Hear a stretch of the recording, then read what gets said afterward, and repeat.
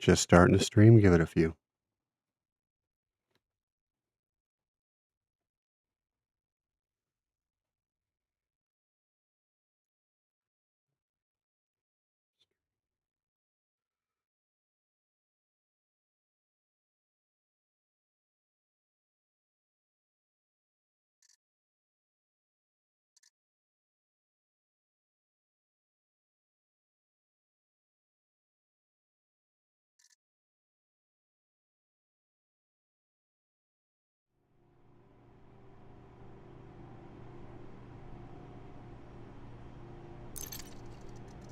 We would like to remind all commanders to avoid blocking access to DocuSign during arrival and departure.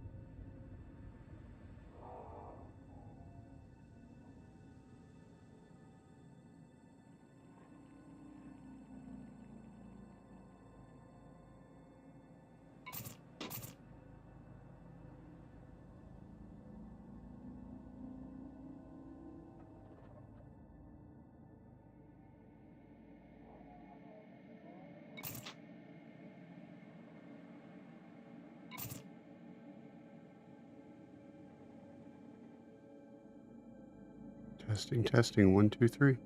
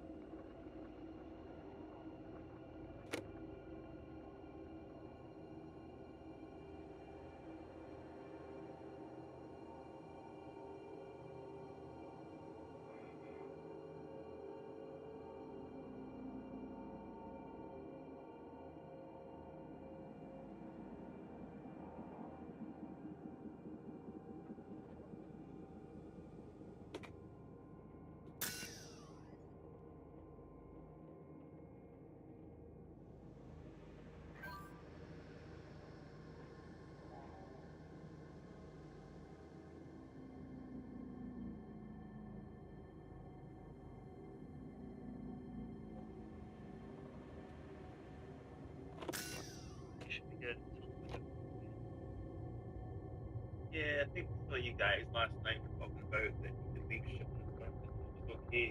Not even dismissed it. I've not dismissed mine. Just thinking that maybe I can still see the blue dot on the HUD showing that the ship's nearby, but I've dismissed it. I think that's okay.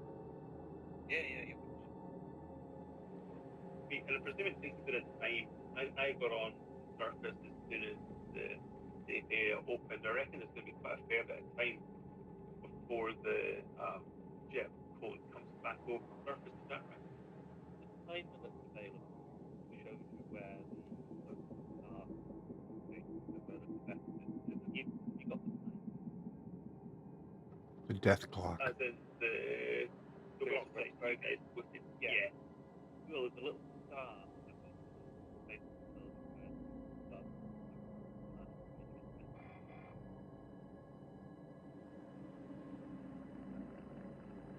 I see it now, yeah. And I'm sitting right in the top of one of the poles so that I can clearly see the neutron star. I presume that's the best place to sit, right? should be an interesting view. Hey, could I ask you guys a question? You guys are in England, right? Australia. Australia? Probably depends where you're at. You guys that are in England, what time is it there right now? Okay, so it's almost 12 p.m. in like 40 minutes, right? Okay. Nearly Dangerous Galactic Time is UK.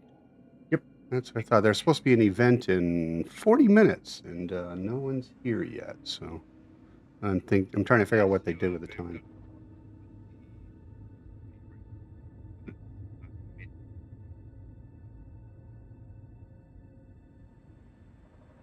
Oh, okay. So it's at midnight. So it's 12 hours.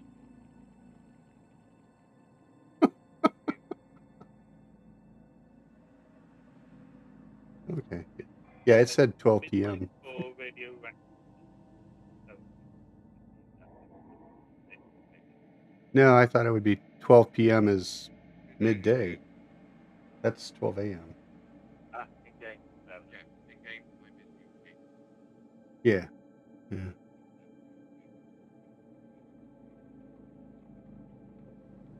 Okay. Well, I'm off by 12 hours. That's actually good. So.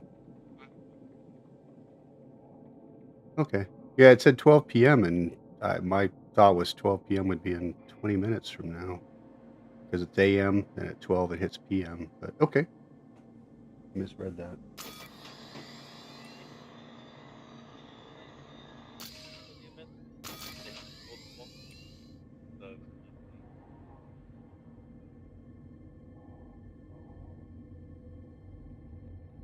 Yeah, I thought in Another one at 12 a.m. UK time.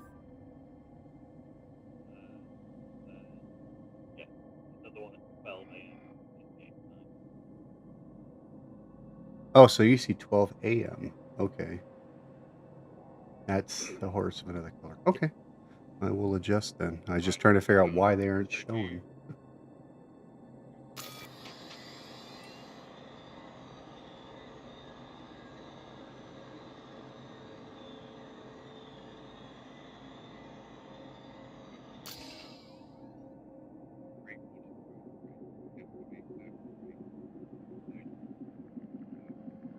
Yeah.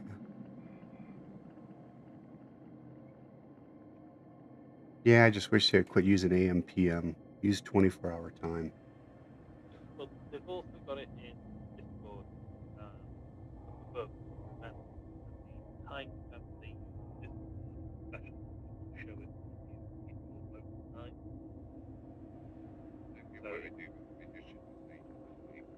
Yep. Yeah. Yeah, because here in America, we got like, yeah, there's so many time zones. They should just stick with UTC. No AM, PM, just UTC. It just confuses things. Yeah.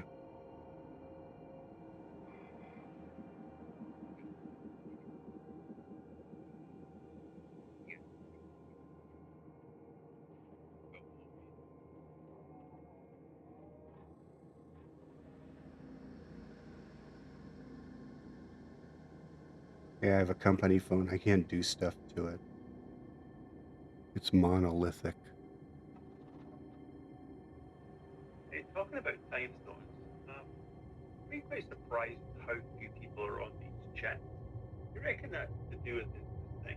I thought it might be based in Australia myself. Only local players in my kind of, time zone would pop up. But it sounds like you guys are in different areas. So is it just there's not many people talking on Discord?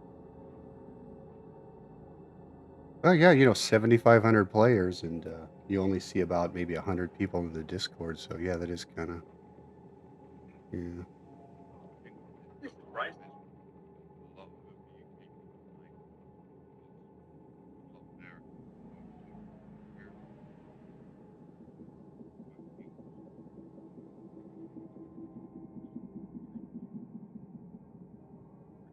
Yeah, that makes sense.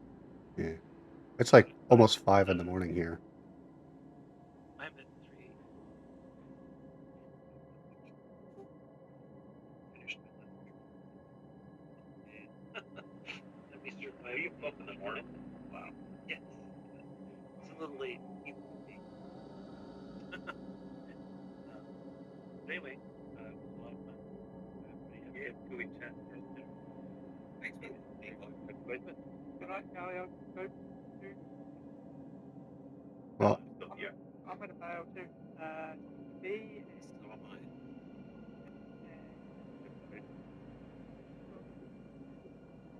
My ball. Just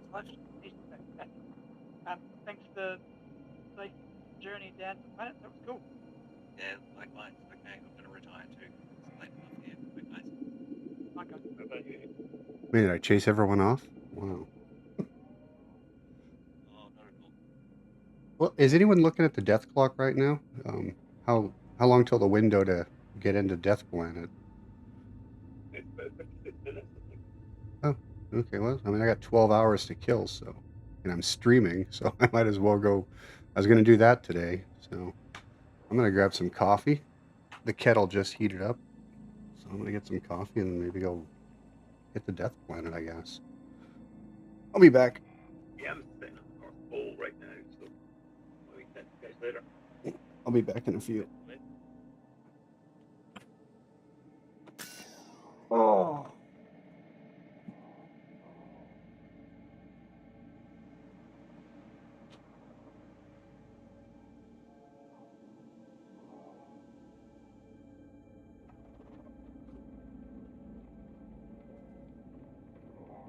What is the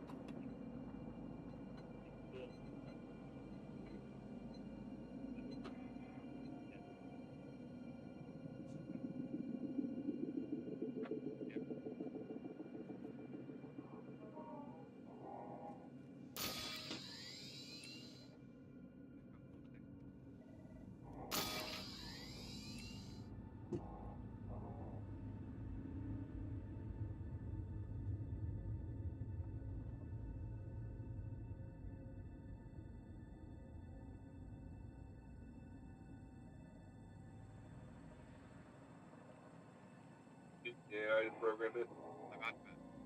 I'm getting there.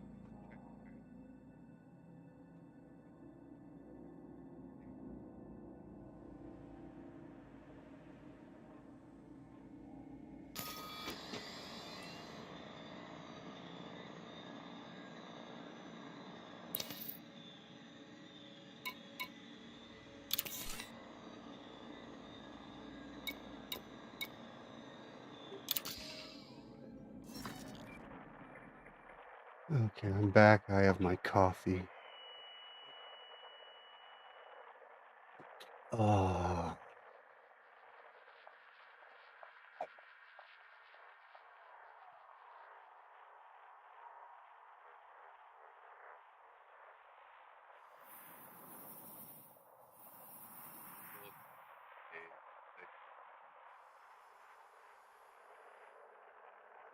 What gimmicky things can I do with CSS JavaScript?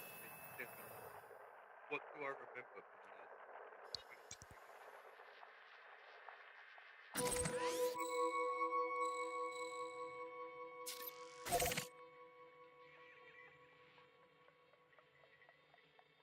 don't feel bad. All the languages I learned to program in are dead languages. COBOL, RPG Basic, they're all dead.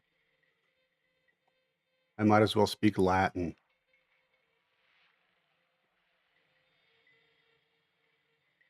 My friend's lab had a big issue. Like it was done. Football. Yeah, no one who knew what it did.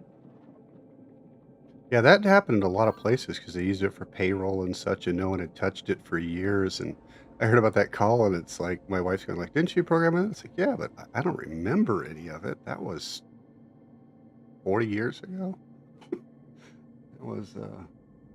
It was a long time ago. Not only that, but that was on DEC systems, and it was on ancient computers, IBM DEC 10s.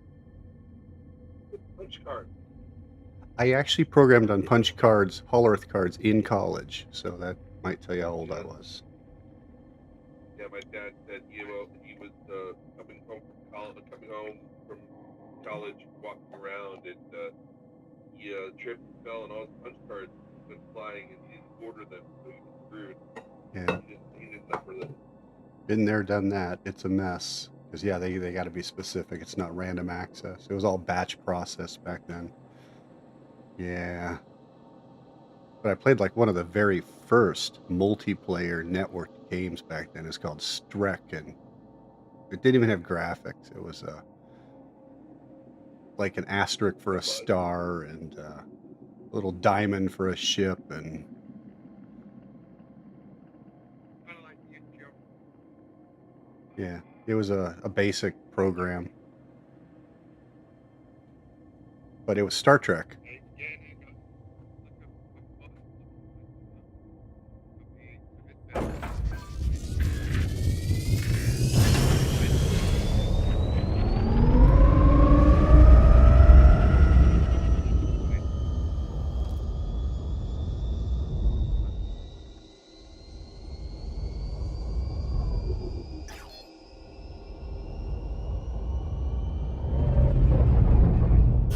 applying. Landing gear retracted.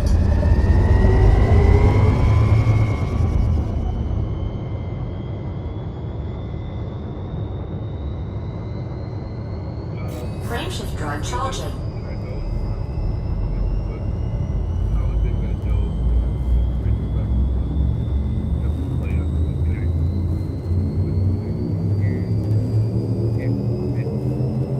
Four, three, two, one.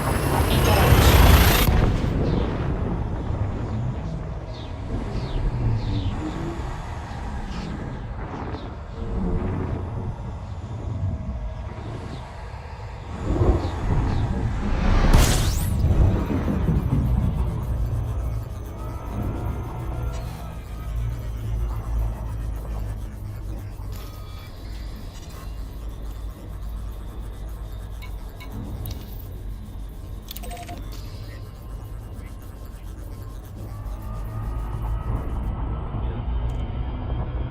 I'm saying it's not intuitive. I don't know like Just put holdover.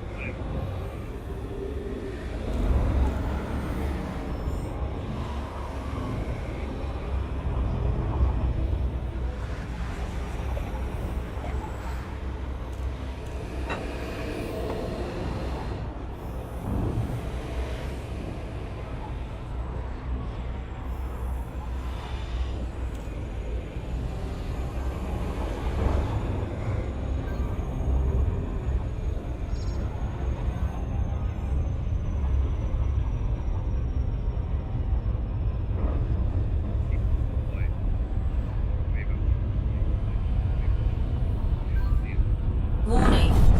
Frameshift drive operating beyond safety limits.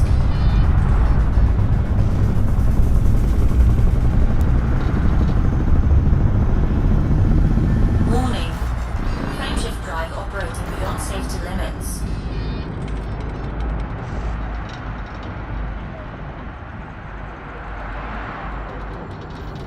Warning. Frameshift drive operating beyond safety limits. I called my Cobra Pissmaster, but somebody told me last night that it's Asker Down, so I'm one of those people that named it got Asker. Warning. Frameshift drive operating beyond safety limits. Somebody else is looking at it. Warning. Frameshift drive operating beyond safety limits.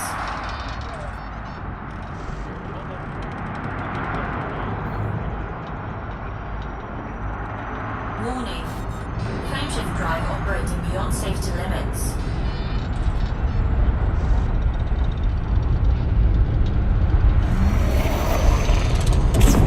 Warning. Frameshift drive operating beyond safety limits.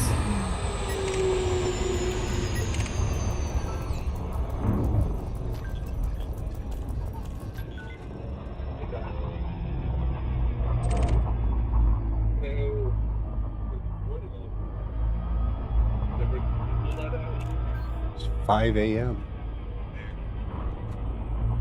Yeah, I just woke up.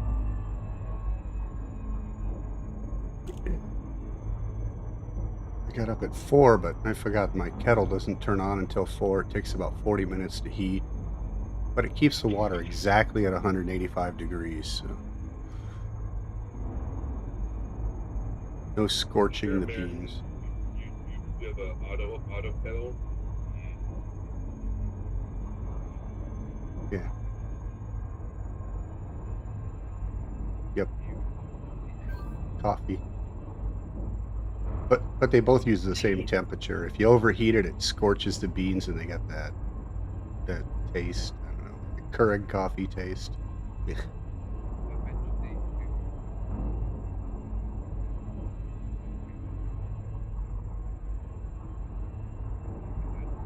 Mm-mm. Nope.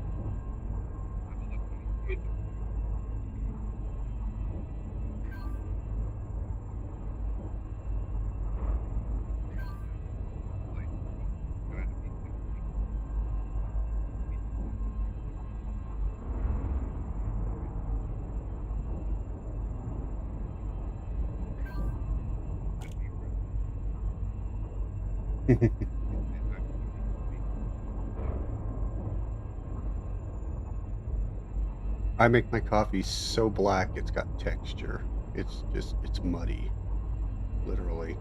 It's really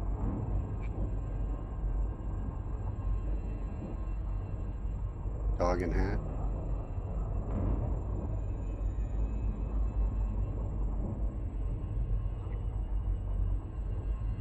I actually buy Seattle's Best number 5, and I get them pre-ground, but I keep it all in ceramic jars until it's ready to go. I don't like grinding in the morning. It's too early in the morning for all that noise.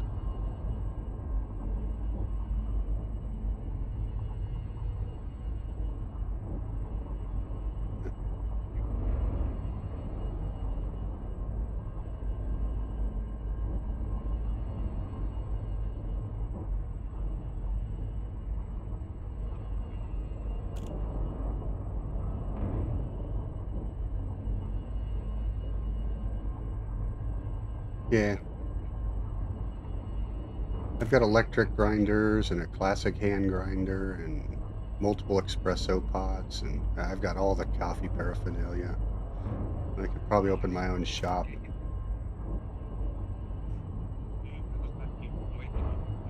Nope, not one of those. But I did just kill an espresso machine recently on accident. God, I love that thing too.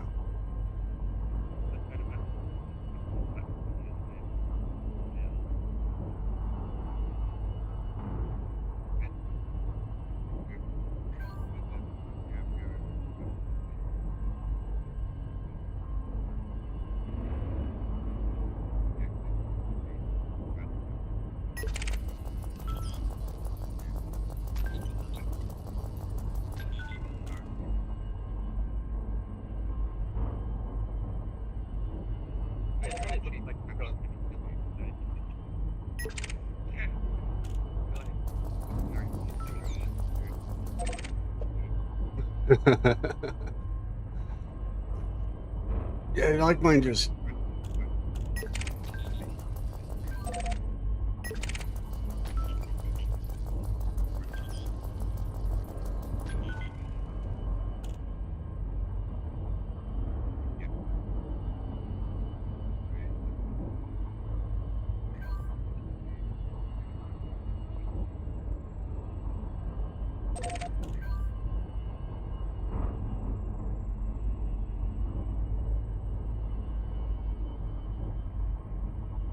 I like it dark with a splash of sweet cream.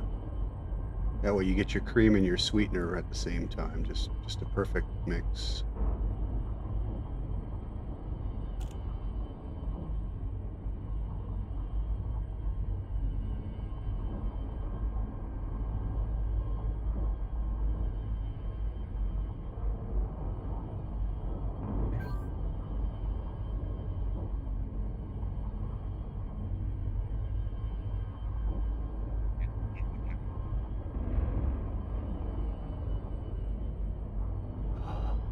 A capsule, you mean like a Keurig?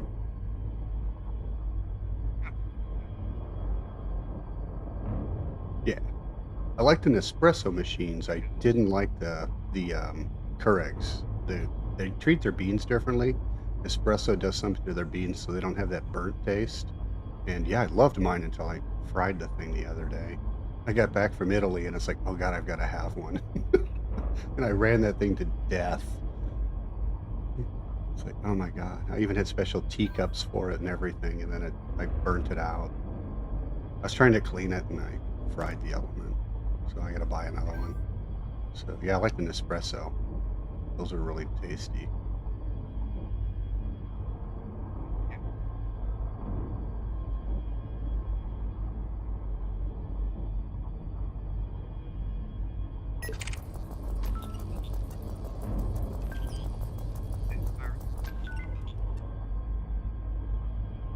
Isn't a barrister a lawyer and a barista makes coffee?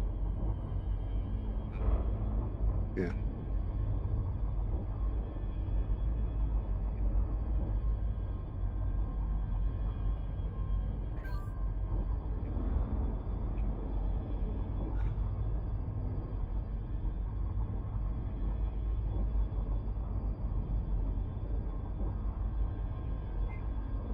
You're starting to break up. You're breaking up.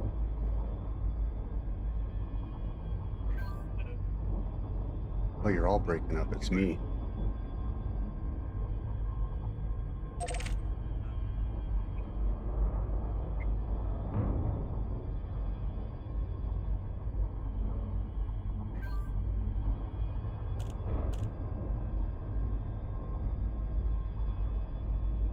So whoever's down on Planet of Death right now, you're getting a pretty good show, aren't you?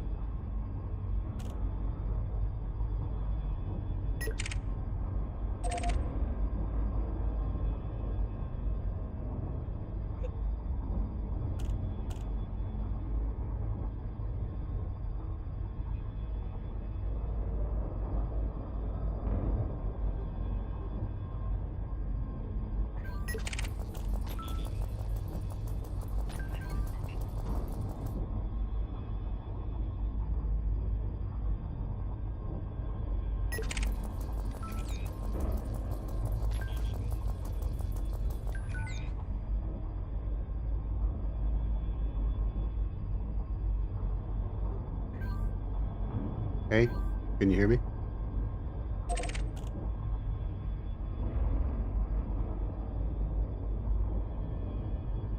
Everyone's leaving. I get that a lot. Is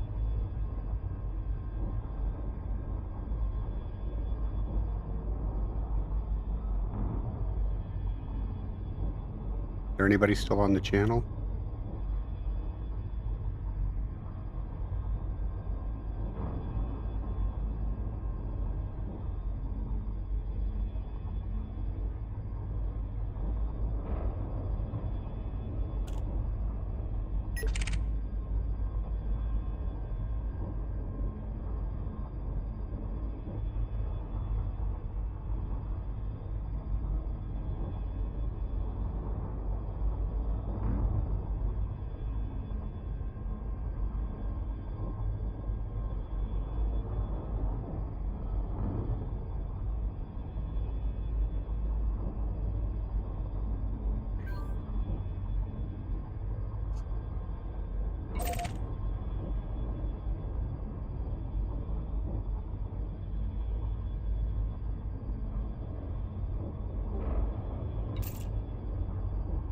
Hello?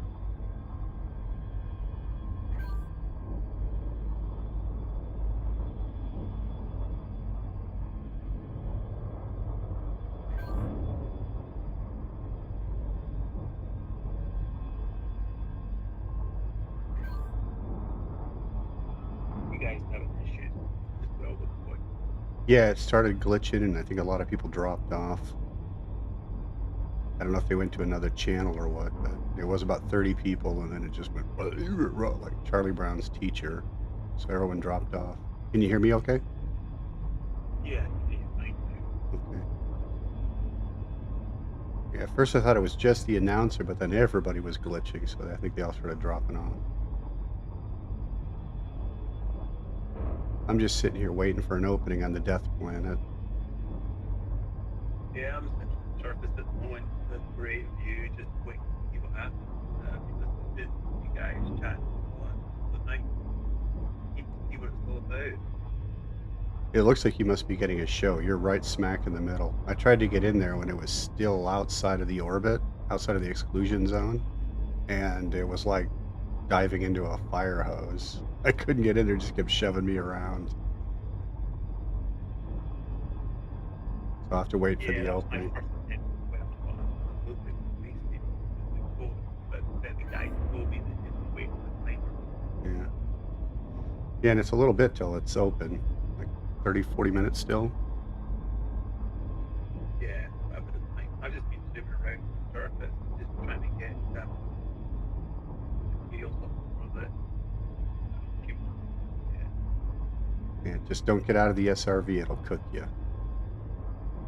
go here. Yeah.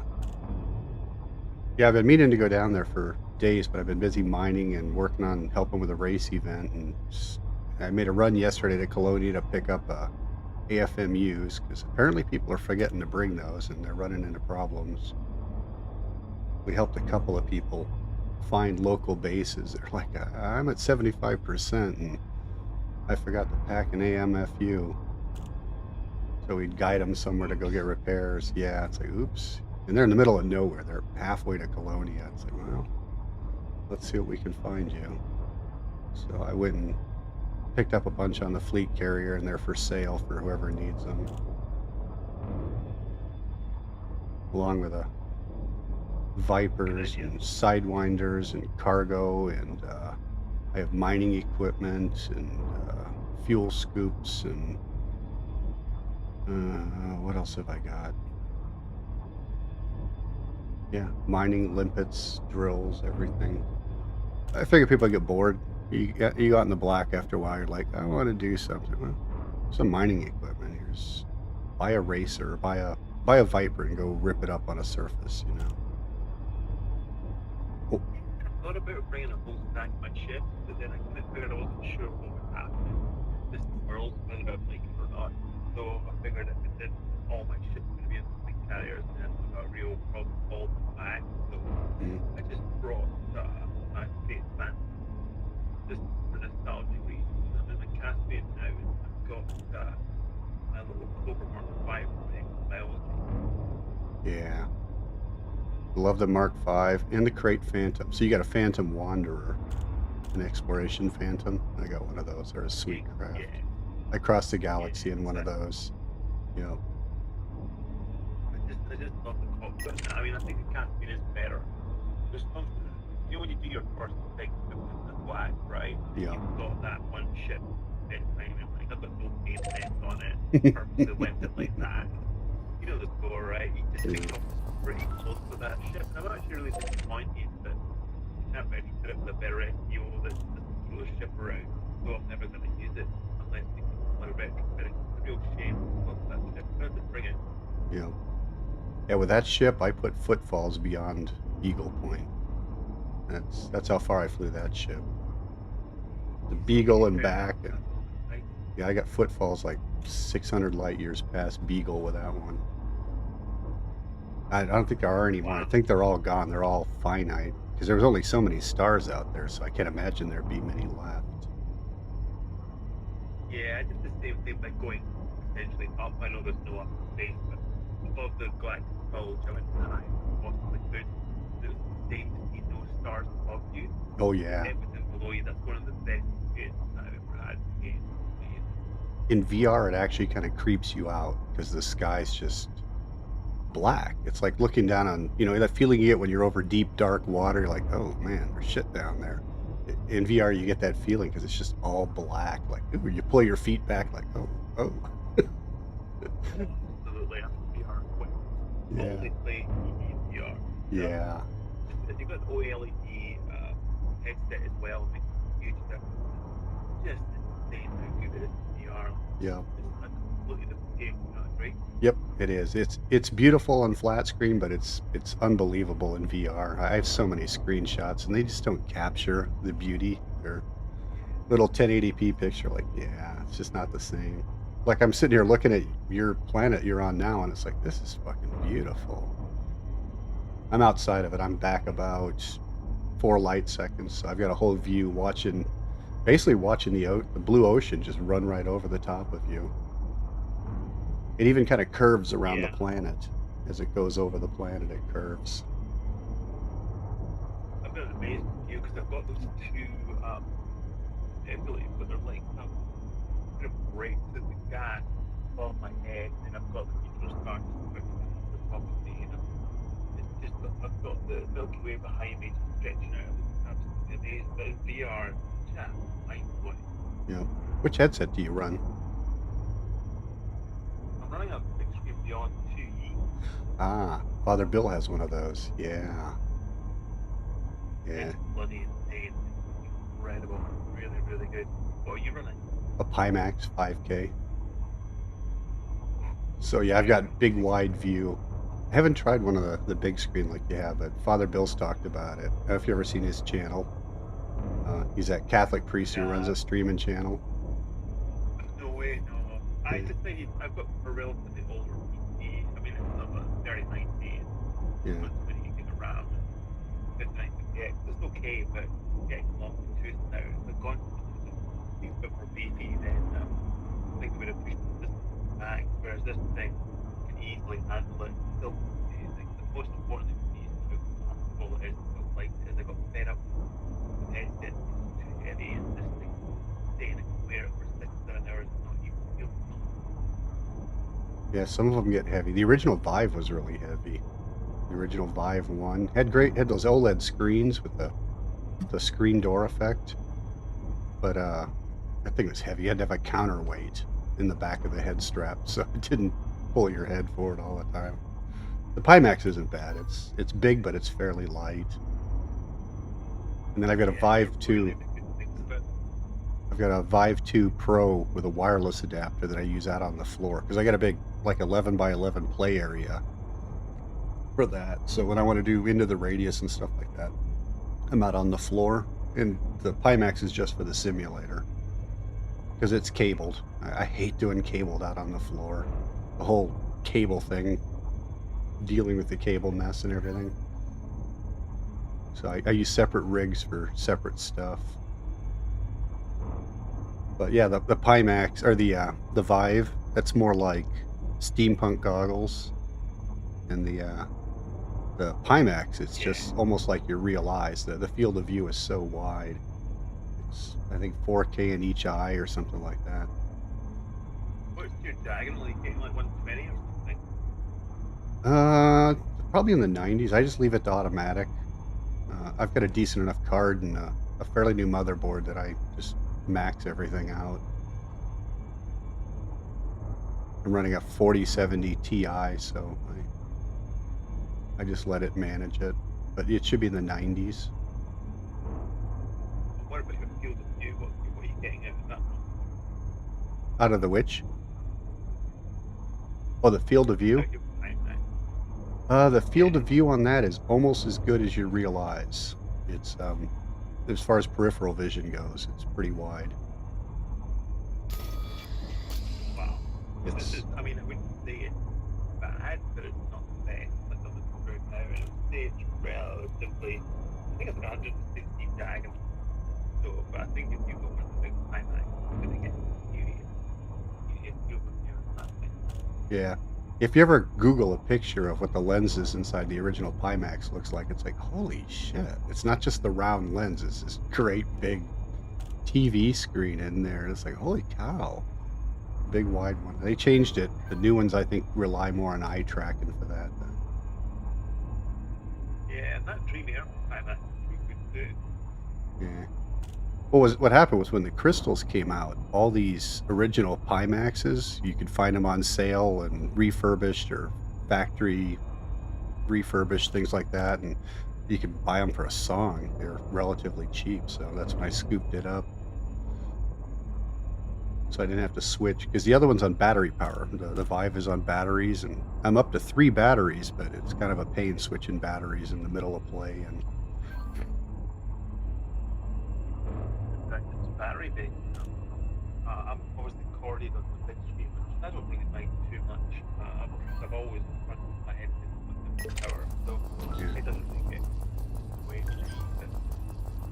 yeah, for a simulator, it's cool to just have it cabled, because you're just sitting there, you're not going anywhere. But when I go out on the floor, the cable just like, oh, you got that whole, you do the hair flip because you're trying to keep it behind you, and about every 15 minutes you got to stop and unwind because you find yourself turning these circles and it spools it, so you got to reverse and like, ah, shit.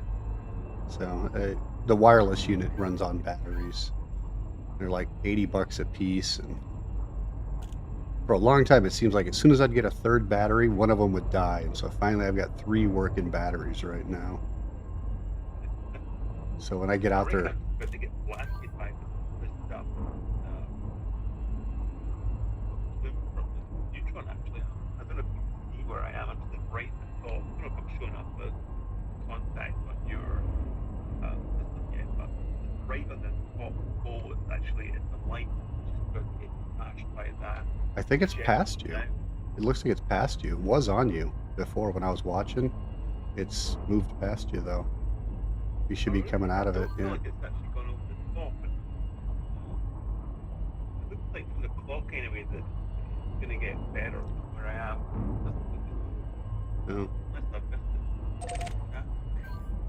Yeah, when we first started talking, you were right in the middle, and it actually goes over you and kind of flows and curves down when it goes over the planet. So you're smack in the middle, and it looks like you're coming out of it now.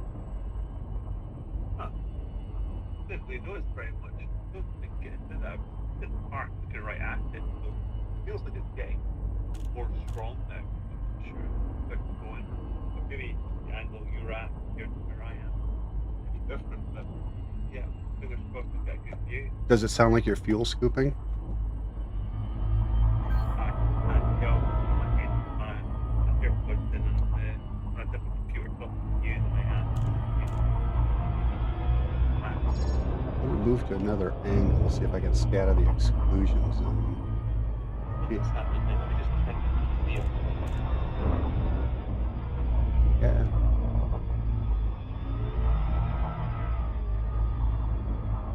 Here we go. Hover here. Yeah, it was quite a light show. When we first started talking, you were right in the middle. It was just flowing over like a river.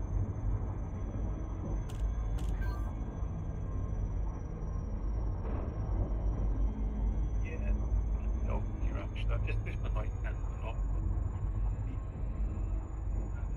So far, it does look as though it's getting stronger, though. I reckon I'm not past it. I'm about to go into everything. That'd be good, because it should be a light show. It's like when you go to nebulas, I was always disappointed. The nebulas look so pretty from the outside, but when you get inside, it's like, oh. Yeah. With one exception. There is a blue nebula with a Wolf-Rayet star that I've been to it before, and everything in the nebula is blue because of that Wolf-Rayet star. Just this electric blue, and all the dust is blue. So that's the only one I've ever been in where it's really pretty. I found that along this. It was like this miniature neutron highway that ran to the floor over on the east side of the galaxy, east of Sagittarius A, a little bit south of it. But yeah, the whole nebula is blue, just pretty blue. Like, oh, Yeah, there's no much exploration happened out that way. Actually, that's the reason why I went out that way too. Just the Sagittarius A, it's all. I really love being out there. There's lots of there, and you know, yeah. new footballs every single time. Just new, everything. I always thought it was funny. You'd get to one of the DSSA carriers, and you've been out in the black so long, you did remember how to land, and you're like, whoa, whoa, whoa. Yeah, I would say. You feel like a hillbilly, like, oh man, shoes. I never wore shoes before. You're like, Something's happening here. It seems like, yeah, I reckon we're about to go in now, actually. Have you been on the surface yet, or have you just No. yet to do it? no, I've been busy mining and running to Colonia, and then last night we were organizing the race. We got a bunch of people together to be traffic cones. We needed obstacles to race around. So we went to the Discord and told them, hey, you guys want to be traffic cones and come race? And they're like, sure. We just set up 4 ships and we race around them. In fact, I'm supposed to be doing that now. Like an impromptu thing. An impromptu thing, or did you guys do it part of an actual event? It's part of an official event that I thought was supposed to be happening right now, because they said 12 p.m. Standard time, but I guess they meant 12 midnight in 12 hours. So it's like, oh. Actually, I wish they would stop using AM, PM when they're talking about the Greenwich time. It's like, just use military time. Yeah, I agree. Sure. Yeah, just say it's at 1200 hours or whatever. Don't. I actually called. I got into the thread this morning. I said, "What time is it? What time is it there in England?" Like, it's 11:30. It's like, okay. So yeah, there was supposed to be an event, but it is the SRV event. It's on a planet about 20 light years away. We found a crater, and we just pop some ships in there and race around it and have fun. So it'll be fairly impromptu once we get there. They didn't build a map in Copilot because there are racing maps in Copilot now. Oh, Yeah. In fact, I was building some before we came, and my whole channel, my YouTube channel, is supposed to be for getting people to race in Elite Dangerous. It's supposed to launch next month, but then I signed up for this, so I guess for the next 3 months, this is what I'm going to do. I missed the first two, so I wanted to go on this one. But we're doing racing along the way, and if we go by Beagle Point, there is actually a official racetrack out there. I already challenged a bunch of the fastest racers. They're just going to smoke me like a cheap cigar. I've raced those guys before, Tobias von Brandt and his crew. I think I placed once. It's like, what do you guys do besides race? I think it's just race. They're really good, but there will be an official race out near Beagle, and it's in Copilot. Yeah. You just see the size of the neutron star now, by the way. I'm on the surface, it's more long than it's moving real quick. Is there anybody else in the chat who's sat on the surface as well? Like the right place, right time? Most people have done it. I haven't. I've been putting it off till today. I was going to stream it today. I wanted to do my homework first. I had a lot of mining to do. And then once my homework's done, I could go have some fun. I burned up a lot of gas getting out here. Okay. I'm in the right place. I don't know if you're going to come up with me, but the neutrons get really big and confusing. And it's going my right, my left, I'm looking at it.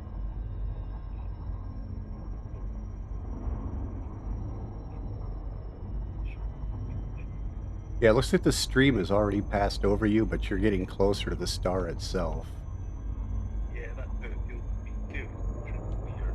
Like, I'm in the wrong part of the planet. So I think if you're going to come down, I was told to go to the pole, but that's not the right thing to do. It's absolutely huge in my screen now. Like, it would be, oh my god, 20 times the size of the sun. Yeah, oh, the whole planet's turning now. Oh, this is big. This is cool. Holy shit. Yeah, you're getting really Whoa, close. yeah. You should be man, it's hooking almost right like the now. entire sky is full of that neutron star. Yeah, you should have one of those poppers like they put in turkeys plugged into you right now. Oh, wait a minute. It's all happening now. Here we go. Whoa. It's all going completely white. Whoa. Yeah, you're really close to the star itself. You should be boiling. There's no way that SRV would protect you at that range. It did. I'm absolutely fine. Oh, I know. In game, That but would have been fine. at minimum, you'd have a hell of a tan. Melanoma. Yeah. That was very, very bizarre. It wasn't the beam I thought hit me. It was the other side of the beam. And it only lasted like a fraction of a second, and I was in the dark. That was very cool.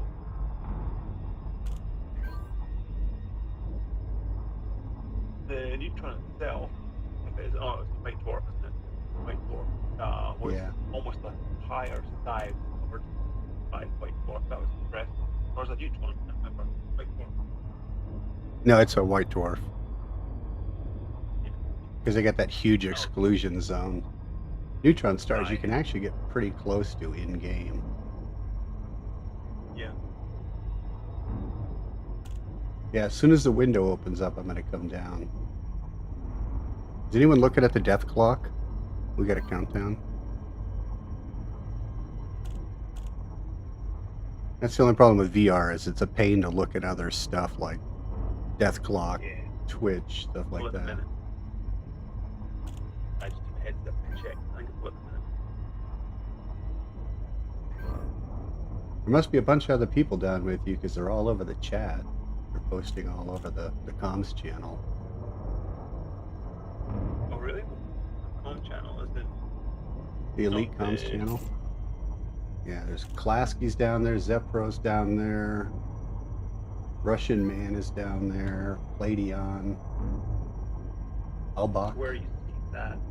What Is that in the Discord? You mean? No, that's just the main chat, the Elite Dangerous chat, the comms window, upper left. Well, there's opening.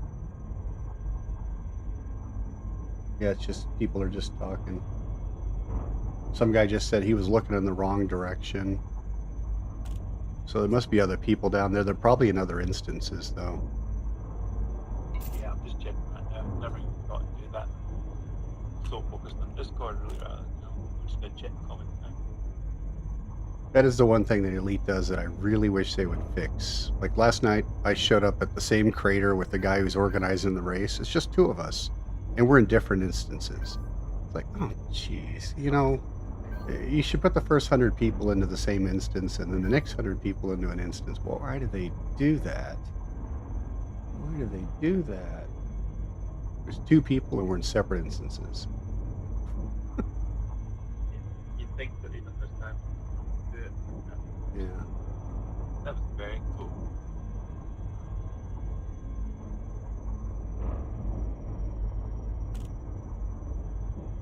It sure is pretty.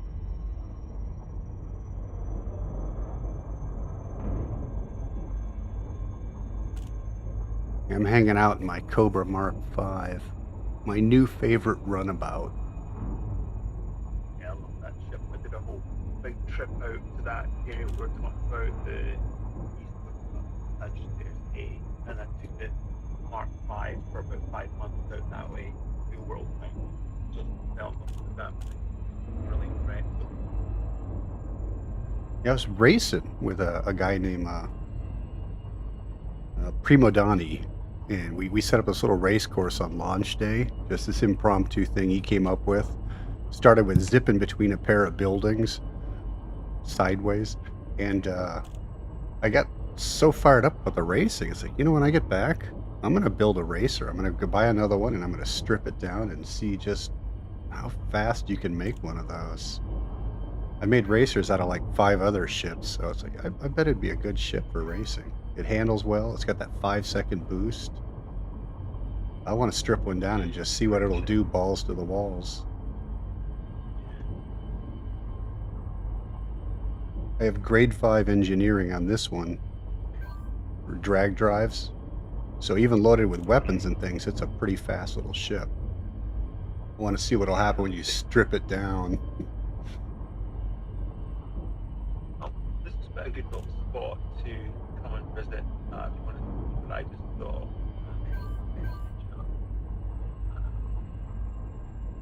Right around. Or you can just probably, if you can see me for instance, then you'll probably be able to see that, right? Target you all Cool. Got what, another 8 minutes or so?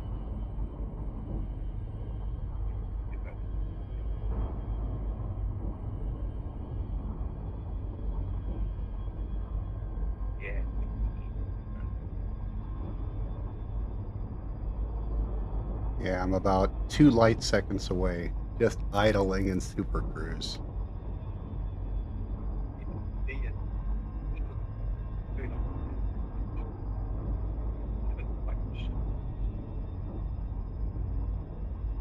It might say unavailable until it's clear.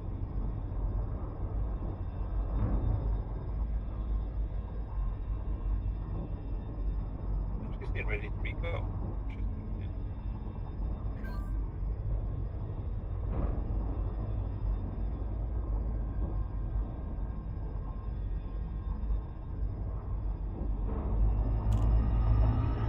Move a little closer, trying to get the exclusion zone to show up. Yeah, I could get a short break. Okay.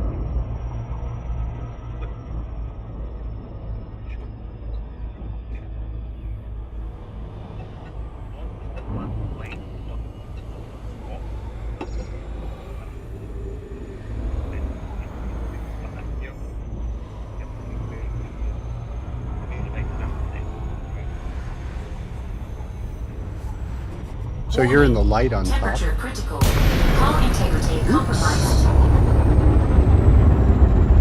Okay, I'm gonna have to back out. Yep. Yeah.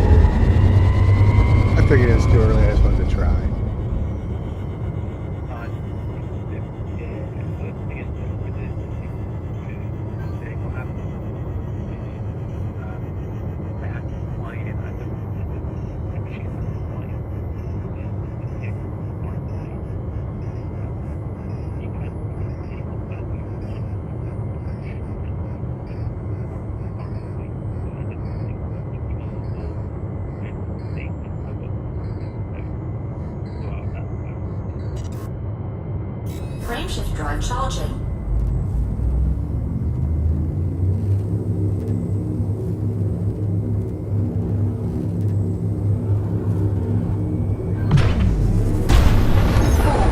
Come back in the cruise. 1. Engage. Just letting you call your ship back. Temperature I figured it critical. might be safe, so I just wanted to try it. Yeah, just hold it now. Okay. Excellent. Watch my shit die. Bring it in.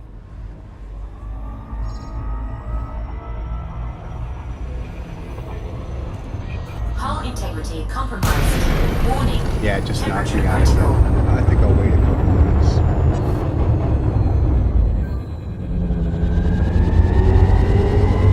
Do another cool down and come in about 5 minutes.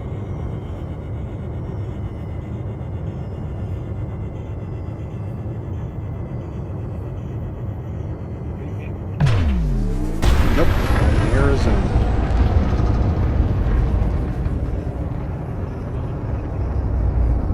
Ah.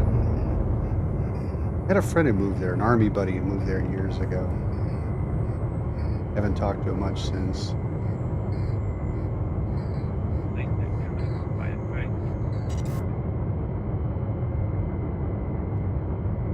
Frameshift drive charging. Isn't that where Errol Flynn was from? 3, 2, 1. Engage. Well, Errol Flynn. When I was a kid, every kid had. You'd find anything and use it to sword fight because you watched all of his movies. Yeah.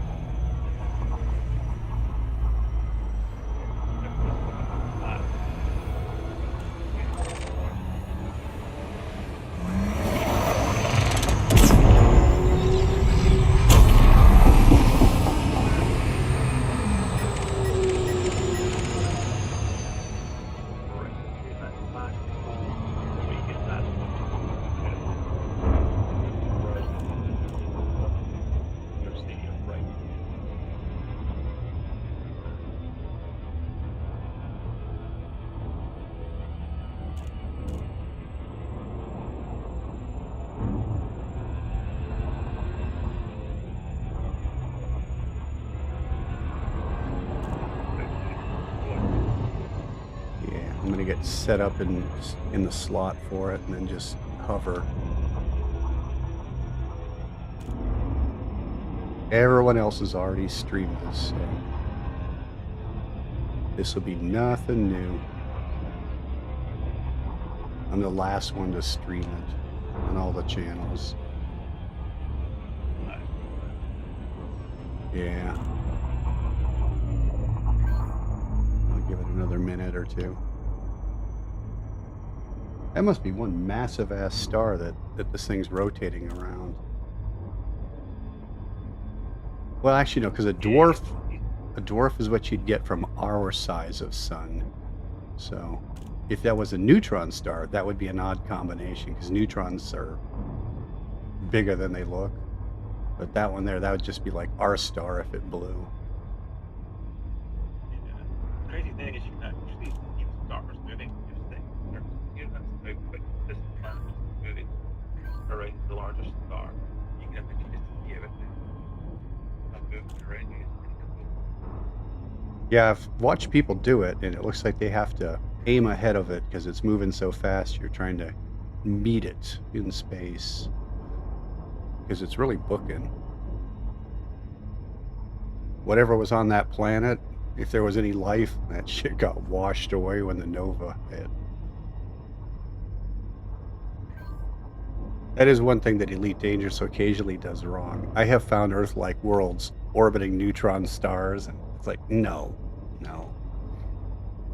They wouldn't survive around a neutron, and if they'd been there when it went neutron, they would have been wiped.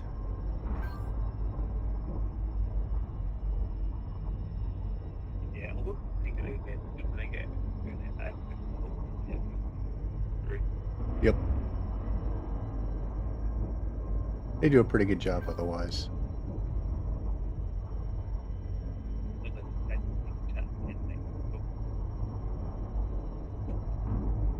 Alright, let me me set down my coffee.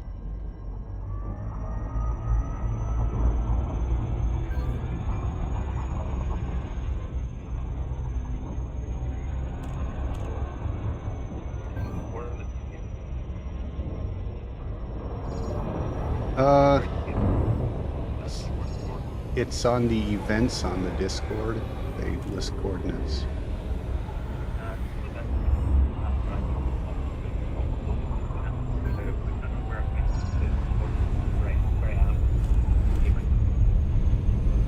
You're in the light, right? Yeah. Okay. That narrows it down to half the planet. All right, so let me in. Do you remember when you were late for your ship you're in, right? From the ship, they're in the bottom right-hand corner by where it lists the gravity. Wow. Whoa. There we go. Finally got the gravity. Oh.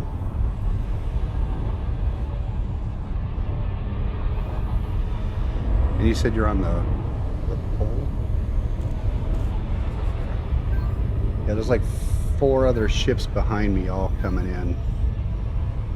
Orbital flight engaged. And one of them's a diamond shape, so I'm not sure what he's up to. Thought that meant you had your weapons up. It's just 5 of them and me.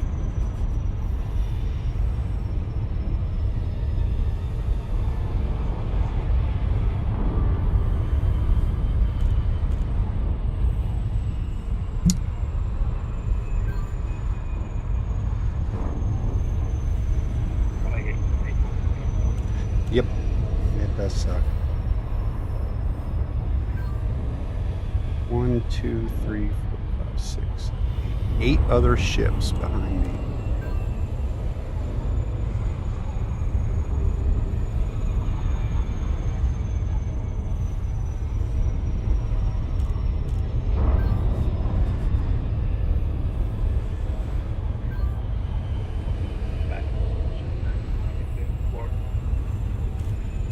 Now there's 9, so there's 10 of us coming in. And so those are the coordinates for the best show, right?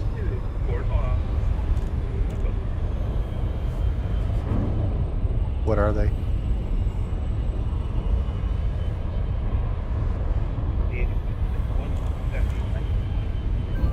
So 6189.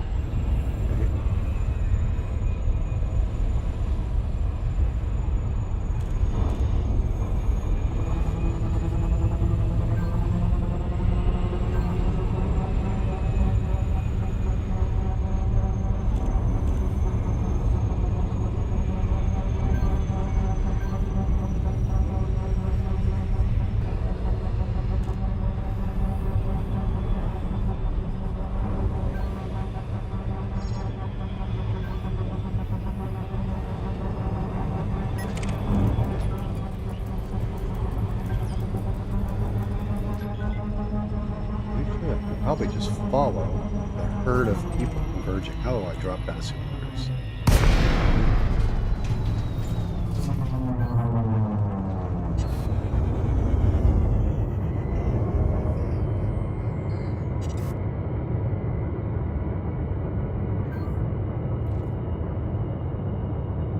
Yeah, I just posted it. Frameshift drive charging. There.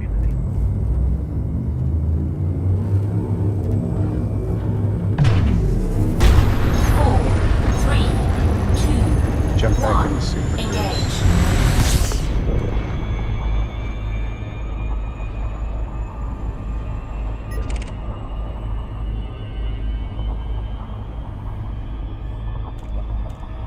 Yep.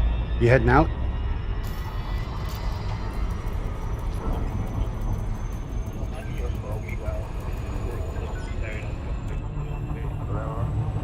Yeah.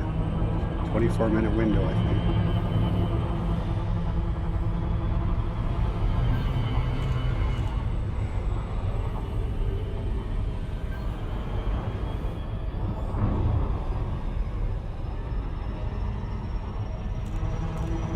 Oh, pardon me.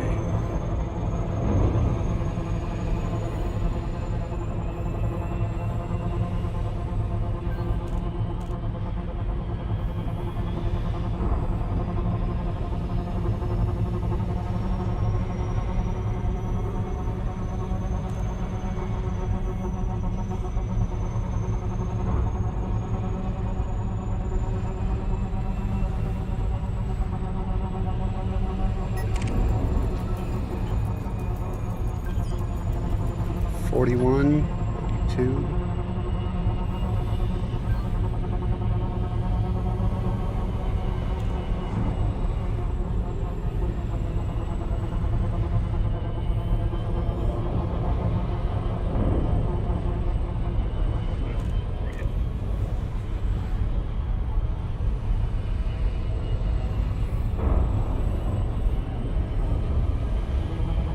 Okay, 58, 59, 61. Turn. Pick up the 89. Nope, wrong way.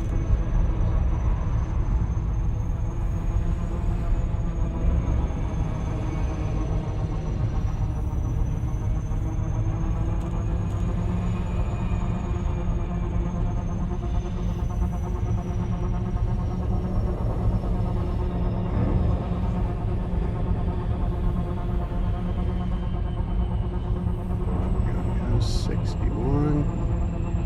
Almost 80. Yeah.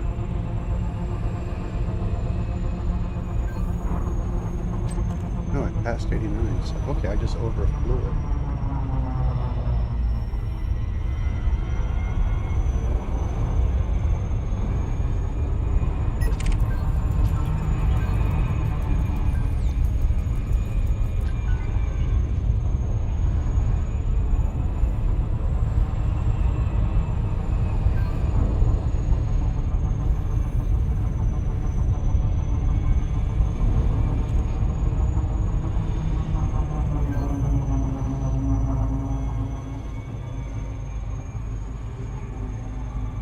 Yep, we're in different instances. So I'm pretty close. I'm going to go ahead and put down here in one of these planes.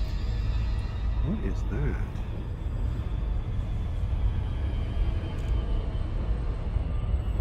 Yeah, you should think about the big plane there. That's important. Yep, big gray plane. There's something here. Something speckled on the ground. I'm going to check that out. What is that?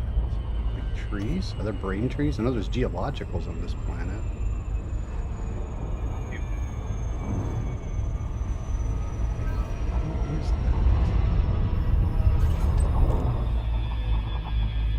that? Now, once you get closer, it just resolves into canyons.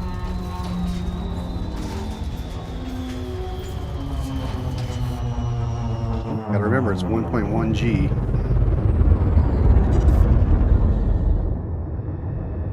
Pretty easy how we could on camera. Yeah, I've read in it before where even with like regular gravity, you're coming in expecting microgravity, and all of a sudden it doesn't slow down. Like whoa, whoa, whoa, whoa, whoa! And that's when at the last moment you realize, oh, this planet has gravity. In something like an anaconda, it's fatal. You bounce twice and blow up. I went to the floor one time and collected a bunch of great data, and I was going to park for the night, and Landing gear deployed. just wham, ran right into the ground, lost everything.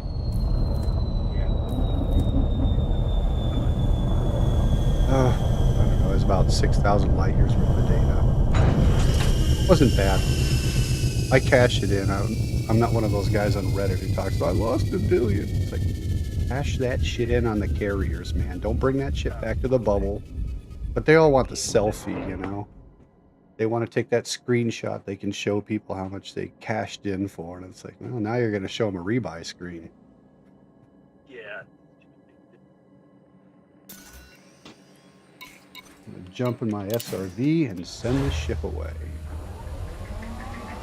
And you know, they should have done the racing here. That's what they should have done. This is a beautiful plane. The place they picked for the races is really rocky. This would be a good racetrack.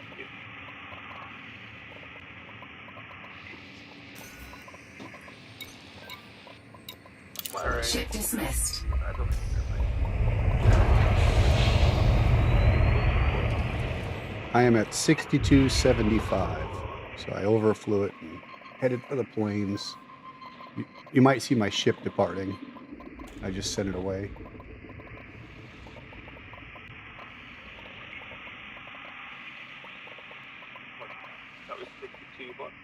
6275. Oh, yeah, you're fine. Okay, I'm yeah, exactly.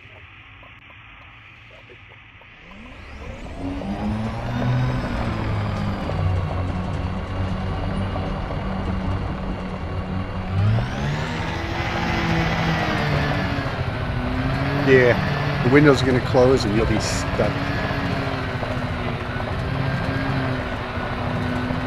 I'm going to hang out. I got nothing to do until we race this afternoon. I already went to Colonial. Believe it or not, after all these years, I've never been to Colonial. Flew past it once, didn't stop. You know, I'm going to go.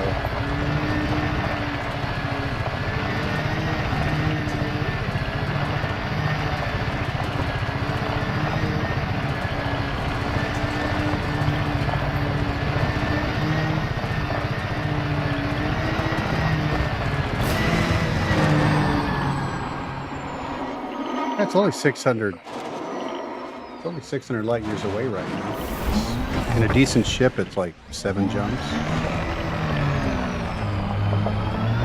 Yeah, it's pretty close. I jumped the carrier over there. Like I said, I picked up a bunch of AMFUs because people were coming up without them. So I've got them now. There's no tritium for sale.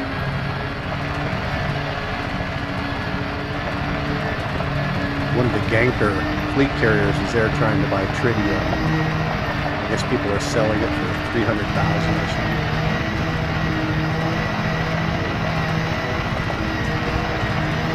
Keep mine, I'm shadowing from a distance. They don't want us in the waypoints, so I stay out of the waypoints. I'm going to try and, you know how some people do this in Sidewinders and adders just because it's harder? I just want to try it in a carrier. An unsupported carrier. It's going to be really hard. I've done the math. 500,000 light years is a shit ton of tritium, so I'm going to be a mining motherfucker.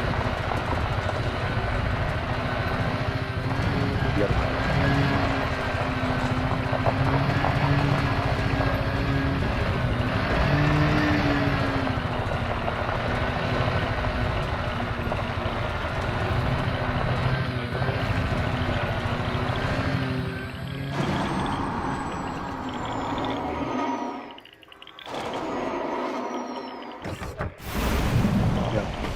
Yeah, I'd done the jump ad nauseum thing, and I just wanted to do something different.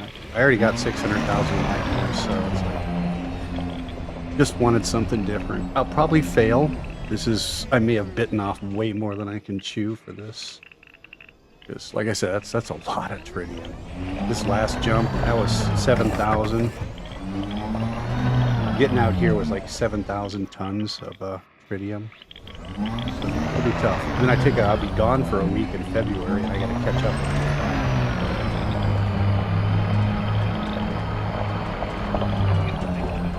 Yeah, Type 11, I can fill it up 256 tons plus 8 more in the hopper in between 48 minutes and an hour. It just depends how focused I am. Like I get on Discord. Tritium? With a volley cannon surface. Cargo scoop deployed. Yep. Yeah, just a straight tritium mining. I don't do that kind normally. I usually only just do core mining because it's more profitable. But the T11's real nice it is a lot faster for mining. And I've just been wanting to find out, can you support a fleet carrier with a T11? Is it practical? In the past, it kind of really wasn't. But let's see. Yeah. Yeah.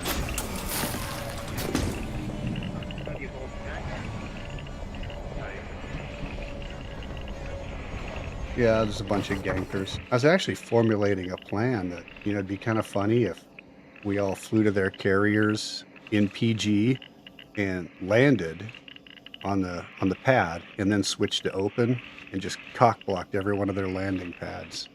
I think that'd be funny as hell. There's 7,500 of us. So basically, when you're going to bed tonight, you park and take up a space, and we just cock block them. And the only way they can land on their own carriers is if they go solo. Yeah. So I might see if the devs want to, or the group wants to do that after the next jump. Just freeze them out. And it'd be kind of painless because you don't do it while you're playing. You do it when you close down for the night. Just leave your ship parked there. You don't shut your PC off. You just leave it running with your ship parked there. And fuck those guys. I'm figuring though the way they set this course up, I think they're trying to shed them. Because like I said, it took so much tritium to get out here. They're running dry because they're unsupported. But the fleet carriers for DW3, they got people waiting for them with fuel. This whole thing's arranged. They got dozens of ships laid out ahead with tritium.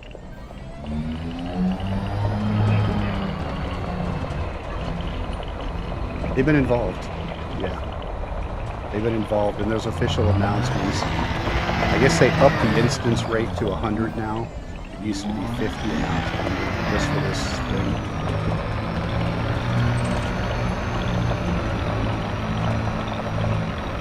Yeah.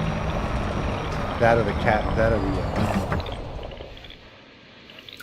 Colonia run. I just got my casket. I haven't even had a chance to fully engineer it yet. So it's just parked on the carrier.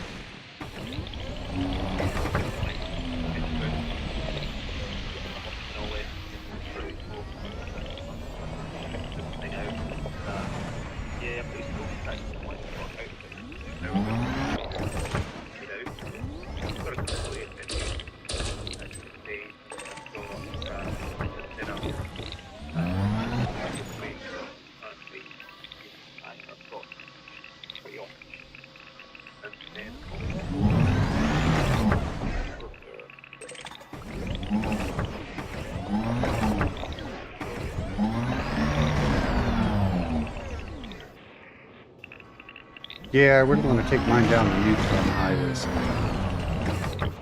Just see how fast I can get to almost the Beagle. Everyone's been doing the Colonia run to test it.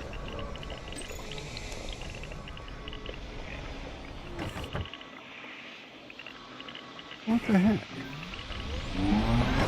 That didn't register.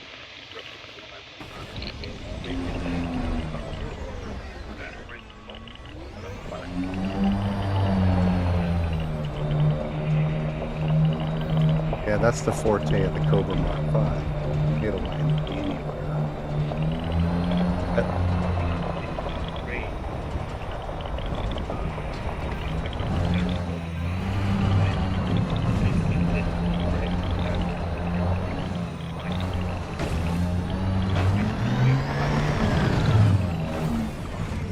Yeah.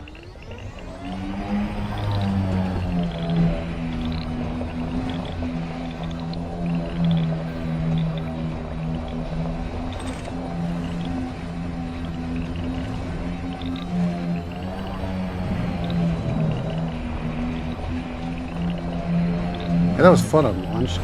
After we did the launch, everybody actually went to the bar. We all sat around drinking virtual beer. Well, I mean, we had real beer, but we were virtual. It was kind of fun. We sat and bullshitted for like another 2 hours after the whole mass jump was over. It was kind of fun.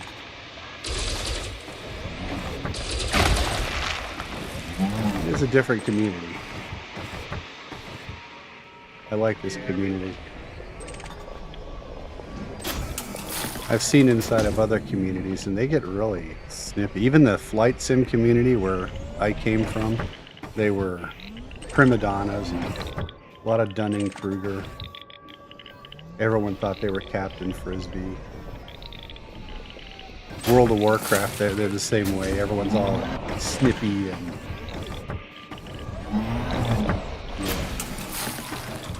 vile about it. And here, everyone's just like, I mean, I can't tell you how many times I've been on Reddit. Some guy's like, man, I'm stuck in an oubliette. I can't get out. I'm 10,000 light years from the bubble. I need help. And someone will just jump in, fly out there in their fleet carrier at great personal expense and just go rescue the guy for free. They don't even think twice about it. They're fighting over who's going to send a carrier. It's like, that's going to be like 8,000 tons of tritium. Yeah, that's cool. Yeah, they don't even mind. I mean, you got guys like the fuel rats who 24/7, one of those guys will come save your ass. They saved me at 31 million once. I'd love to do it. My schedule's not always. Maybe when I retire, I'll have time to do that. I'd just be the guy they call. Can you help someone? Sorry, I'm working overtime, man. I can't help you today. Maybe another day. So I don't want to be that flaky guy who never seems to be available. I'm available for like 3 hours a week.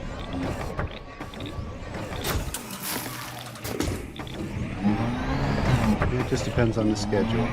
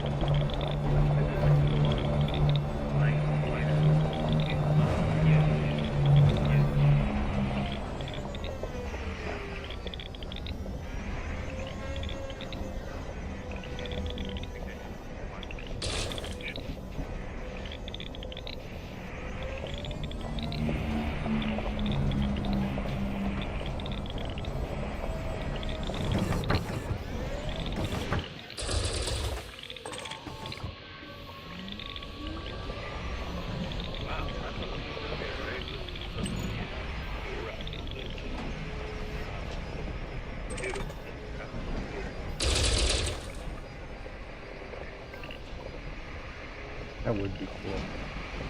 But that speaks to the community that you have people fighting to get in there.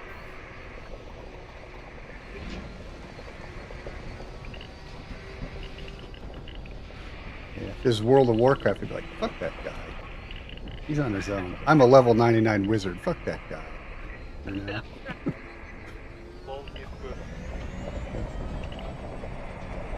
Yeah. But here, no, it's like, no, I don't care. It cost me 500 million in tritium. I'll come get you. I'll fly out there and pull your ass out of the Anaconda graveyard.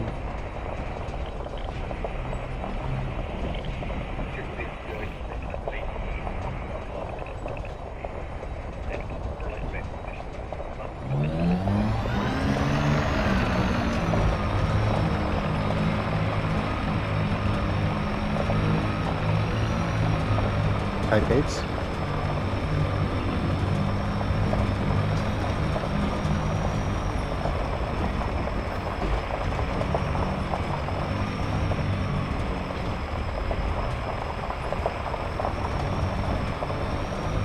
Evacuations.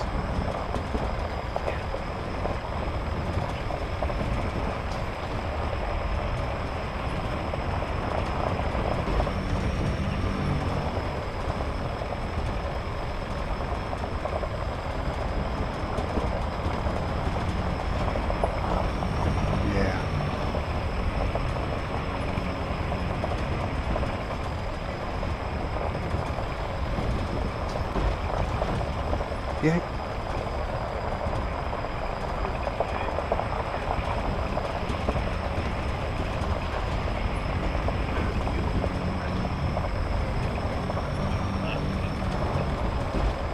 Yeah, I didn't do the bases that were out of kilter, but during the Thargoid War, I did a lot of evacuations.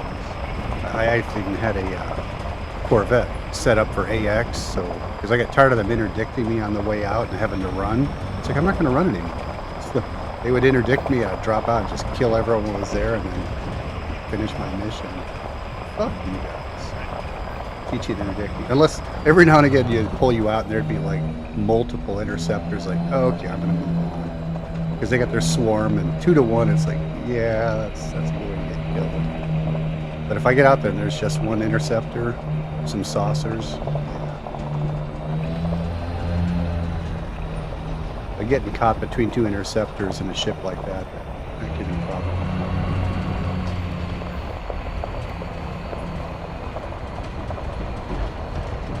Yeah.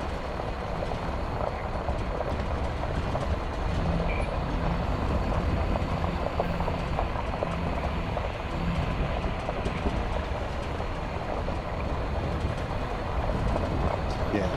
Yeah, you pop out and there's a Hydra. It's like, I'm gone. I'm gonna leave. I'm not gonna stick around.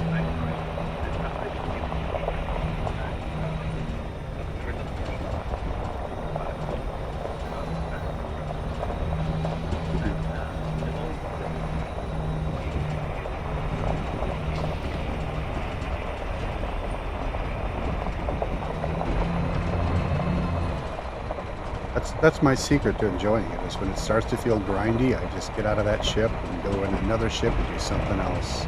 As soon as it feels at all grindy, move on. Otherwise you'll poison the game.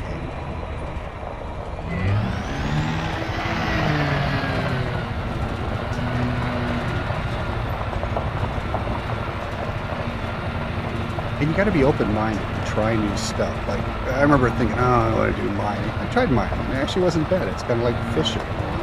And I just bored. You sit with a beer in your hand and laze, and it turned out it wasn't that bad. So you gotta try everything. Try it all. And it's too bad you missed the Thargoid combat. That was actually, I believe, the best gameplay ever in the game. Defending like a surface site against Thargoid invasion. That shit was dope. It was like, you remember Apocalypse Now when they get to that bridge at the end of the river? It's just all fucking crazy. That's how it was. It was all Apocalypse Now. Because the base is on fire. It's nighttime. You're in night vision. Saucers, dozens of saucers zipping around. Other ships, other commanders, interceptors coming in, and you're limping home. You just joined the 0% hole club, and you're just trying to get home and hoping nobody so much as touches you because you'll blow up. And it's like, yeah, that was just the shit.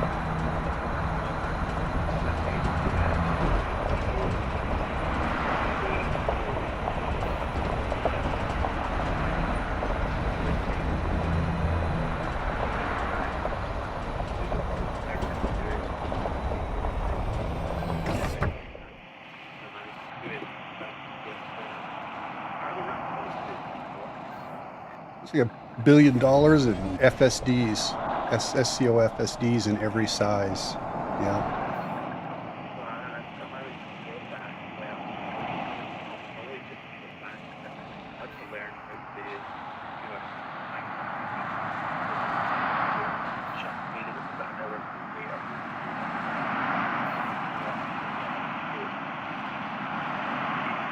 Yeah, that was a fun one. I have 6 stars on my Titan patch. I missed 2 of them. But yeah, I killed the other 6. And I got the billion. I got the billion payout at the end. It was kind of cool because I started a thread on Reddit about a lot of the people who got that billion. They were not yet billionaires. For like me, I already had billions. It was just another billion. But for a bunch of people, it's like winning the lottery. You are now a billionaire. It's like, so what are you going to do with your money? And that thread went on and on because there were a lot of people who just all of a sudden became billionaires that had never been a billionaire in game. And like, wow, I don't know. I'm going to go shopping.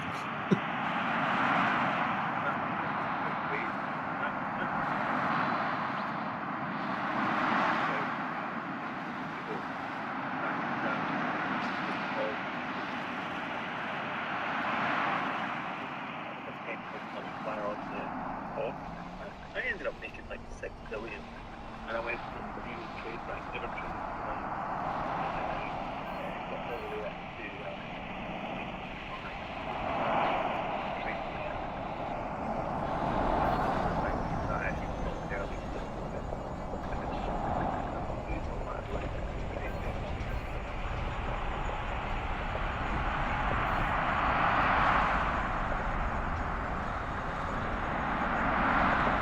Yeah, everyone was just mining. What was the CG for this? It was bromelite or something.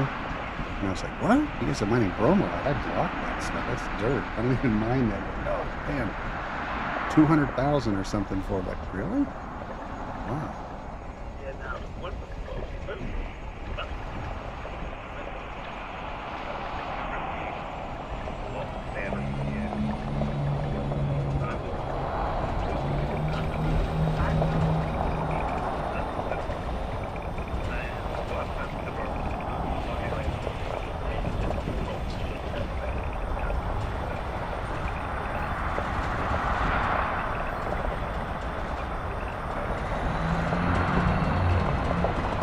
I like the Panther.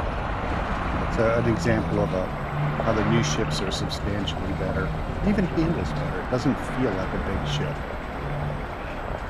When you land, it does the whole butt swish nice. You just hit that right rudder and flip her around and slide into the place sideways. It handles way better than a T9 did. I parked all my T9s like, nope, you handle like shit. You drive like a school bus.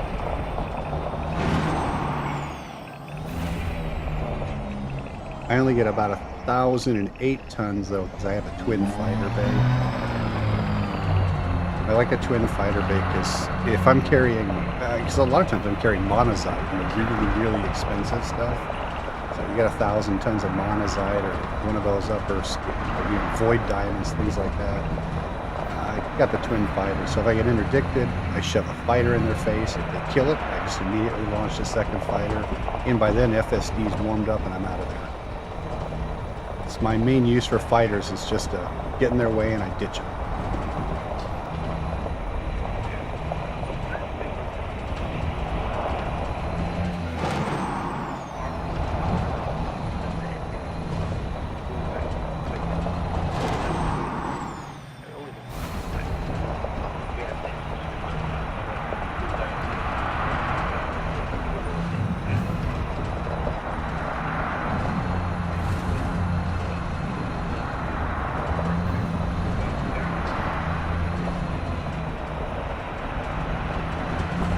Are you elite in combat?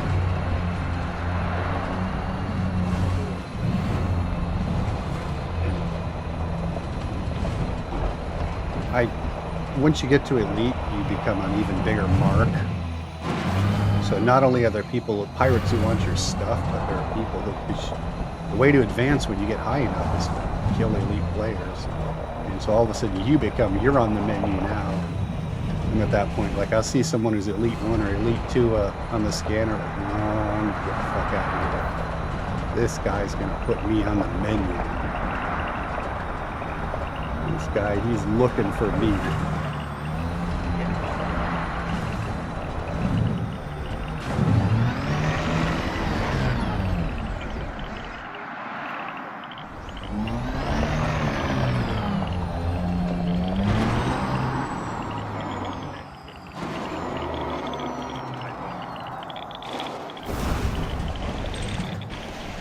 Yeah, when I get back to the bubble, I'll do more engineering.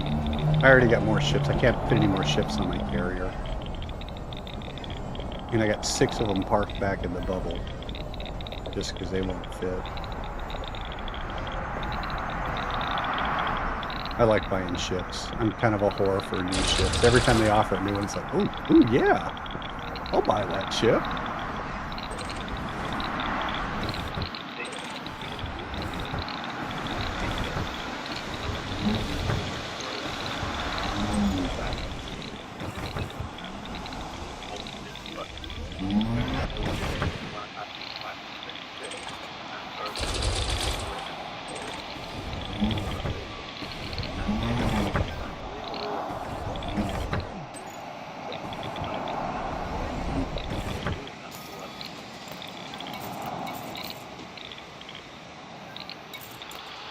Oh, my fuel is low.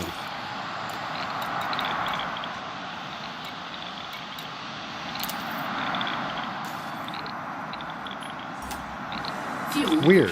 replenished. I'm trying to pick up stuff here and none of it registers. When I run it over, I got my fuel scoop open or my cargo scoop. I'm not picking anything up. it disappears.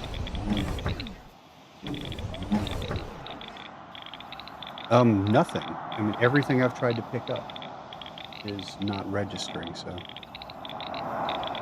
I don't know if I kind of wonder though. There's a lot of glitching because in this PG, there's so many people. Like I'll go into the galaxy map and it'll start to shudder the closer I get to the group. I wonder if this isn't just glitching because it can't handle it.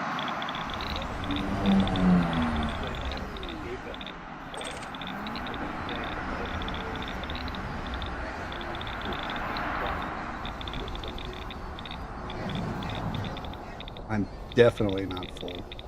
I do so much engineering that I'm just routinely out of many things. I would kill for selenium. I really was.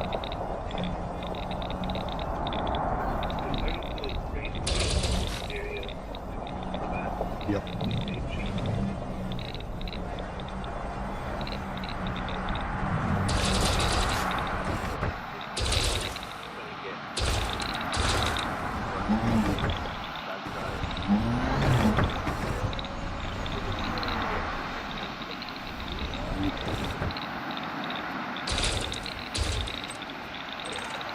The other trick is the T11 picks up a lot of mats.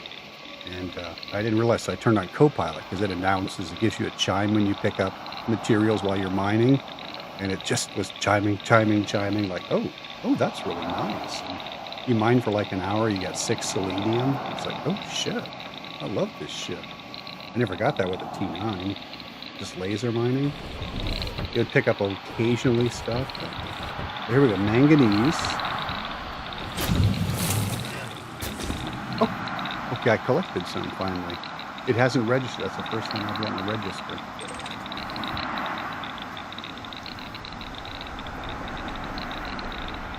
They're having glitches. We're really pushing the game right now. 7,500 people clustered like this.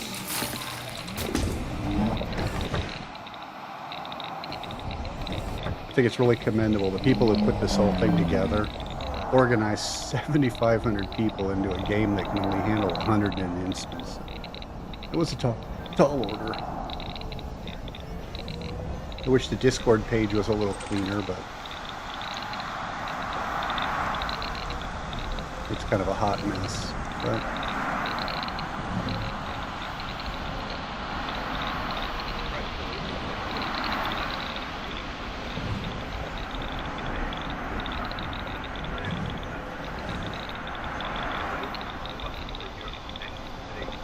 yep.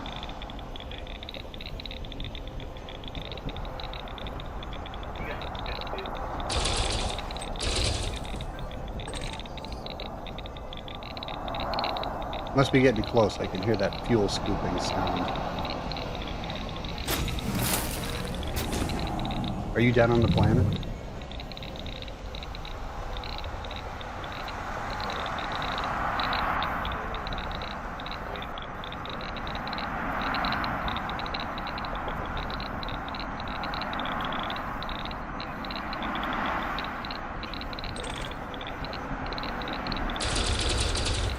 You're only 600 light years away.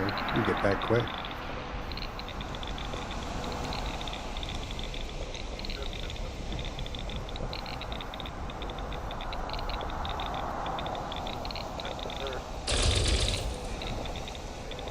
Yeah, at 12 p.m. I guess, in a few hours, they're going to do a SRV race nearby. That's what I was supposed to be streaming this morning. The announcement was 12 p.m., which Greenwich time should have been an hour ago. But I guess they meant the other 12. So it's like, first off, don't use PMs when you're using UTC, just 2100 hours. But yeah, there is an SRV race later on. And we need traffic cones, people to be the racetrack. So you basically just go, you park your ship in a big circle, and we race around them as fast as you can. So it's not one of the racetracks that's in Copa, one of the official ones. It's just an impromptu race. There's like 58 people signed up for it, so it'll be fun. Take us an hour to get them all instanced, and then we'll...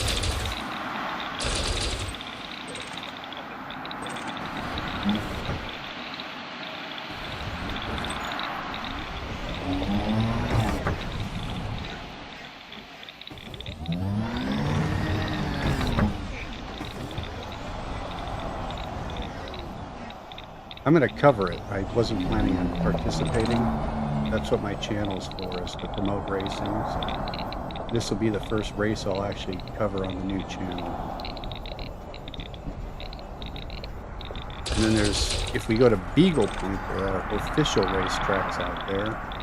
And I've already challenged a bunch of people to race. They're just going to slay me. These guys from the Racing League, they're really good. But sometimes it's fun getting your ass kicked.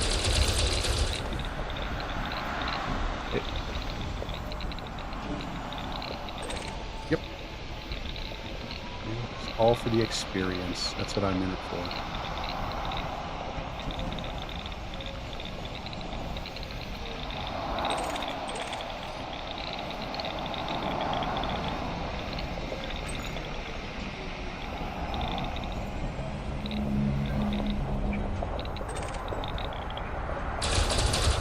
What's acting up?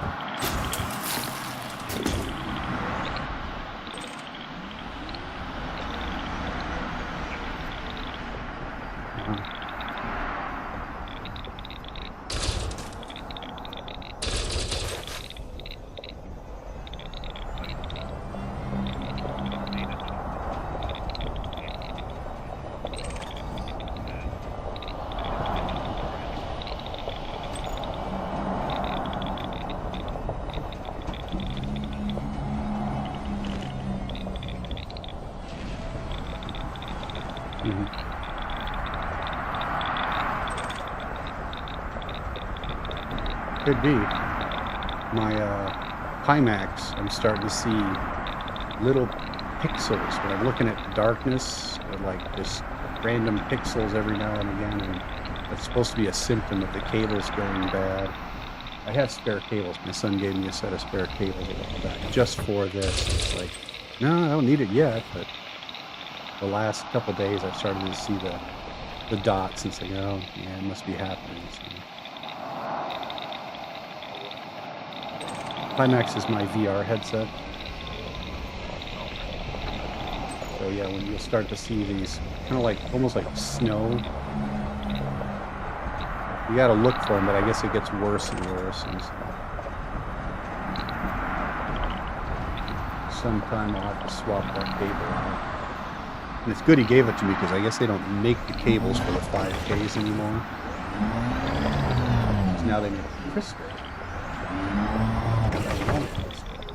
Because they're expensive and a lot of people talk bad about them. And they're expensive.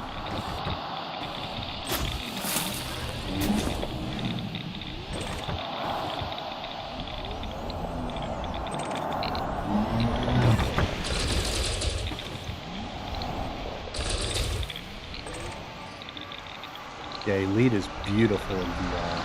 If you think it's beautiful on flat screen, it's in VR, it's unbelievable.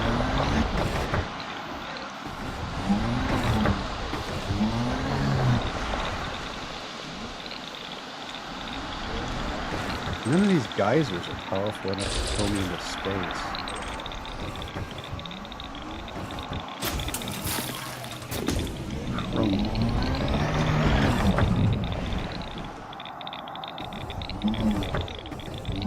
Yeah, I'm down on the surface of the death planet, just waiting for it to wash over me.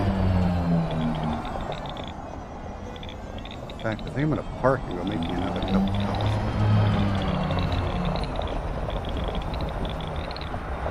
I only had one cup so.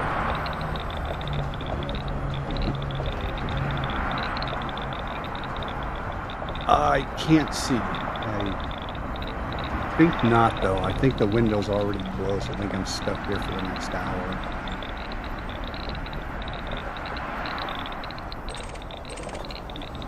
I've just been asking other people who have the death clock up.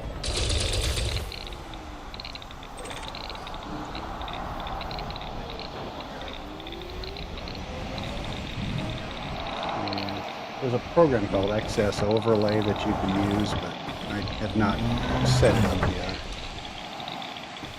Father Bill was telling me about it. That's what he uses. If you ever watch his streams, you'll see him. He'll look up, and he's just reading the chats, the comments, and stuff. He's somewhere on this.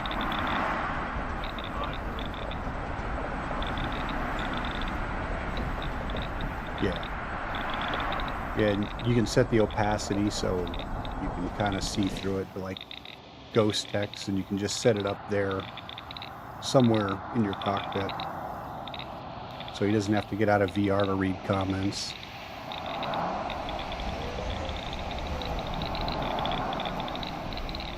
He's supposed to be on this expedition. In fact, all the streamers that I've talked to are on it except for Petra. He's the only one he didn't want to go. Pretty much everyone else. And the other streamers all went on this mission.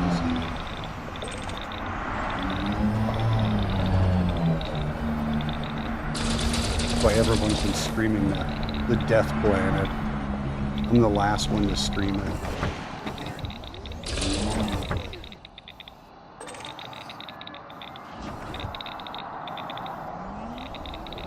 I'm going to set down the headset and go get some coffee. I'll be back in like 4.5 minutes.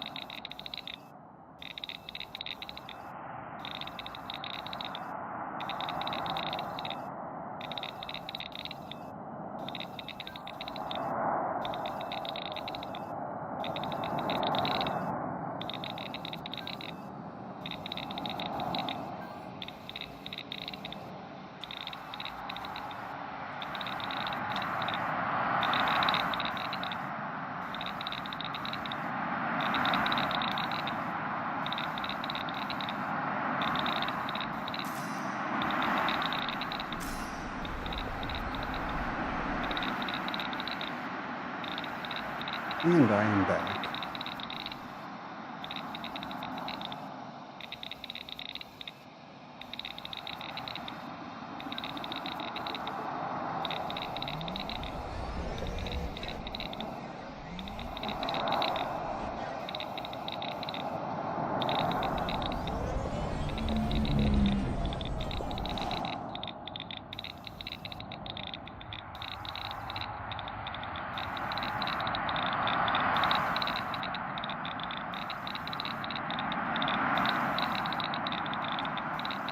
Just doing some sampling to make sure the audio's right.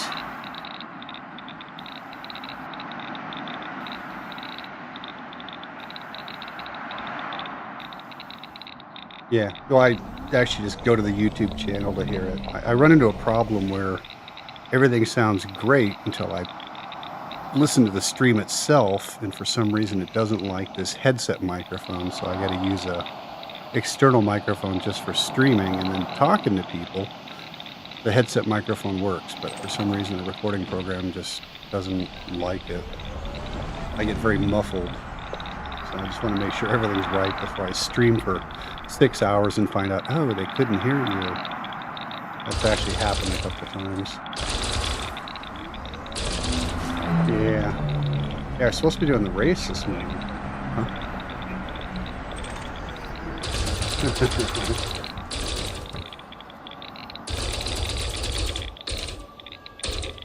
Everybody jumped to the next channel because they lost connectivity. It just all went to crap. Ooh, I'm getting the, I think I'm in the stream now. The Neutron stream. I can see it. Oh, right. Yep. Sky's turning blue. I'm getting cancer. That's okay. We're just printed meat. We're not real people.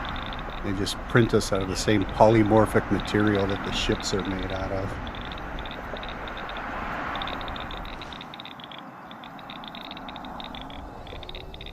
We probably don't even have junk.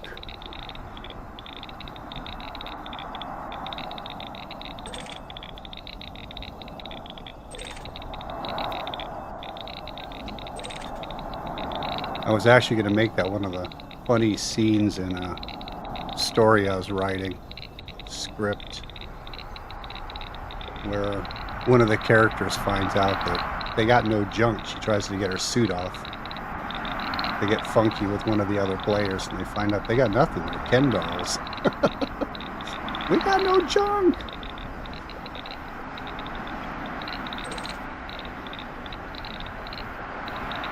I imagine Bernadette from The Big Bang for that part. Because her character is she's this little mousy chick, but you find out she's like the worst ganker in the game. Ganker, griefer. And it turns out that the whole thing is just because every time she breaks up with a guy, she just goes out and just starts killing men online. And if your name at all hints to you being tall, oh, she really hates you. She's got a thing for tall guys. But then, yeah, she gets vile after she breaks up with him. So she's little, but she's the worst. It's a script for that I'm trying to write based on Elite Dangerous. It's like, you remember that Last Starfighter movie years ago? They used a video game to recruit this kid to fight the galaxy. So this video game they were playing was actually a recruitment tool, and when he mastered it, he beats it. He beats the big boss at the end. It's like, oh, there we go. We got a candidate. So they go on down and get him, and he's involuntarily drafted. And it's kind of like that. The premise of this is that the bubble actually exists. It's just a leftover by the Guardians as a galactic defense. And every time the Thargoids attack, because they invade from another galaxy, it alerts the nearest sentient civilization and runs the game, finds all the best players, and then brings them in, and they have to fight it. So it takes you, parks your body somewhere safe, and then prints copies of you. And when it's all over, your memories are transferred back to your body, and you go back to Earth. but the printed meat, the U that's printed, that stays. And then it gets into the whole lore about why you can't go down to planets, certain planets. It's because your ship is specifically prohibited from going down there. Because their belief was that people on the planets just want to be left the fuck alone from the people out and doing the exploration. So that's why you can't go down to ELWs, because you're meant to be kept separate. You're part of a defense network, and it was hardwired at its core to keep you from going down and dominating planets and using that technology against the people on those worlds. That's why you have no weapons that you can affect against a planet. No nukes, nothing like that. Because it's all just part of a defense network.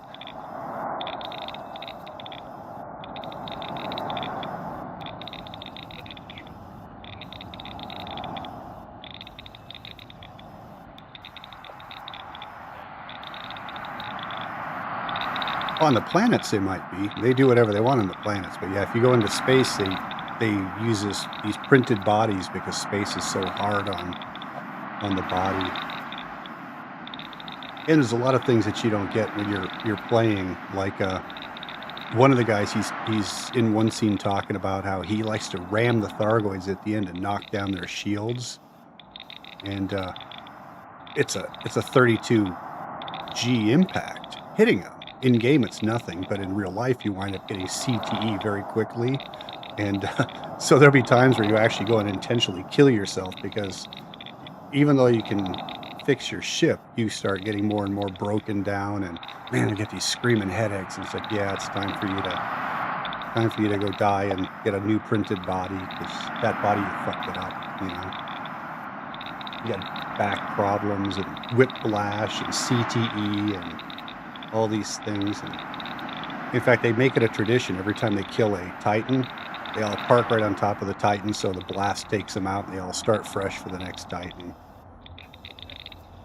They intentionally do it. It's like, oh, dying hurts. Yeah.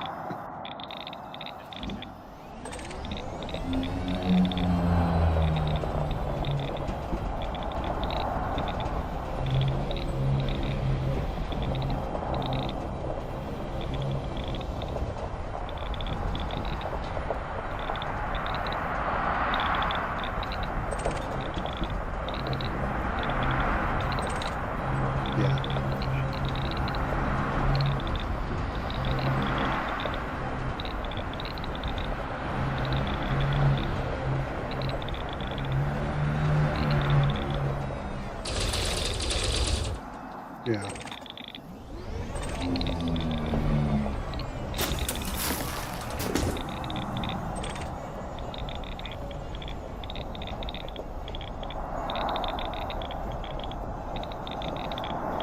Yeah, they're hesitant to do it. They only do it when they need to, because it hurts. It hurts. Like one of the guys, there's a scene, and I envision using the guy. Remember in RoboCop, the guy who got melted?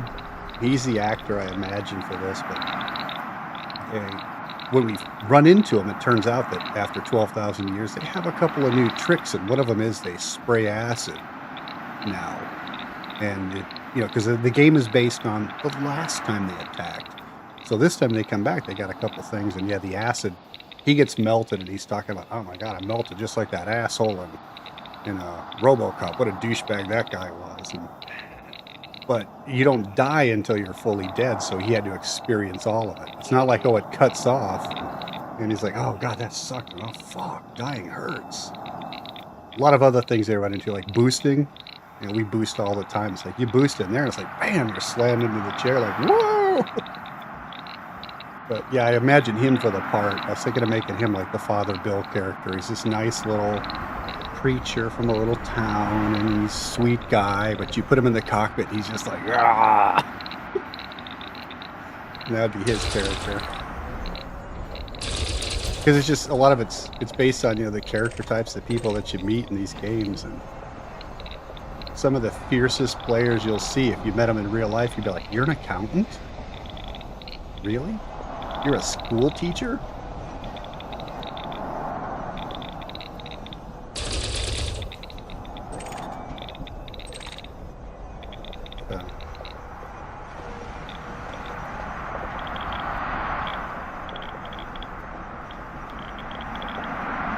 They're paying about 50,000 a ton, but I'm offering 100.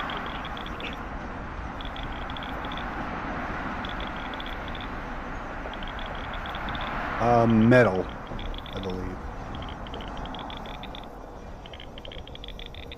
I think you can still find it in icy, but the concentrations are poor. But I could be wrong because tritium is just hydrogen with an extra part.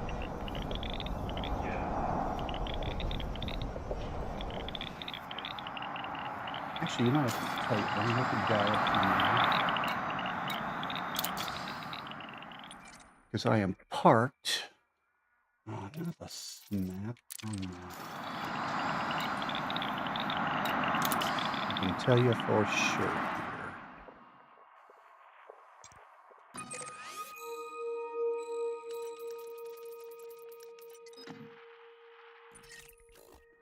here. Let's see. 1, 2, 3, 4.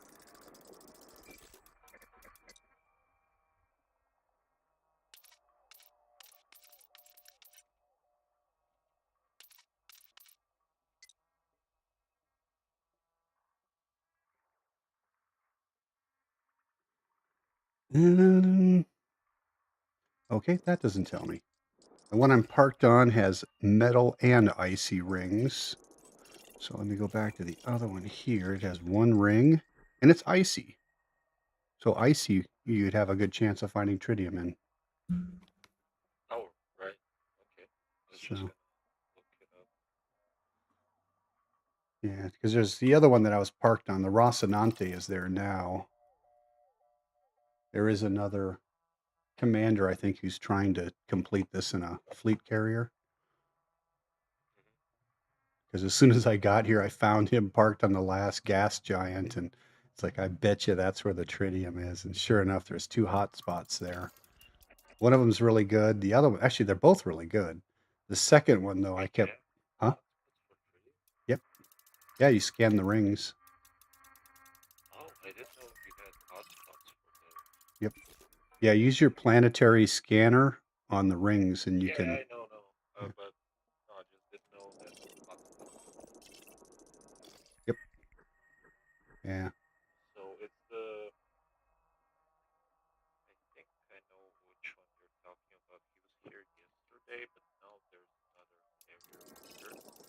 Not the last gas giant. I should check this out. So the last gas giant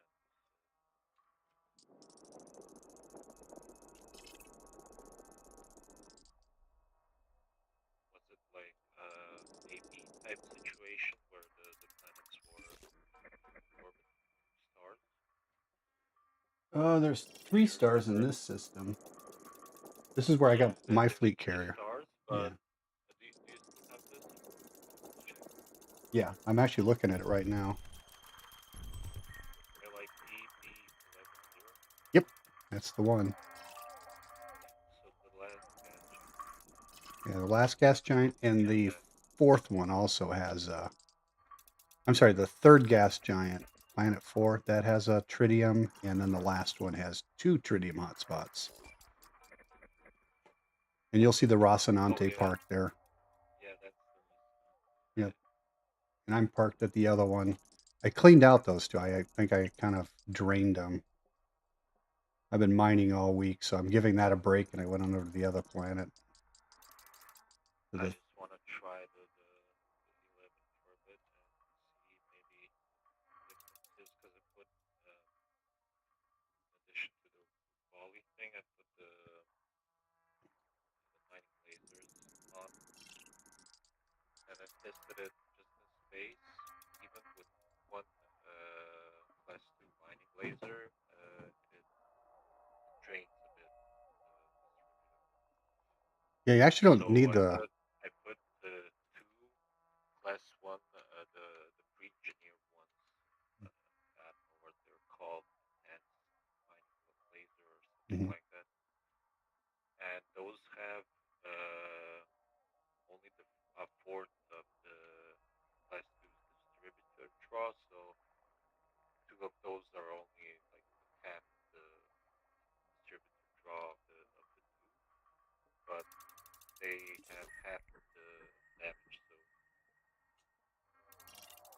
now it hurts. Like shooting both those lasers and the volley repeater, it doesn't drain more to.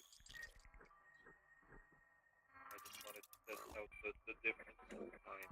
The volume of the volley repeater and the lasers. Yeah, volley repeater replaces the scraper and the lasers basically.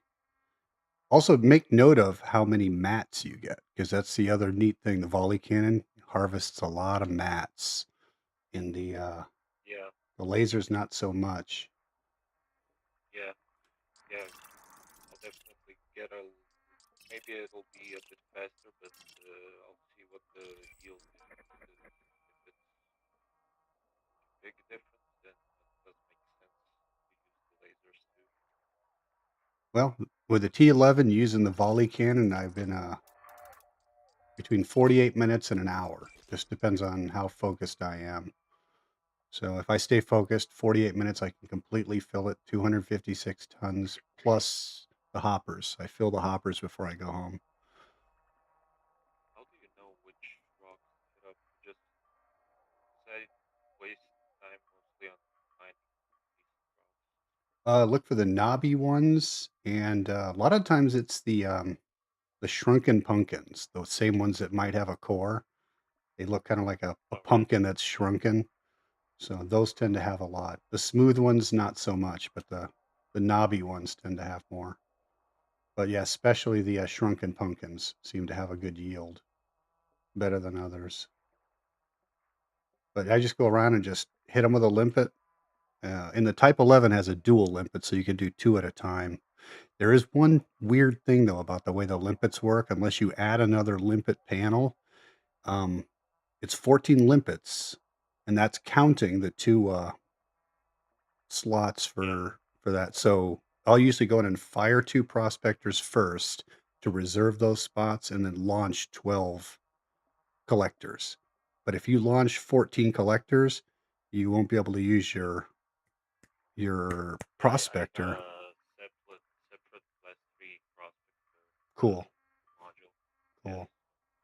Yeah. So it's safe rated and separate from the. So I'll only use those ones for collectors.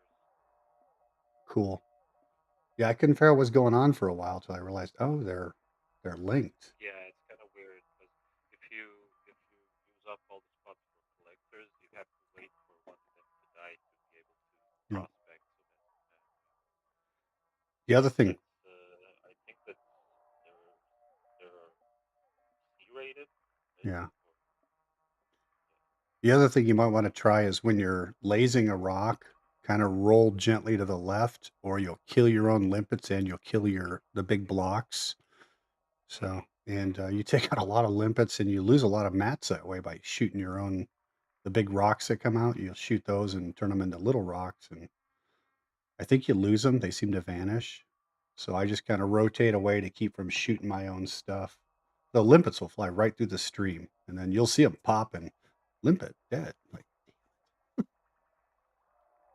but I take about 120 limpets is what you need. If you take much more than that, you'll wind up dumping them in space.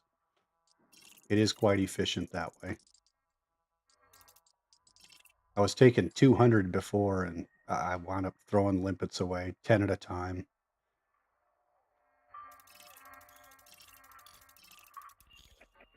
Always the way it goes from the way big.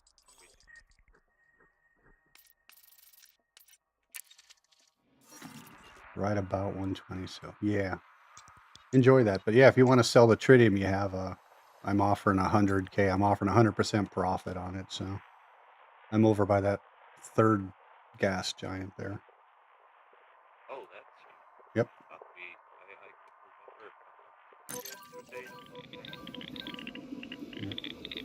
That's League of Carnage.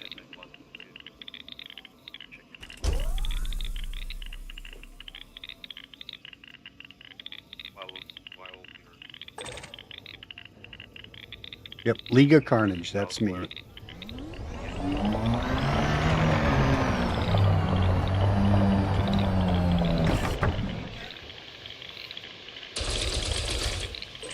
Yep. Yeah, in fact, we flew together on that opening day. We did that race course. It was so fucking cool. It's because of you. I have to go buy another ship now. When I get back, I'm going to go buy a Cobra and make a racer out of it. 'Cause I really want to see what this Cobra does when you strip it down for racing. I bet she's just balls to the wall. Because this one I'm flying now, she's fully laden and she handles like a dream. It's like, what happens when you take all that shit off?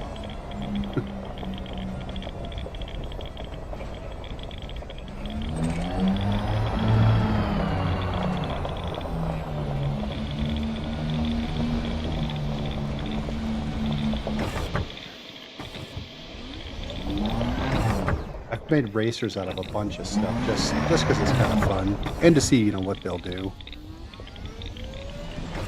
Imperial Eagle, they make a pretty fun racer. Not quite as fast as a Viper, but they're fun.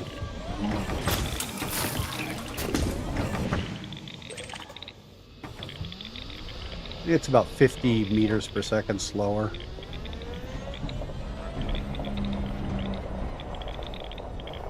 I have a racing Sidewinder, and it's pretty quick. It's quicker than ordinary ships. Oh, wow. Okay, I just passed through the neutron. The sky just flashed. Okay, that's what I've been waiting for. Oh, shit. There it is. It was behind me. Yeah, I'm in the SRV, and I can watch the star. It's visibly moving across the sky. It's just book it. Wow. That is cool.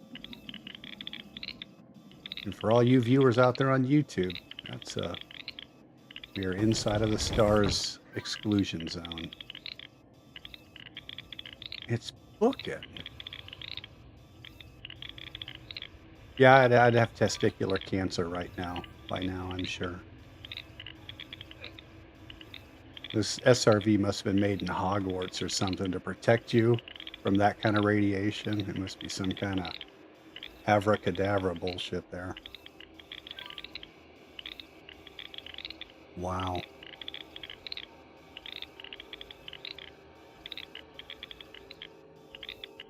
So it's definitely not safe to leave the planet right now.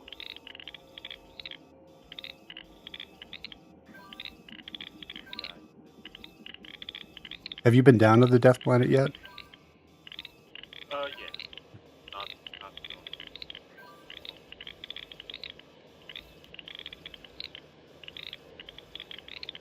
Yeah, I'm real close to the coordinates that they suggest.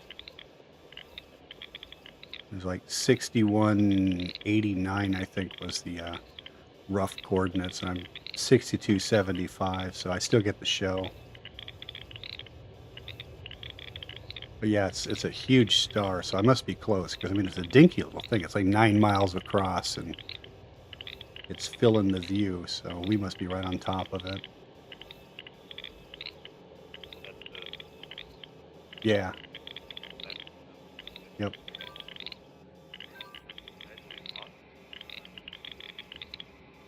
I don't know.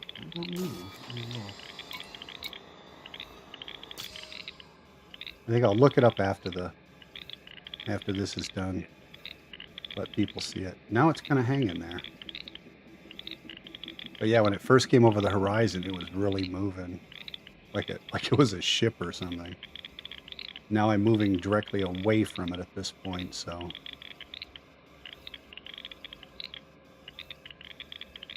What a beautiful game.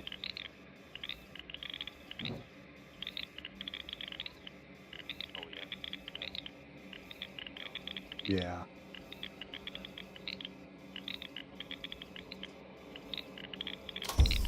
Here we go. I'll turn off night vision.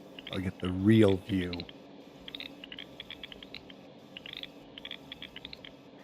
I swear this is the most screenshotted game I've ever played. Everyone you ever talk to has like a gig of pictures in a folder.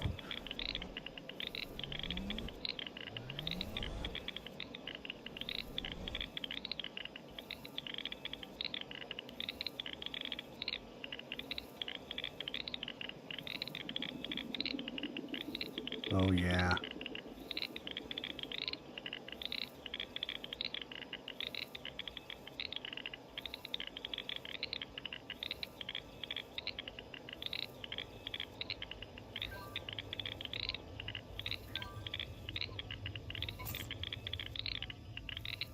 And right now, in this instance, there are like 10 or 12 other commanders on the planet, different parts. It was crazy coming in. You could tell when the death clock, the timer hit, because all these ships start coming in. There were like 10 or 11 guys behind me coming in and landing.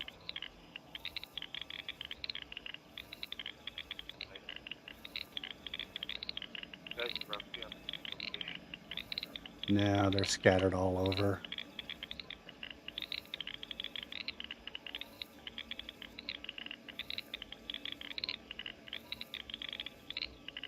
The game doesn't make it easy to get to exact coordinates. You know how it is.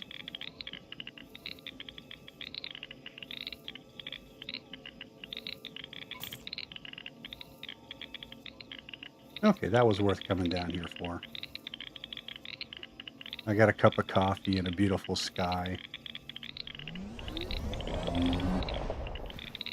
Be nice if I had my gummies, but I'm fasting right now, so not food fasting.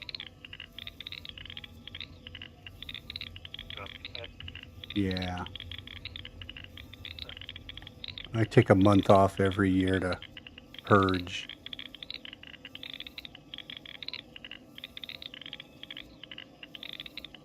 To purge and prove that I'm in control of my own addictions. Yeah. The lies we tell ourselves. Yeah.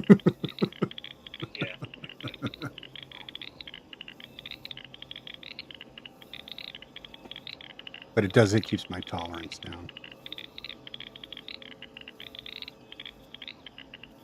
Yeah, Star's definitely moving away. I'm about to be hit by the second wave, the second jet.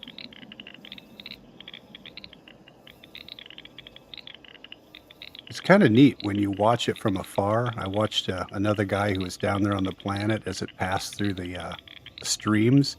And the streams actually, they modeled it so it flows over the planet and kind of dips. The gravitational force of the planet causes it to cascade off.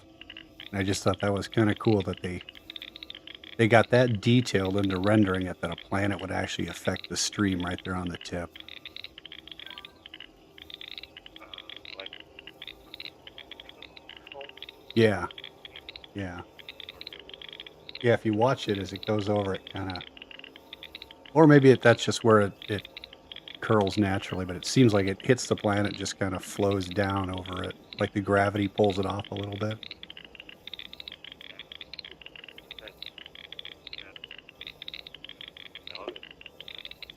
I kind of was surprised, so I don't know if it's for real or not. It looks that way, but it may have been just unintentional. Who knows? That's some hellacious modeling if they did, though. Whoa. Why did it flicker? Something happening?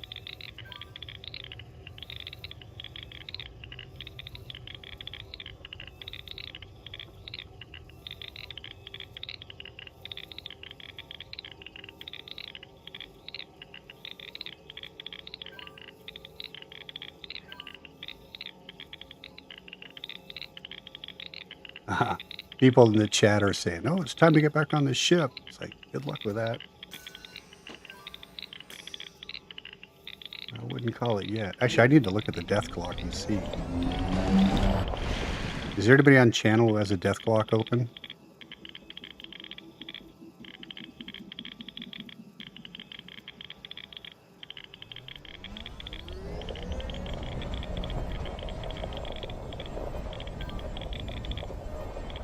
Wait, somebody's posting in the chat here.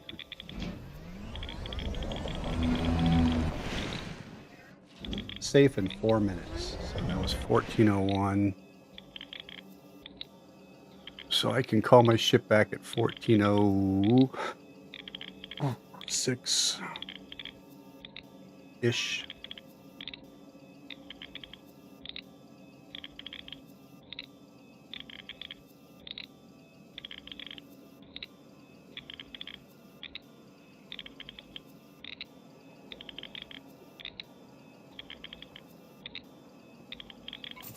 Yeah. Yeah, I haven't actually even used that death clock because everybody seems to be running it, so I can just always ask somebody, hey, what's it say? Is it safe to go down? Yeah, I mean, if you're in VR, Yeah, it's a PETA.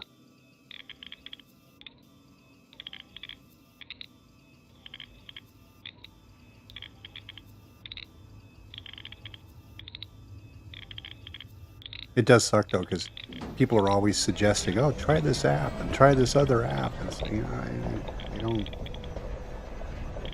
What I really wish they would do is that they would just add an extra screen. You know, the panel in your lap that's got the SRV. The bottom page of that should be like an open browser window or something where you can pin something. You can pin in Nara, or you can pin a tool, so you can access it in VR. That would be really great.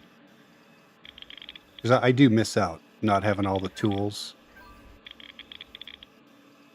especially when you run into like brand new players who are doing stuff that you can't do. Like, what? Because they got the tool, and like, oh, I just feel like an old man or something. I don't know how to use those fancy kids apps. Get off my lawn, punk kids. Take your fucking apps and get out of here. But yeah, I kind of feel left out on some of it because some of the apps are pretty cool. They really do a lot of stuff. These people who write extra apps for Elite Dangerous, that's just insane. The last time I saw a community that made stuff like this was the X-Plane community, because X-Plane is open source, and it's also like the best flight simulator, actual flight simulator.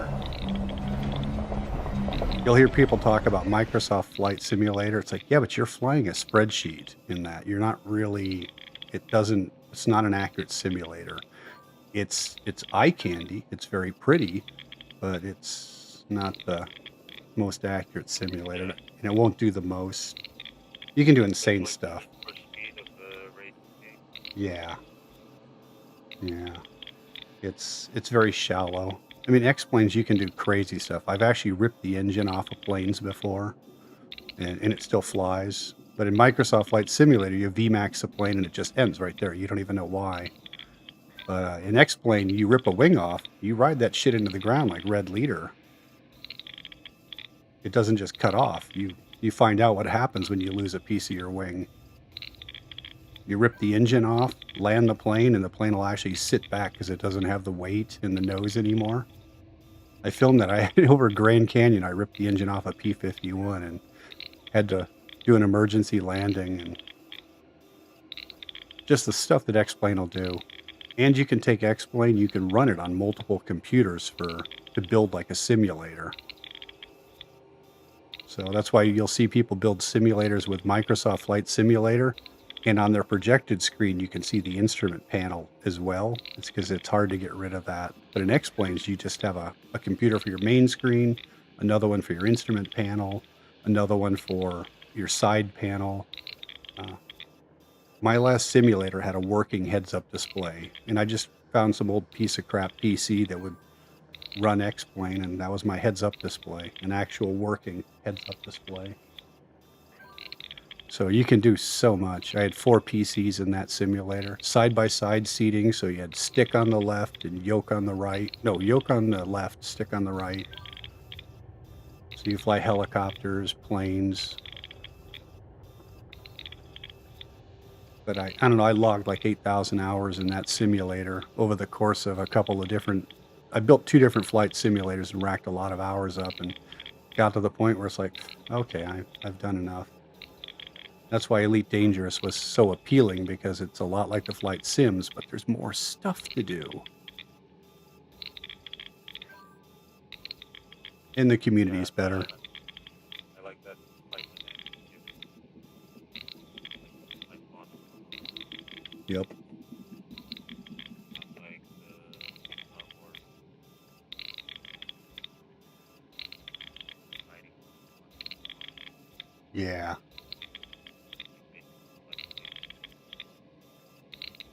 Yeah, I was immediately disappointed on that. Ship recalled. Yeah. I played it a little bit and was just like, oh man, I was so underwhelmed, and I think I logged like 3 hours and that was it. Which is too bad because the earlier Star Wars games were really cool. I mean, it was one of them you used to be able to fly through the Star Destroyers. You'd come up through the bay, and there was a passage that would take you out. You'd pop out by the nose, and it was just so cool to, actually take something like a Y-wing down against one of those big ships. And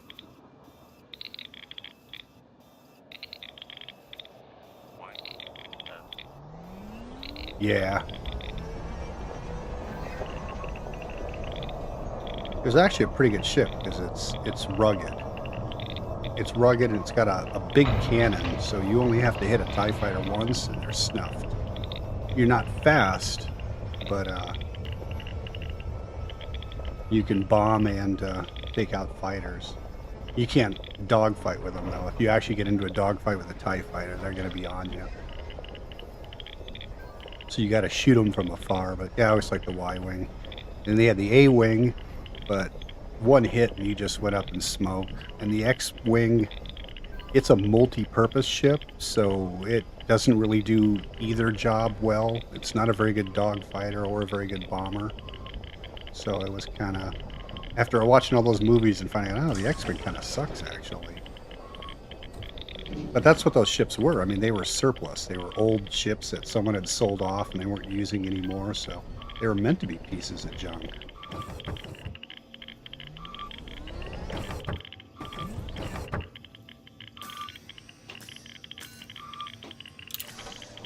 All right, board my ship. I'm gonna get out of here. Get off the planet Morty.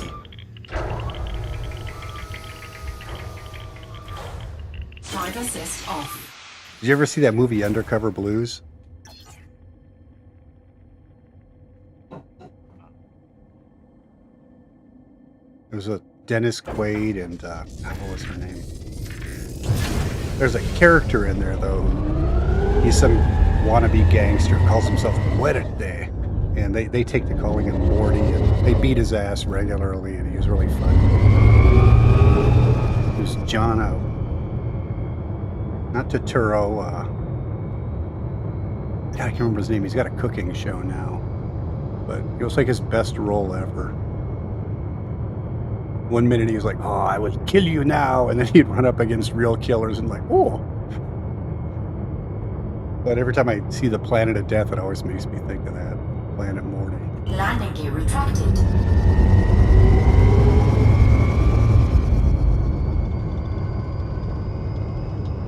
John Turturro. What was his name? Yes, Kathleen Turner, Dennis Quaid, and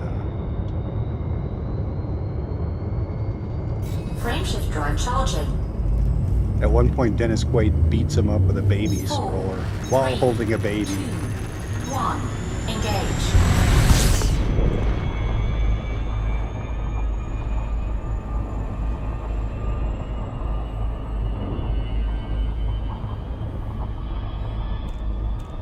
I'm off the planet. I'm going to boost me out of here.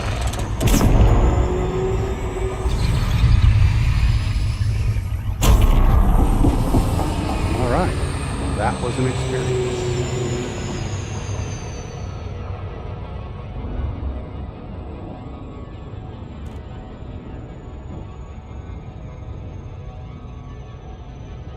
And that SCO is fast. It boosted for like 5 seconds, and I just left that system behind.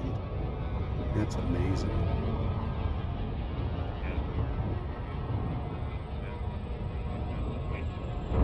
Yeah. Yeah, especially when you're in a gravitational well. It's like, I don't want to wait for this shit. Let me just get out of here. That's probably my favorite use for it.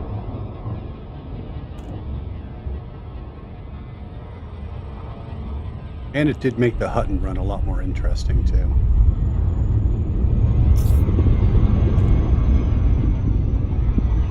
Because now the Hutton run is like 23 minutes. I think the record is 19 minutes, and I'm still not sure how he did it, because I reran it.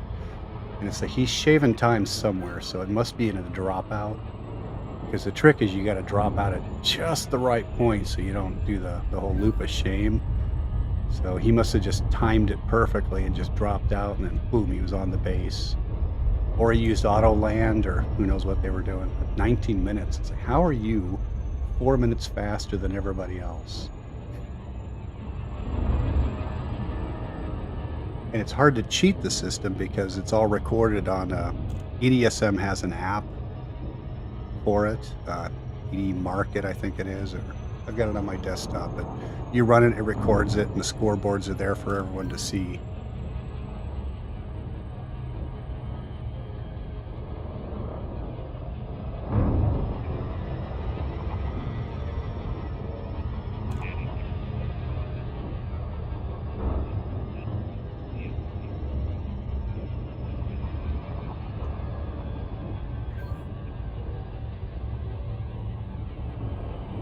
Yeah, well, this.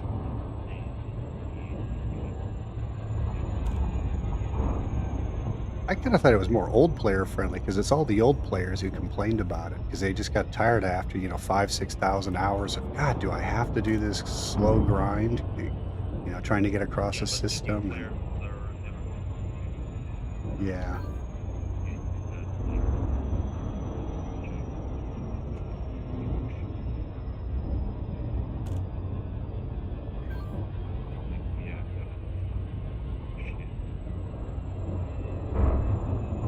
Yeah.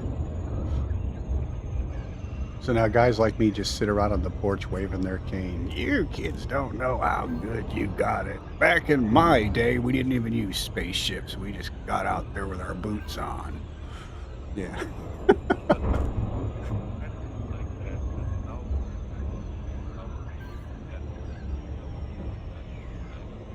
Yeah.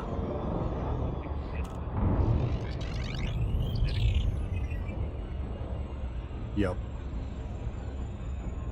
You kids don't know. We had to walk 8 miles to school, uphill in both directions. Yeah. Shoes. That's for rich kids.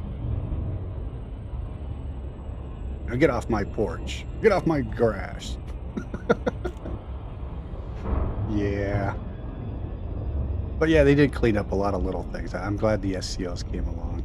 I just wish we had some way to harvest mats from our old engineered stuff. 'Cause I've got a lot of ships with. I never took the SCO because they're fully engineered drives. I don't want to park that. It was a bunch of work.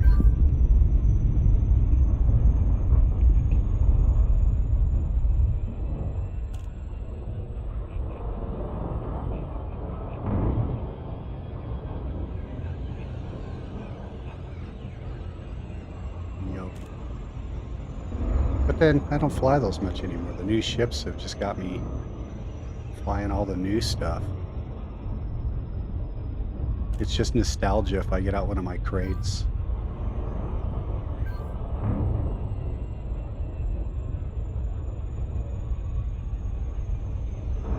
But that's kind of realistic. And actually, it should have happened years ago. There should have been new ships coming out every year. I mean, you got new cars come out every year. Ships should be getting better. You watch Star Wars or any of those shows, and there's lots of old ships around, like the Falcon. The Falcon was not this year's model. It was new 20 years ago. It's an old, beat-up ship. There should be layers of ships. Old stuff, new stuff, intermediate. But for years, all we had was just the old ships. We were locked in. I'm just hoping that. Go ahead. That's only gameplay wise that kind of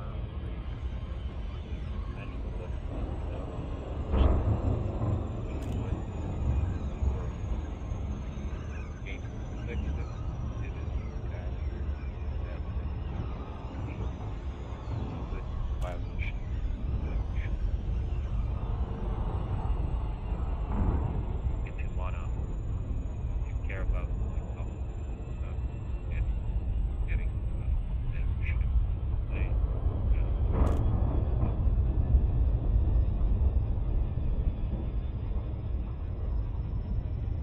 Yeah, but then you see everyone flying the same stuff.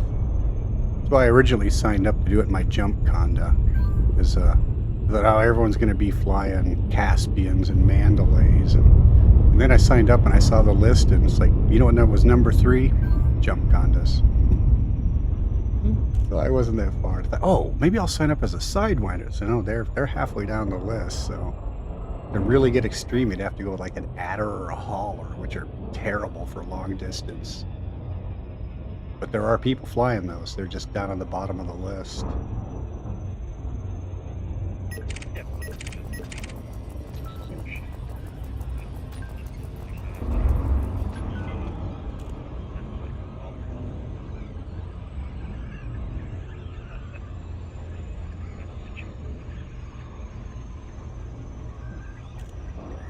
I don't remember what I call my Mandalay. I think I get like 90 light years out of it. Long jump, that's what it's called. We just called it long jump. I ran out of names. Around ship number 30, I kind of started running out of ways to name them, so I have some that are just pickup truck. Mine are 49er, nothing fancy. And the ship I'm in now, I was just watching Rick and Morty, and it's like, Pissmaster. That's a name. I couldn't think of anything else to call it. I've already done all famous ships and stuff. And it kind of sucked. I was watching a Father Bill stream and he got his Caspian and he goes, I'm going to call it the Dawn Treader. And it's like, dude, that is so cool. And I got mine and I wanted to name it. It's like, no, he's already got the name. So maybe I'll call it the Tony Orlando and Dawn Treader. I don't know if it'll fit, but Dawn Treader's from Lion the Witch and the Wardrobe. Prince Caspian got on the Dawn Treader and sailed to somewhere or other. So yeah, it's a whole C.S. Lewis reference. I was like, oh, that is a cool name for a Caspian. Now I want it. I'm coveting your name.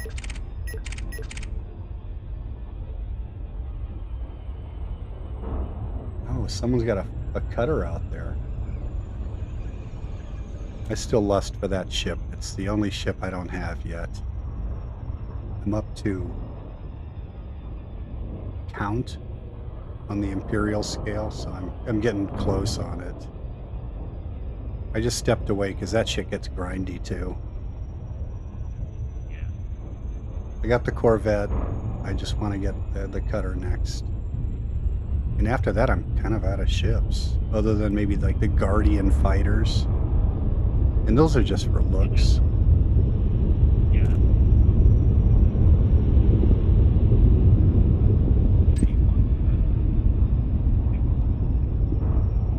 Yeah, just because like I said, I'm a whore for new ships, and that's the one, that's the last one to get. The one that the shields, you can boost it with shields so high that it's basically invulnerable. People can just shoot at you all day.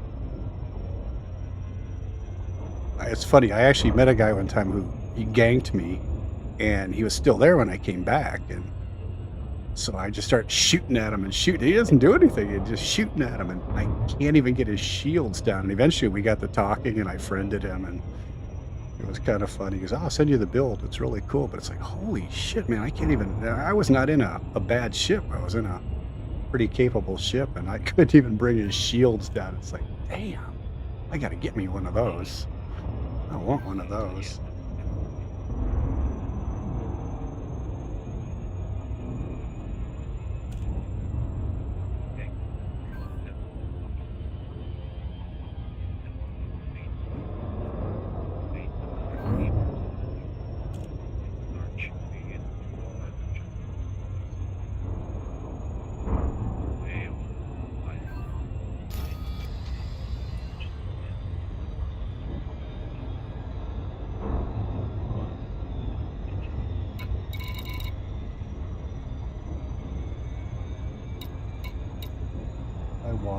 They're a pretty craft. They're a beautiful ship, and I'd like to get one.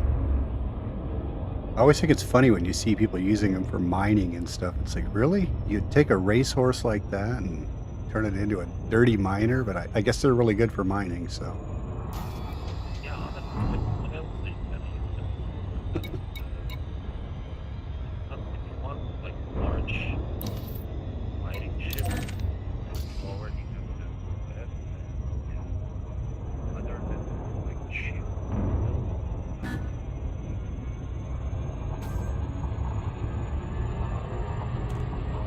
Yeah, I went for the vet first. Go ahead. I went for the vet first because it's got those twin 4X bays. That I wanted. Yeah. Twin huge hard points. And then,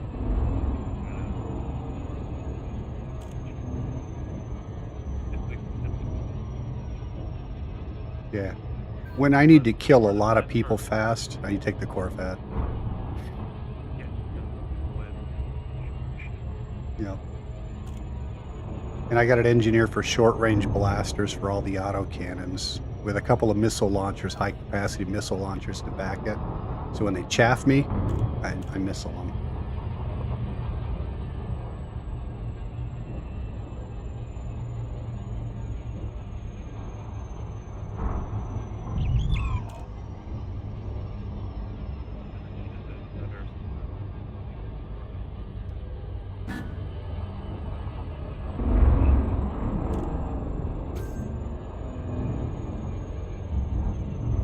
I'm going to check out some of these fleet carriers that are in here and see what they're selling.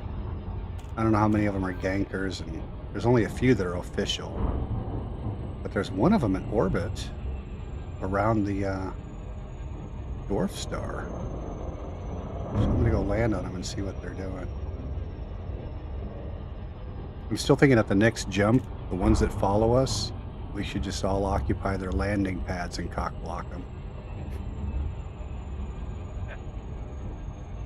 Every night as you go to bed, you leave your ship on one of their pads, switch to live. There's 7,000 of us. Shouldn't be that hard to find a couple hundred people to cock block their pads. You go to... Yep. Yeah, you fly there under the PG, land, and then log in to open, and just sit there on the pad and block them. And they can't do anything. I've seen that work before in some of the challenges. You go and people just block the large pad, and you're like, fuck. The only way you can land there is... It happened a lot on the rescue carriers, where people would just sit there and go take lunch and stuff during the war. Yep.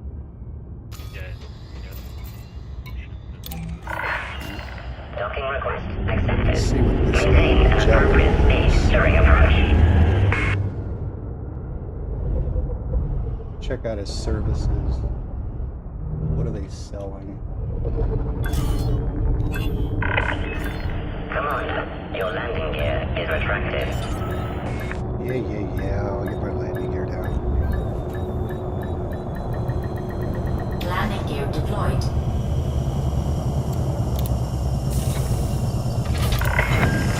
Docking successful. Ship at dock. Welcome, I Commander. got time to kill, so I'll look and see. So, okay, he does not have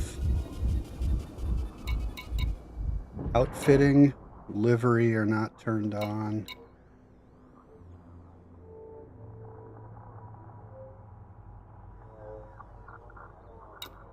They have a shipyard.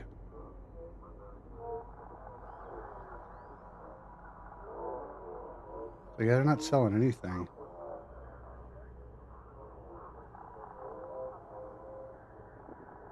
Shipyard repair. That's all he's got. Skinny services. And universal cartographics. So you got nothing here. Let's go to the next one.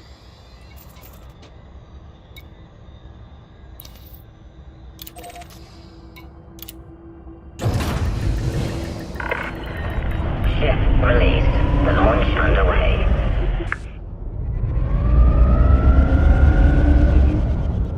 Landing gear retracted.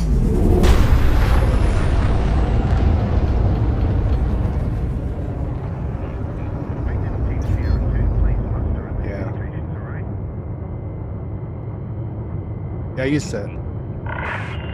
Goodbye, Commander. Good luck, Commander. Yeah, I took off all the defensive weapons and got rid of a mining laser and the surface scraper and deleted half of those groups they had. the weapon groups. I deleted most of those because they just you're going through so many groups. It gets to be a pain because you're switching back and forth between prospector and collectors. Frameshift drive charging. 4, 3, 2, 1. Engage.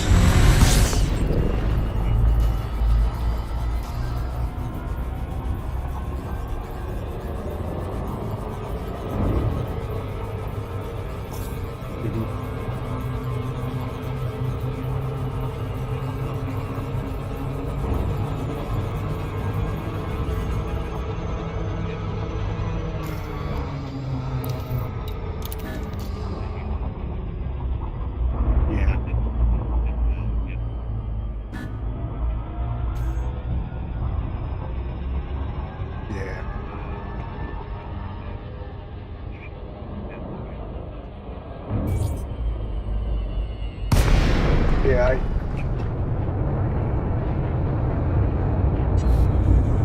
I just dumped all defensive and just used the fighter disc. Careful, pilots. What's your speed at there? It's nice. I've been mining many times with a fighter covering my back, and someone will attack, and I just keep lasing the fighter deals with them. You know, unless it's a human, then you have a problem. But even then, if they get serious, it's okay. I got 2 fighters. I launched that second one, and I boogie. I GTFO out of there as quick as possible if they're a serious threat. And that's mainly what I use fighters for, is to ditch them and leave them behind. They only cost 1,000 credits. I got 16 of them on board, so who cares?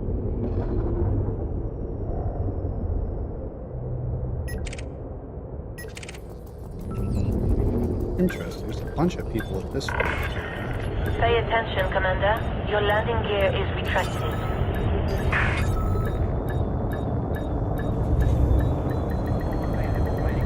Landing gear deployed.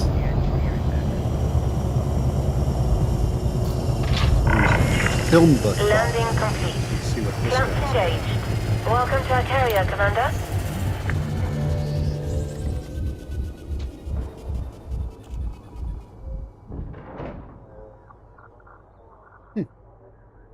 It's got rearming, repair, shipyard, refuel, outfitting, no pioneer supplies, and no tariffs. So not bad.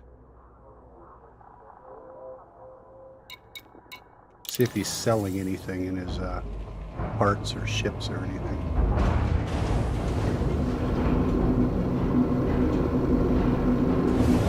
Yeah, it's I don't think it is. It's the film buffle. Oh, is it? Okay. Okay. There's so many in here, it's hard to tell the authorized ones from the people who...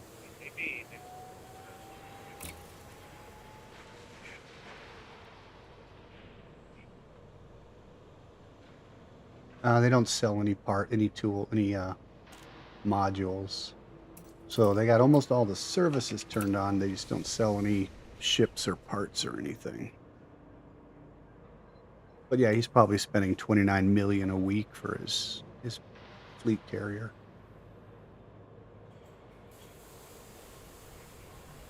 Okay, that's pretty cool. I just want to make sure I'm not carrying extra cargo that I don't need. Because taking on all those extra parts, like I went back and picked up AMFMUs yesterday, so that really cut into my cargo capacity. And I need cargo capacity for tritium because these jumps were using 7,000 or 8,000 tons at a time. But yeah, this guy's got everything turned on. Let me go try another carrier.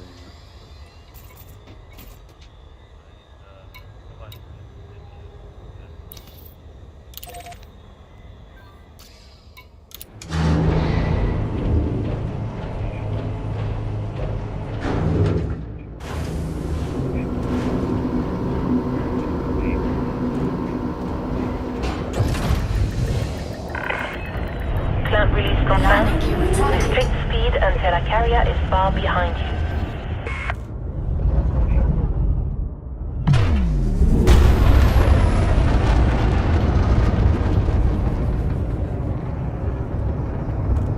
When you went by my ship and picked some up, didn't you? I tried, You have now departed the no-fire zone. We'll see you soon, Commander. Oh, there should have been. I'm toting them. I wonder why. I was just curious to see if the twin bays came with both or not. Last time I bought a twin bay, it surprisingly came with both, but I don't know if that's standard or.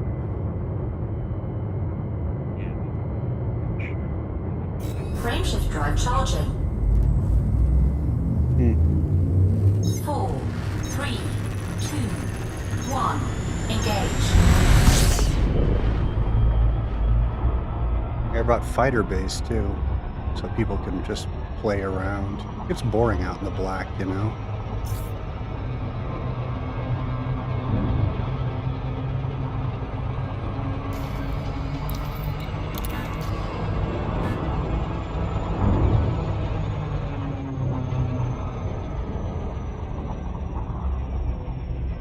All right, I'm gonna check out Mother of All Gangs. Let's see what this guy's carrying.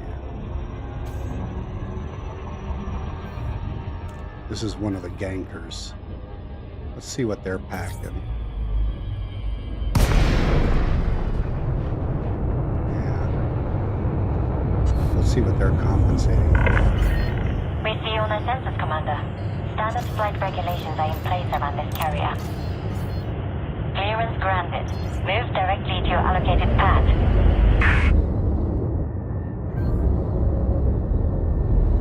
Yeah, I was on a channel last night. They kind of just went sideways about the gankers.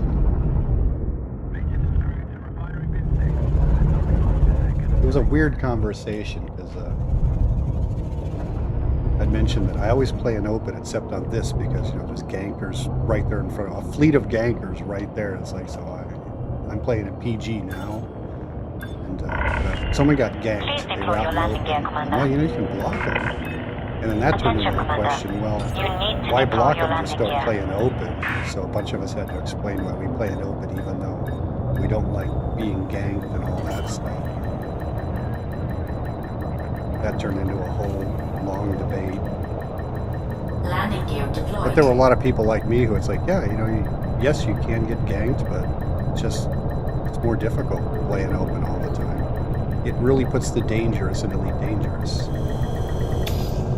And my whole logic was that, I mean, in real life, sometimes you get your ass kicked. That's just part of reality. Han Solo got put in carbonite. Luke got his hand chopped off.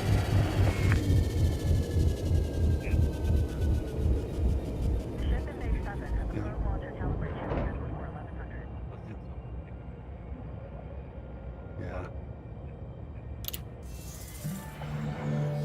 Yep. I think if you earn your elite in open, I think it means more than if you're in like private server or solo. You worked harder. Yeah. You can get unlucky or get done. Done if you have a show this differ and you're going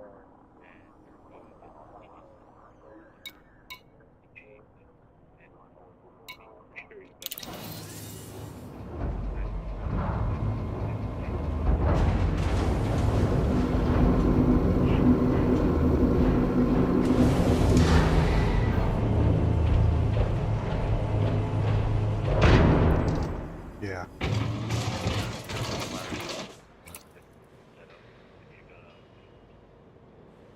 I don't that stuff, but I want to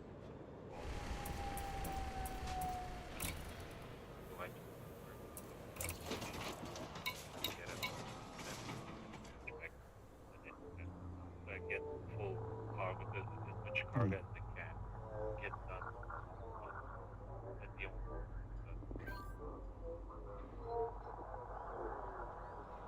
Yeah, when I run cargo, I'll put my fleet carrier as close as possible to the base, so I just make a quick little run. I try to park like right on top of it, no more than 15,000 clicks away. I just dart from one to the other, because usually when I'm doing cargo, I'm doing a lot of cargo. I fill the fleet carrier up and then go back and run it, and it's usually precious stuff, so I'm You know, you got 1,000 tons of monazite. It's like, yeah, I get kind of, it's like hauling fucking diamonds around. Like, yeah. So mother of all ganks, he's got 100% tariff on all services. And all he sells is, this is kind of surprising. What? He sells cargo racks, collector limpets, fuel scoops, and mining tools. That's all he's carrying. And it's owned by Cow for All Seasons. So if you happen to run into Commander Cow for All Seasons, I know this guy. do you? I know this guy. Yeah. Here now. Yeah. That's why I'm in the PG.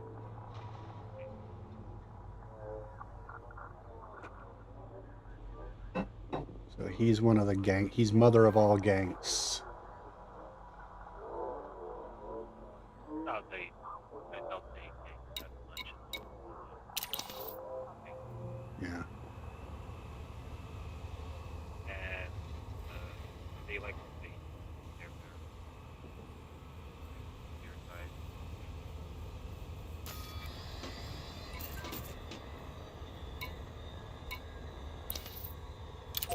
I'm always at a disadvantage because I never did power play. And if you don't have the power play weapons, then you're probably going to get killed by the ganker. Because there's just no standing up to some of those fully engineered weapons. I keep thinking about doing power play, but Still get good with rail. yeah. I want pack hounds, but I just don't want to do it.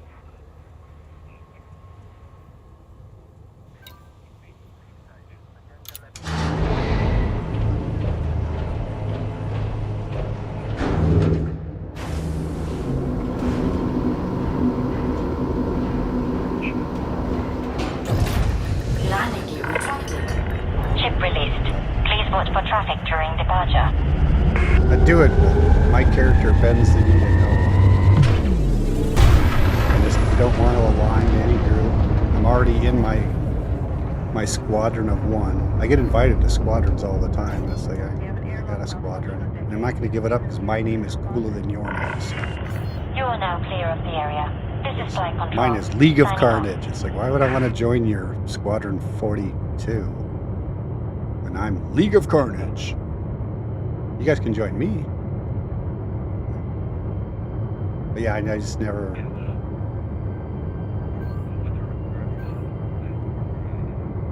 Frameshift drive charging.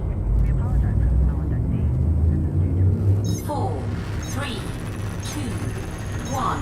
Engage.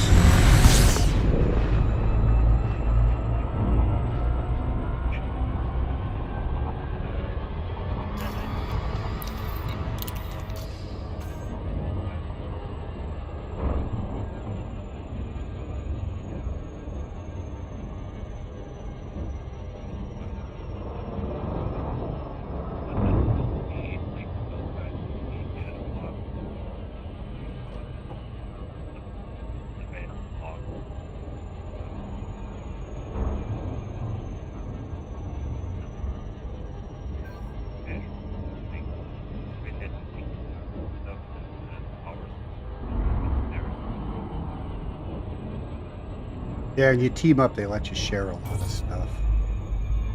That was definitely the secret thing with Thargoid War, was team up with people and share the booty. You'd get paid for kills that you weren't even participant in just because the guy you were teamed up with killed somebody. And you could share a mission. So if you had the mission for the Hydras, kill 2 Hydras, which is paid like, I don't know, 200 million or something, you could share that with your team. So when you finally killed the Hydra, you all got paid for that. God, the money was just raining down. We made so much money, there were times where he wouldn't even take the cash payout because they were offering like grade 4 and 5 mats for the missions, and it's like, shit, I'll take that. I got billions, I need mats. Technical, be advised, we have an approaching power mount.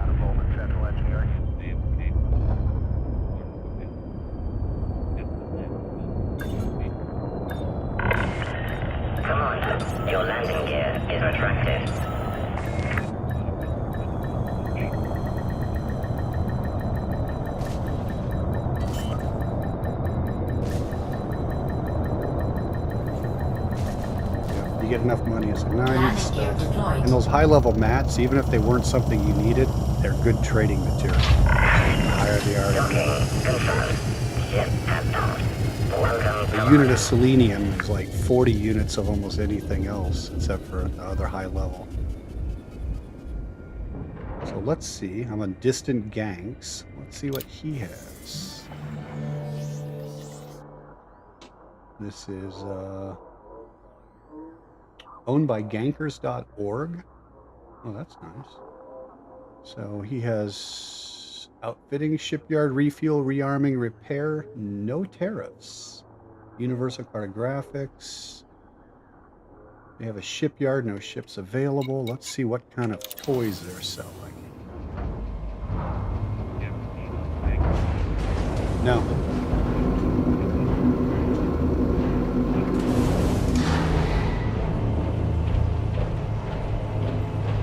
Jeez, maybe I should go check it out. I hope I'm not on it. It's like alive with the galaxy.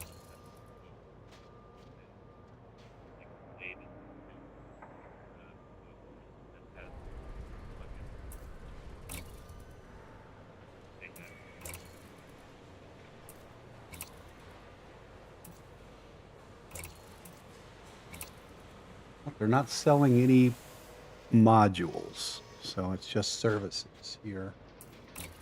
Okay, that's interesting.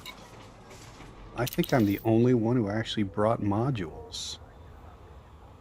So I'm going to be the general store for this trip, if I can keep up. And that remains to be seen.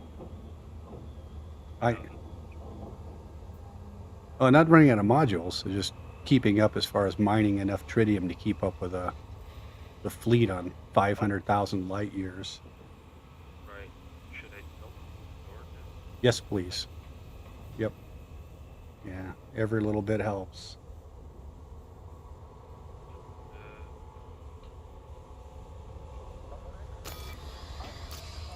Actually, me too. I'll be back in about 50 minutes. Time for more coffee and a head call. Talk to you in a few.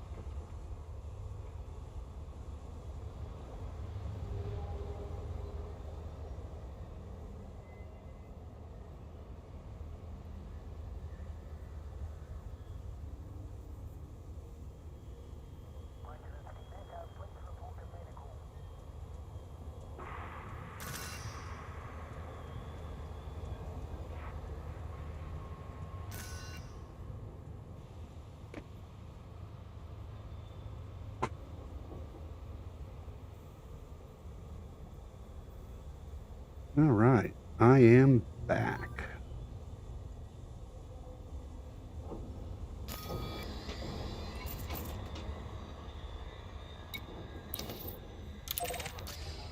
As a recap for anyone who might be tuning in now, I already did the Planet of Death. Racing isn't until later this afternoon. Right now I'm just checking out all the fleet carriers in the waypoint to see what they carry and how much they're charging.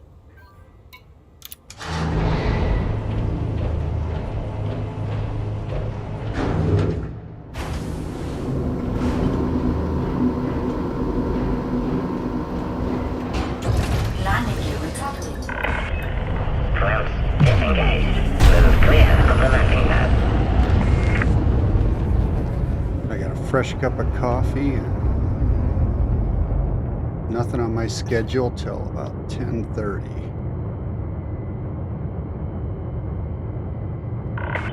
And then after that, we got the SRV races later this afternoon, around 1700 Arizona time. I think they'll be. You can check the Discord and find the event listed. It's nearby, 20 light years away. We're gonna go race a bunch of SRVs in a pit. Frameshift drive charging. It'll be sort of an informal get together, but it is listed on the 3, announcements. 1. Engage.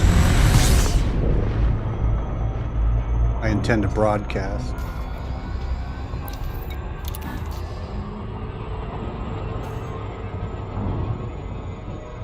So let's see what Science and Spirit has. I'm not sure if this is one of the official carriers or just one of the people who.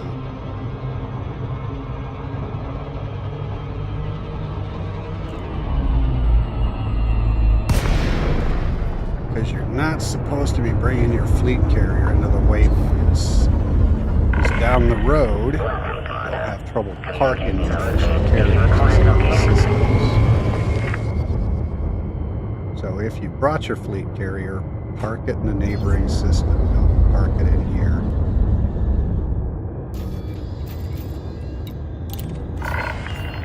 Docking request accepted. Proceed to your designated pad, Commander. Let's see.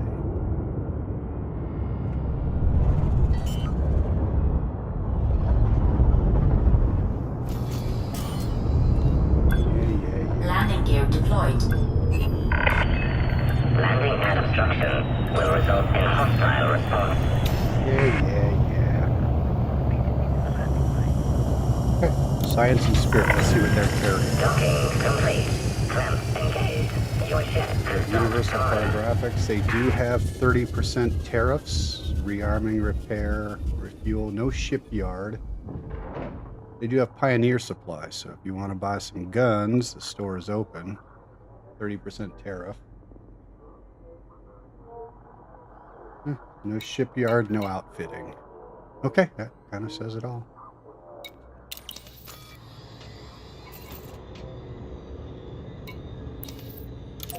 Let's go see what Odysseus has. This is an official fleet carrier. Landing gear retracted. Clamps disengaged. Move clear of the landing pad. Oh, I love this Cobra. Cobra rules. Got a 5-second boost. Frameshift drive charging. It's like the crate. Every 5 seconds. 4, 3, 2, 1. Engage.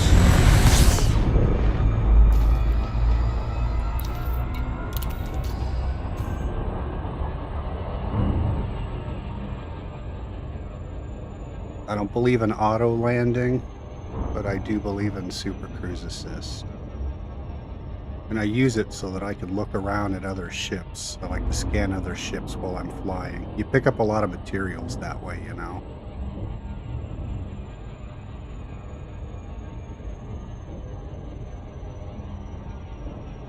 If you're watching the YouTube channel, I'm in VR, so I can't really respond to any posts you might have had.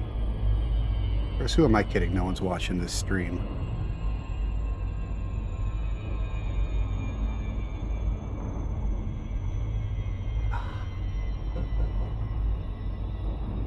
Dark coffee.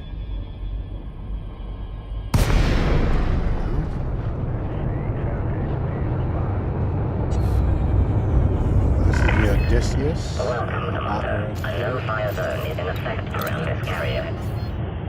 Docking request accepted. You are welcome to approach, Commander. Looks like there's a bunch of people parked here, including that guy. Commander Anati. I'm going to pad 15. Frameshift charge detected.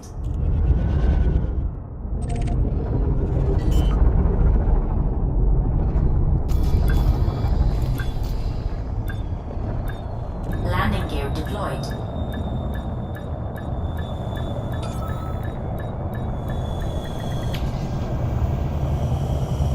So when you see me land, that's just manual. Docking confirmed. Real commanders land their own ship. Alright, let's see what they got. This is the Odysseus. No tariffs. Universal cartographics, redemption, shipyard, commodities. No tariff. Oh wait, repair has a 5% tariff. Let's see if they're selling any toys, modules.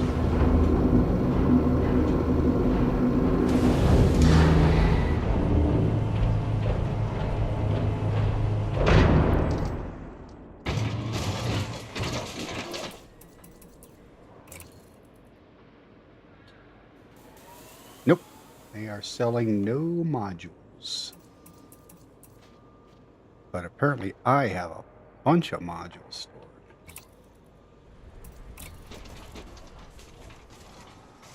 I probably have 1 billion just in stored modules. If I ever needed money, I'd just liquidate those and... Okay. How are they doing for tritium? Oh, they're tapped out.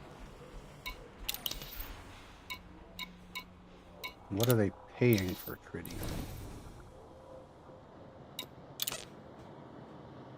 They have no buy orders. Oh.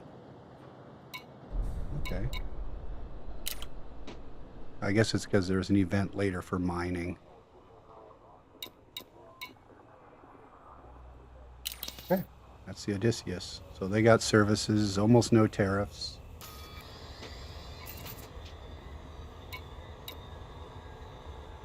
Catabasis?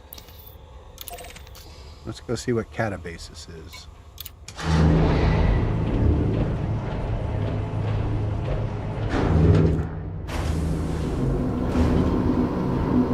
This is one of those big old team fortress. Landing gear retracted. Clamps released. Ship departure confirmed.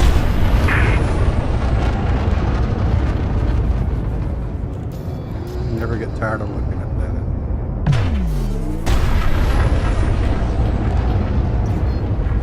Frameshift drone charging. 4, 3, 2, 1. Engage.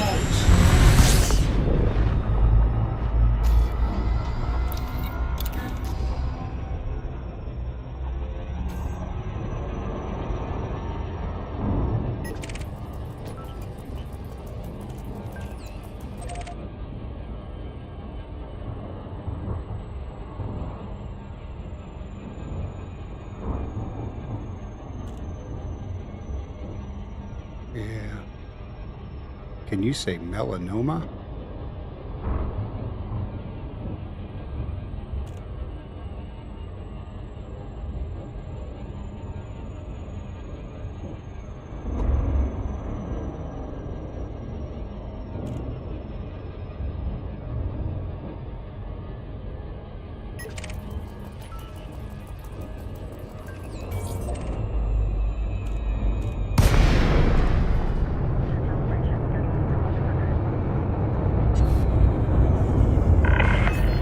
Our carrier respects careful pilots. Watch your speed at there.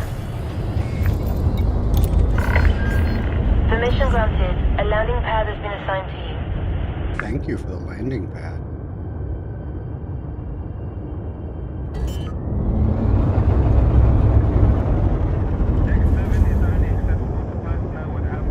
Landing gear deployed. Ah, the joys of landing in VR.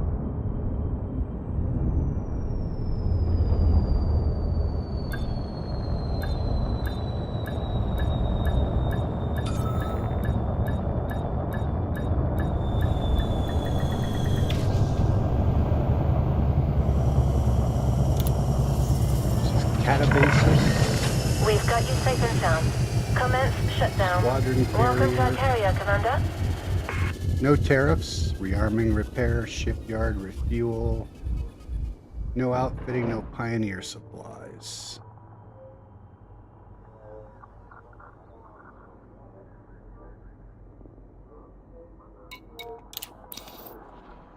Huh.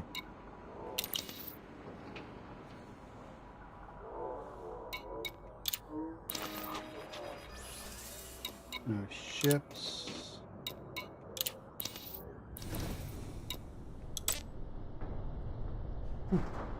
They don't have a buy order out for tritium. Interesting. Okay. Well, that was quick.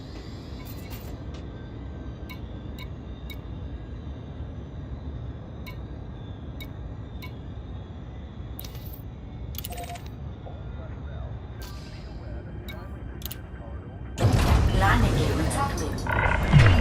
Landing clamps disengaged. Restrict speed until our carrier is far behind you.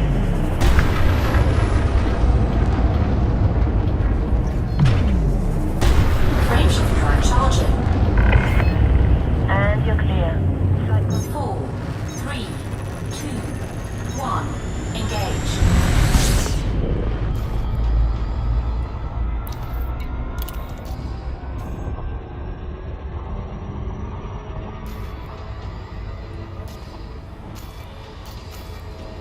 It took me pretty close to the exclusion zone there.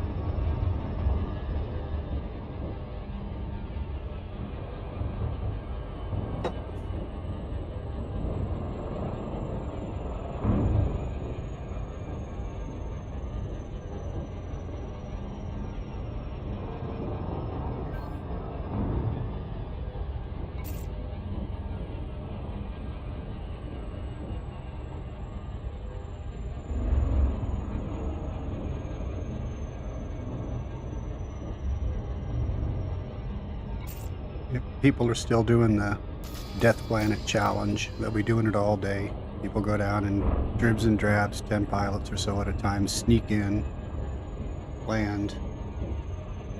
If you're going to do the Death Planet, it's pretty straightforward. There's a timer on Discord that tells you when it's safe to go, or you can just ask one of the 100 pilots who's standing by. Our carrier respects You have a careful 24-minute pilots. What's your window. speed at there?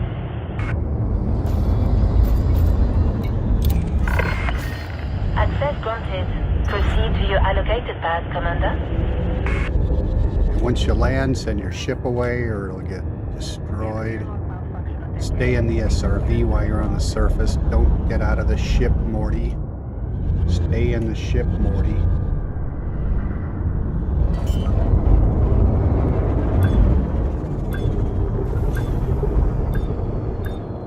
Landing gear deployed. And you have a 24-minute window to either explore and get off the planet, or after that you're stuck for an hour. So this is Hua. I'm gonna guess this guy's a We've former got you safe army and guy. sound. Solid approach. Our services are at your disposal. I think that was army. I don't know. We didn't say it when I was in the army, but I was in the army like in another century. So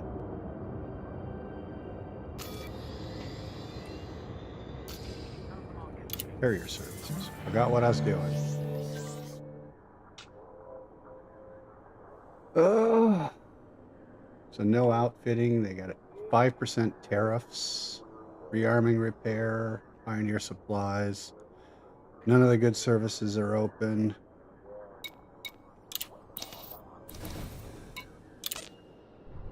Huh. Interesting.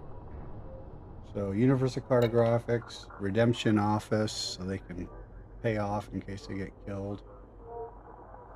Aram Akle is the commander. I don't know if this is a ganker ship or part of the official fleet. There are 4 ships in the fleet. 3 of them are here now, and I only know Odysseus is official, and I don't remember which other ones are.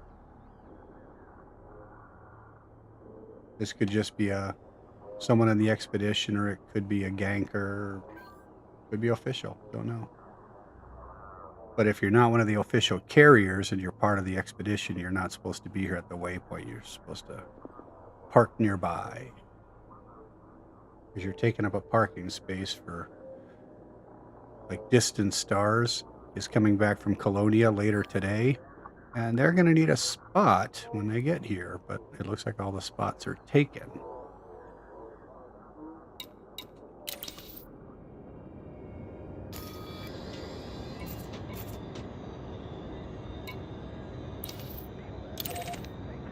All right, let's try Mistral of Wind, see what they're carrying. Landing gear retracted. Landing clamps disengaged. Departure confirmed.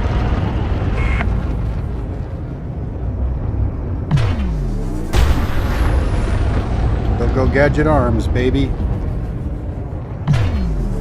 Frameshift drive charging. And you're clear. And that Flight control. is Colonia, 4, 3, for those that haven't been there. 1. Engage. Colonia is only 600 light years away. If you've never been, you should go before we leave the waypoint. We jump out tomorrow, but right now it's like 7 jumps in most ships. So if you ever want to see Colonia, it's right next door.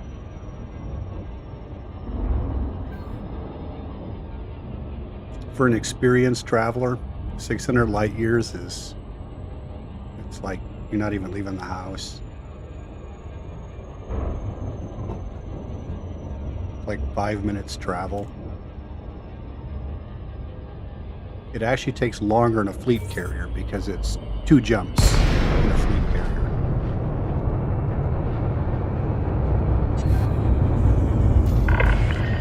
Welcome, Commander. Docking permission will be granted following a successful eligibility check. Docking permission has been refused. Oh, well, there you go. This guy's friends only. Man. I do like the layout, though. This was always a favorite layout of mine for a fleet carrier. I love the whole flat top. It's so easy to land on like a natural carrier. The only obstruction is that one little island over there, but the rest of it's just wide open. So, okay, I'm not a friend of this guy, so I can't land there. No idea what they're carrying. Doesn't matter, you can't land there either. As you probably know.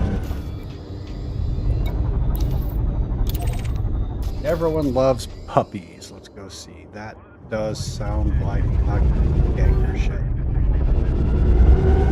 I could be wrong. It could be a very nice dude who likes puppies, but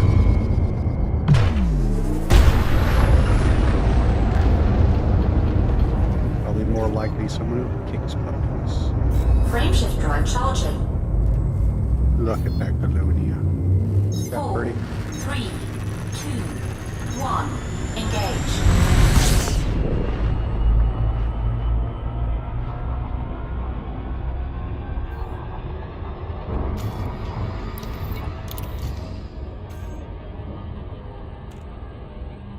All right, there we go.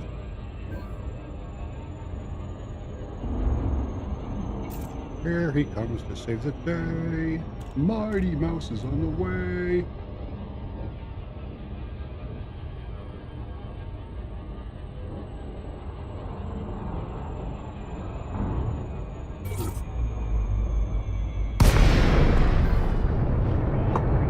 I should have checked to make sure. Welcome, Commander. Please request docking permission before approaching a landing pad. Access granted. Commander, you are good to approach the landing pad.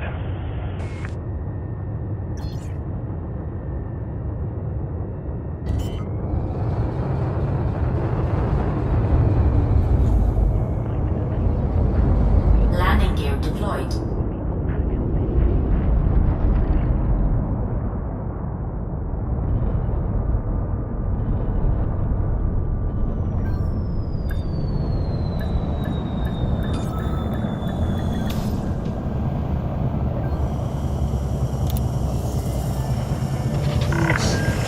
Docking successful.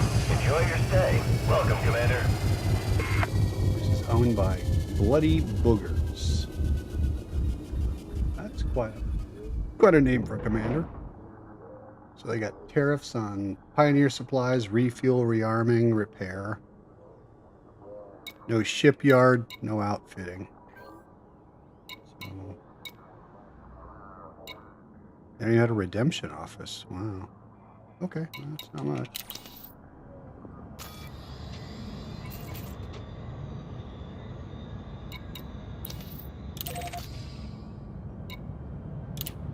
Pillar of Kristen, you're next. Landing gear detected.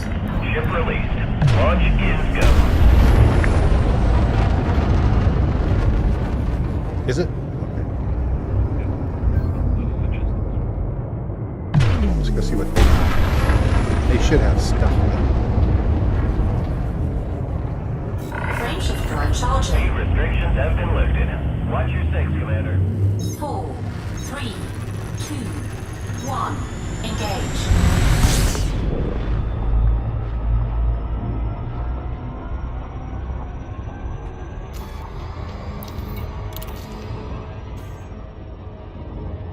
I'm just going to go around to each of the carriers, and I don't know if there's any more slots left here. Whenever the Como se llama comes here, Distant Star. I don't know if they're going to have anywhere to park.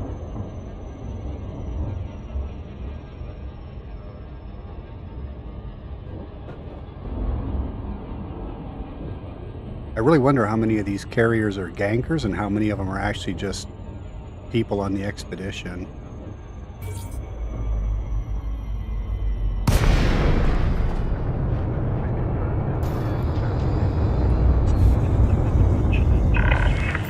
Welcome, Commander. Communications are open if you require docking access. Docking request accepted. You are welcome to approach, Commander.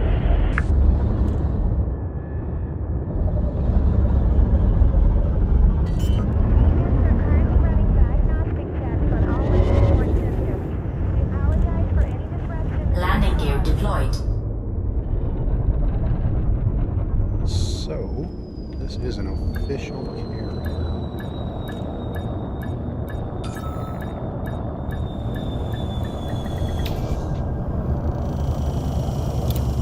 Carrier services, and what have they got? Docking complete. Engine shutting down. They got all services enabled, no tariffs. Very nice. Shipyard, redemption office, refuel, rearming, repair, Pioneer supplies, outfitting. They have a shipyard, but they're not selling any ships. Let's look at outfitting, see what they're carrying.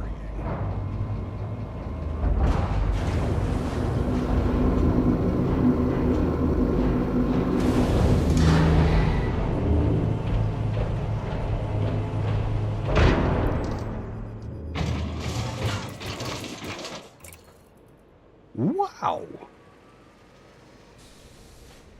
Okay. These guys may have actually rendered my carrier moot. Because they got cargo racks, fighter hangars, fuel scoops, fuel tanks, pulse wave analyzers, prospecting limpets, planetary vehicle hangars, mining tools, refineries, and surface scanners. That's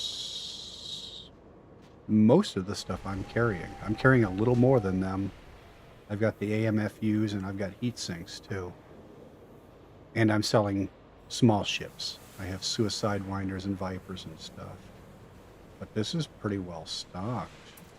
Just look at their fighters. 5D60 for fighters. Planetary vehicle hangars. They got 2s and 4s. So no twin SRV bays, but they got SRV bays. But with this much stuff, they're probably short on cargo space. They probably only have like 6,000 tons of available space. This is impressive. This is the first fleet carrier I've seen besides my own that actually had stuff to sell.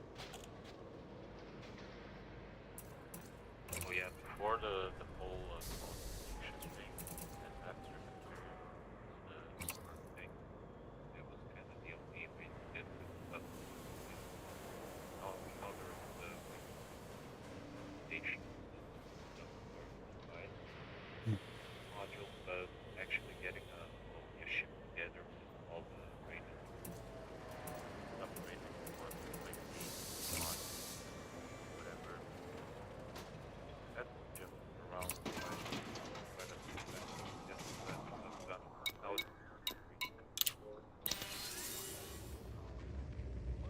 I think they kind of bought the wrong pack. The only limpets they have are prospecting limpets. And if you buy the mining package, it has the collectors and prospectors. So they don't have collector limpets, but they do have prospector limpets in case anyone forgot them. Well, they also might have just left them all. True. True, or they figured that the only thing a T11 needs, and that's what everyone's got, the only it needs is just that extra prospector limpet. I mean, they figure everyone's got a T11, you got 14 limpets already, so who needs a collector limpet? But maybe they figure out, yeah. Yep. I know. They had me right there when I first saw the preview at 14 limpets. Like, you had me at 14 limpets. You had me right there.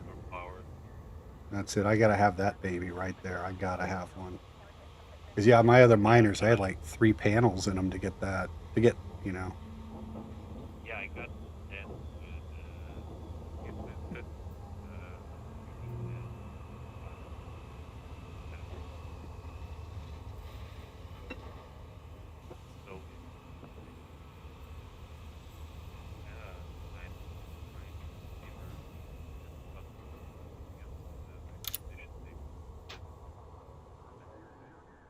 Yeah. Although I did do the mining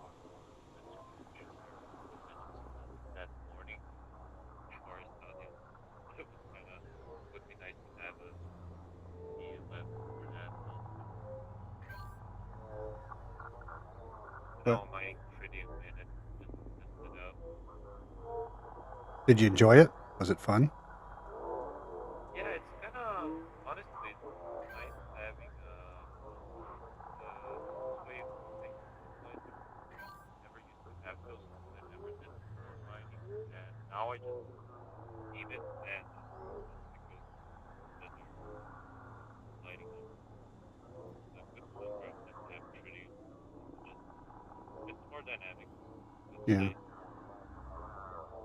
For tritium, you pretty much got to use the prospectors on everything and ignore the ones that the pulse picks up, because the pulse, the ones that it highlights, they're half the time they aren't tritium, they're other stuff. So I find I just go around and the knobby ones and just use prospectors to find the good ones. And I use them as the reference and go there and tritium. Then I kind of like around for a bit. Because honestly, with the way I did it before, I just shot all over the place, and maybe 50% of the time I find rocks in like a bit more dynamic this way. Although I get this.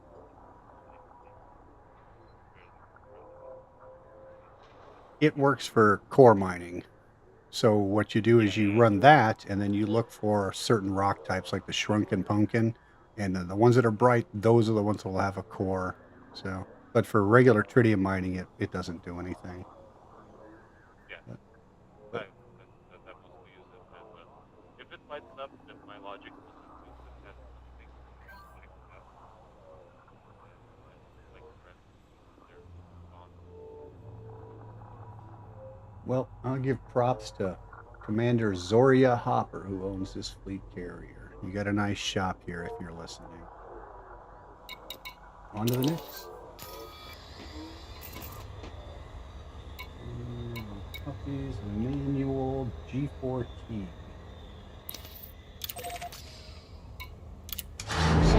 Pillar of Krista, you got a nice store running there.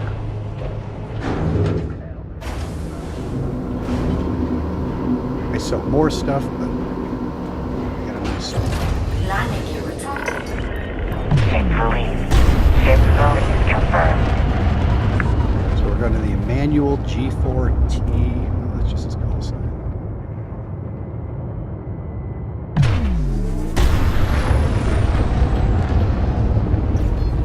Frameshift drive charging. Yeah, it was kind of nice to get out of the T11. in that thing for days straight, all week. I've been mining. Engage. It's nice to get out and get in something like a Cobra, something sassy.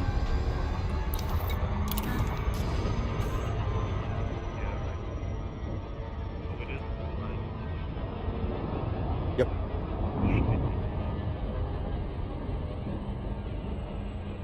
Yeah, it's a good ship for core mining because you got to have something maneuverable so you can get the fuck away from it before it blows up. And a T9, they're great for strip mining, but for core mining, you'll just get yourself hurt because you can't get away fast enough.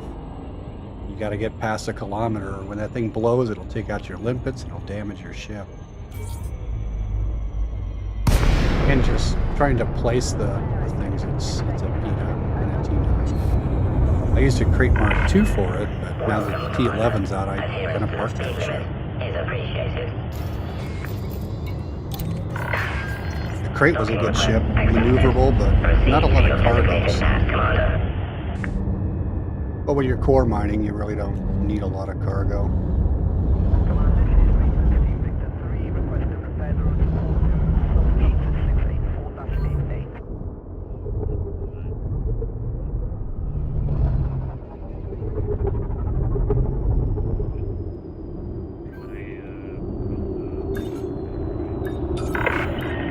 You must deploy your landing gear, Commander.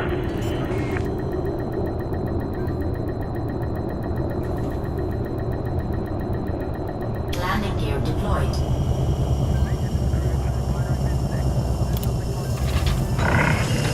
Docking complete. Ship is secure. Welcome, Commander.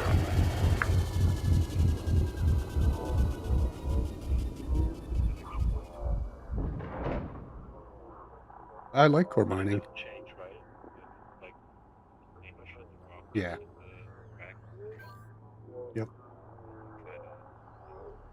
Yeah. You make quite a bit. I like core mining. I prefer core mining over strip mining. I'm only strip mining because I need the gas, but normally I don't touch it. I go for the other stuff. And you do make good money because the difference in cost is substantial. I mean, you're talking about things that sell for 200,000 or more, galactic average. So yeah, there's a chunk of money in it. I do core mining. When it comes to making money, I like to actually take the carrier out in the middle of nowhere, find some nice virgin territory, and just fill up my holds and then come back and sell it. In fact, for a while, I carried around a bunch of stuff because I was too lazy to go deliver it. So I had like 8,000 tons of precious materials in the hold. Like, I'll sell it someday. I'll get around to it. It was a lot of work mining it, but yeah, it's... But when you use Inara to find those super hot spots or the places that are paying like 3 times above retail, something like monazite, man, that's, you know, you're talking like $400,000 or $500,000 a ton. It pays off. Well, let's see. The manual has tariffs.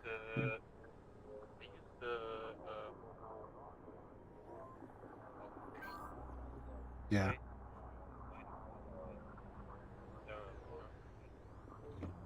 No, the tool's great. I when I actually mine though, I like to just go out and find a new system that no one else is at, because there is a, you can run them dry, and it takes a while for them to respawn. Plus, no one's bothering me out there in the middle of nowhere. No, I just use Inara to sell, because you'll find there's always crazy places paying triple market price, but usually only for one element. So you'll go to one place to sell your monazite, another place for the void diamonds, and you kind of jump around. And I just park my carrier right on top of it, make the runs, and then move to the next place. But yeah, last time I was like, I don't want to do it. I want to go pew pew. So I just left the stuff on there. After all that mining, it's like, I don't want to run cargo. I want to do something different. You know, keep it fresh, or it just, you'll burn out. That's why I build a ship and I never take them apart. I build it for a something, and then I leave it that way. I don't like, you know. And they never go back together. I've done that before, right? You know, I'll take the stuff off and we'll use it for mining and then put it back later. And they never, I don't know. They never seem to go back right. And it's an excuse to buy another ship. So if I like a particular build, I'll buy 2 or 3 of them and just outfit them different ways. Yeah, that's much. I have a lot of ships to try.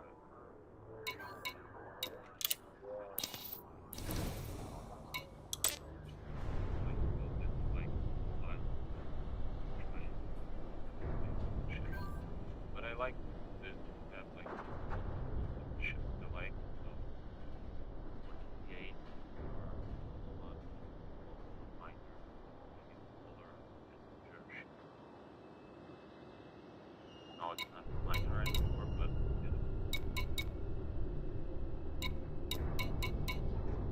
Yeah, I got like 3 T10s and 3 crates, 3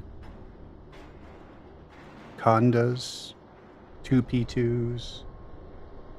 Yeah, I got a lot of dupes. A couple of Vipers, a couple of Sides, all just doing different jobs. Because sometimes, yeah, when you engineer them, it really makes them specific to that, and you try and convert them to something else. It's like, yeah, but now you got to take the whole, or you got to the power plant is no longer sufficient, or yeah, exactly. It's not just one thing. this is interesting. Emmanuel, he's the only one I've seen so far that has buy orders for stuff: tritium, meta alloys, bootleg, water purifiers, osmium, gold. He's actually buying stuff. But I don't know if this is a ganker or an official one, so I wouldn't sell them tritium. And they're only offering 65,000 for tritium, so it's barely above average. I'm offering 100,000 per tritium. But yeah, I don't know if this is one of the gankers or not. Let's see. It's owned by BML 2157 is the owner. I don't know if it's Emmanuel is an authorized carrier or just a dude.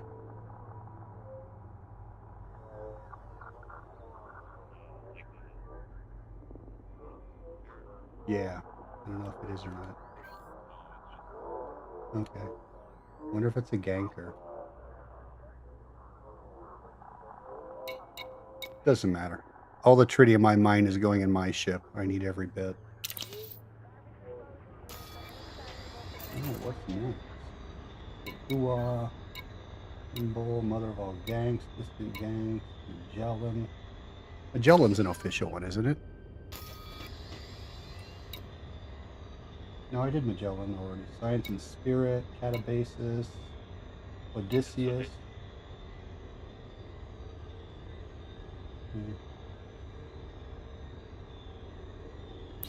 Jebediah. I have not done Jebediah yet. Let's go see what Jeb is selling. Landing gear retracted. I know there are other ways to look and see what they're carrying. It's kind of a PETA. And I got nothing better to do. I got a fast ship. She's a pleasure to fly.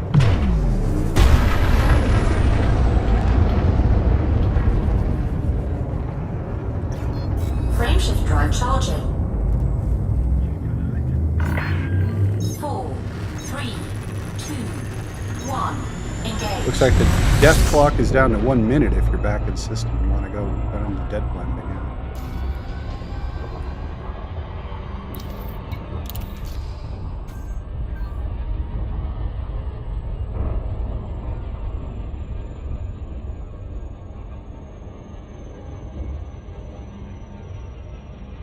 Yeah, I'm going to probably log off and come back and stream for the races tonight. Well, it's afternoon for me. They're like about 4 o'clock my time. I'll jump back on and hook up with those guys and start setting up the racetrack. And then we'll spend an hour just trying to get everybody in the same instance. Part of the initial. Yep. Yeah.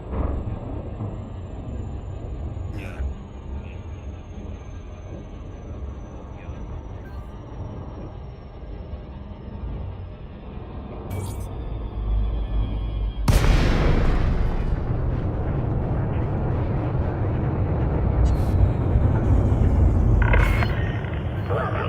doing that race tonight. About 68, about 50, 60 people have signed up.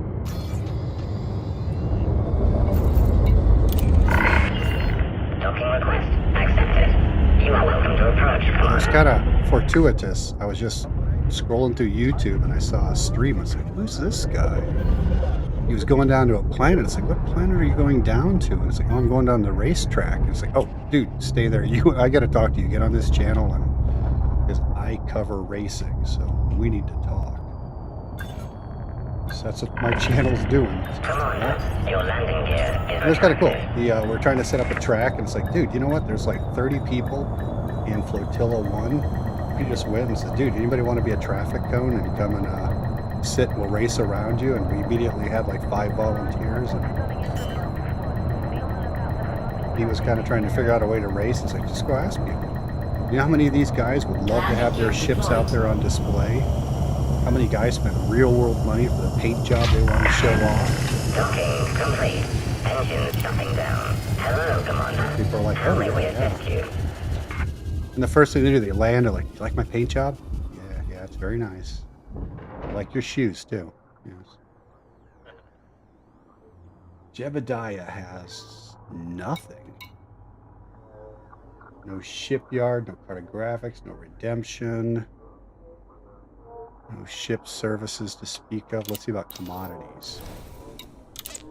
No, we got no buy orders.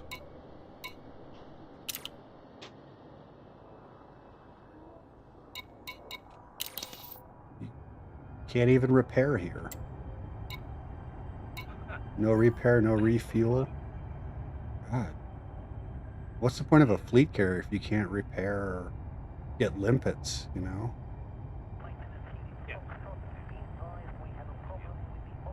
Yeah.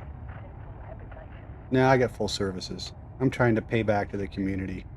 I've been on these missions before with guys who spent tons of credits running a fleet carrier with full services just to hook us noobs up, and now that I'm the billionaire, it's time for me to pay back. So that's why I got all that cargo and all the services turned on and no tariffs. It's my turn to do it. And Commander Perfect, if you're out there listening, you're the one who inspired me, so don't bitch. He's a cool dude. He's a cool dude. I didn't realize that. I looked him up, but he's ranked like in the 400s on Inara. It's like, no shit. 400s. I mean, a lot of these guys you'll run into, they're ranked in the 2000s or 3000s, and like a 3-digit rating on Inara? Damn. You're practically a celebrity at that point.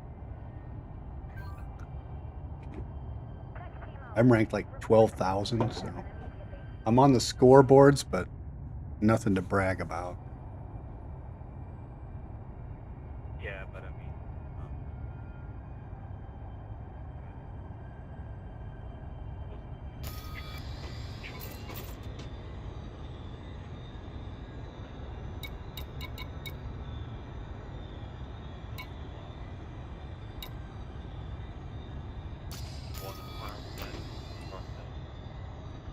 I think where he got his numbers is, I believe they let you count alts. They let you group them together there.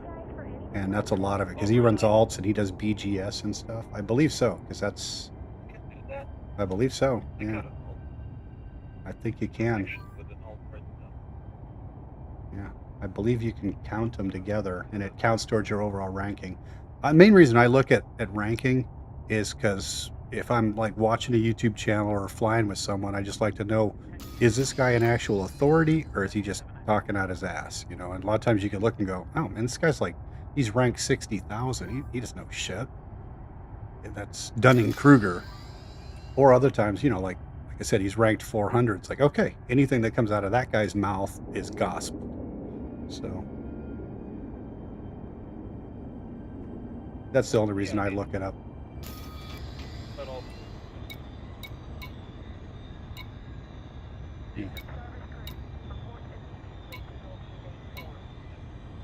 Yeah, it can be misleading.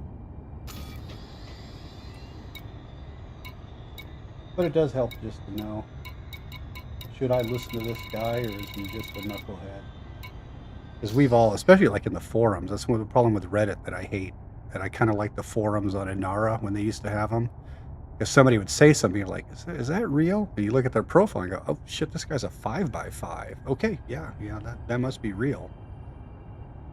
But, you know, on Reddit, it's like people talk stuff all the time. It's like, I don't know, this guy could be like some FNG, or maybe he's somebody, I don't know. It's the problem with Dunning-Kruger. They're always the loudest, most convincing knuckleheads.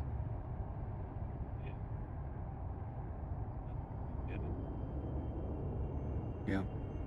People start thinking they're all that. It's like, well,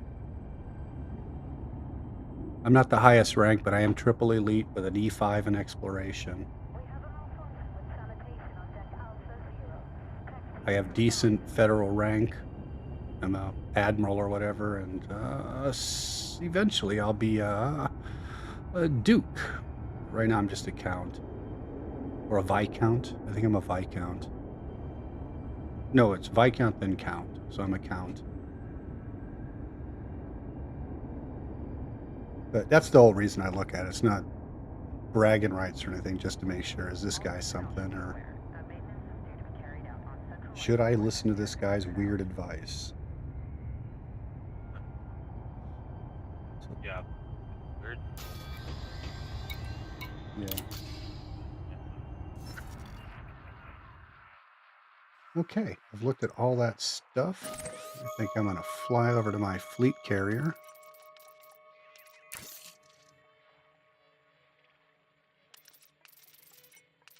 Since I'm showing off what everyone has, I'll go show what I have. Ship released. The launch underway. God, I love this whole ship.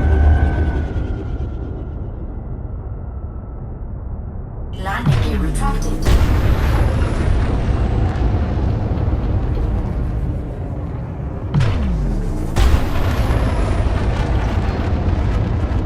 They jump tomorrow.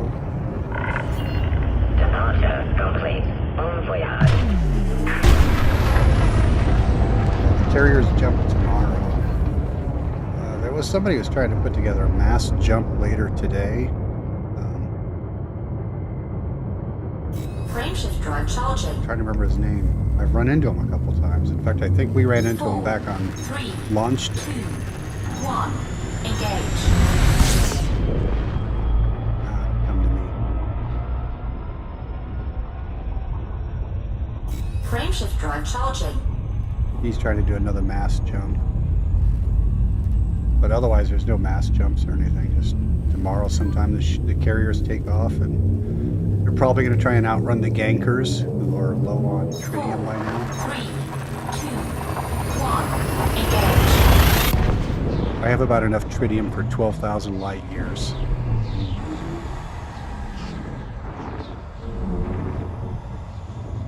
Yep. But this last jump was 19, so I may have to stop and do some mining on the way. Or maybe I'll just do some mining before I go. After the events, I'll do some mining tonight. Fuel scooping complete.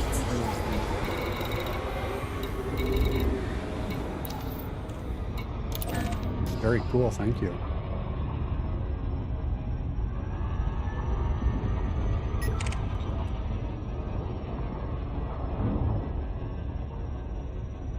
Commander El Pidelon? Was that you? Oh no.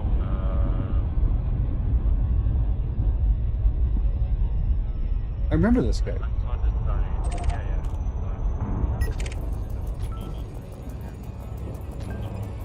Yeah. He's mining, maybe.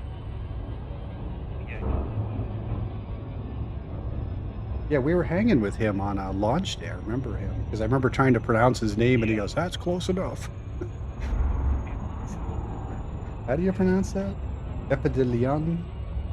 I just mangled it.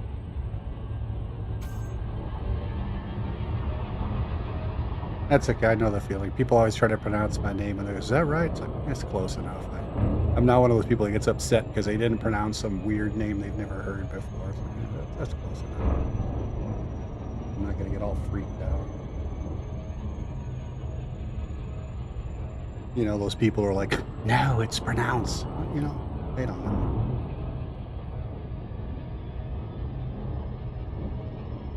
Yep. So that's cool if he's mining. You could use the key stuff. They may even up the price just to bring in more people.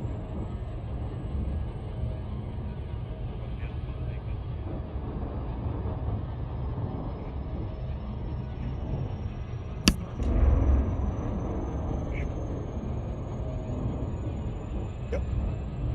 Good. I'll buy it. I still got, I think, 1.9 billion in my carrier right now, so I got money to buy. I'm only carrying around a couple $100 million right now. I put the rest in the carrier.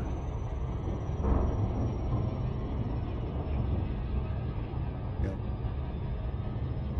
In case something happens and I suddenly can't come back to the game, or I want my carrier to persist for a while. I think I got 2 billion is about 2 years at my rate, with all services enabled but the bar. The only reason I didn't do the bar is because I don't do suit stuff. That's a whole genre I haven't got into, is the on-foot stuff. I do very little on-foot. In fact, when I go clean out bases, I kill them with the SRV. I don't even like using the hand weapons. I just run them over. They make better sounds. They make the funniest sounds when you run them over. Like, whoa! They get stuck in the tires and you're driving along and their face is thumping against the glass. I know it's sadistic, but I always see people get out of the SRV and go face them with on foot. It's like, why? Just run them the fuck over. Shoot them with a big cannon.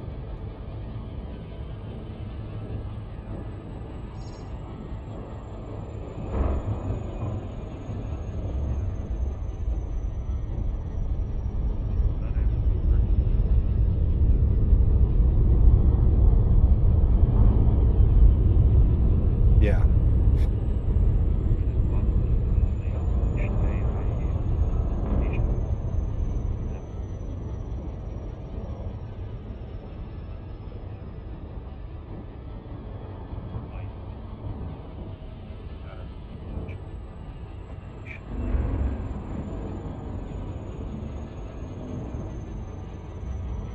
Yeah. Now you got all the SRVs.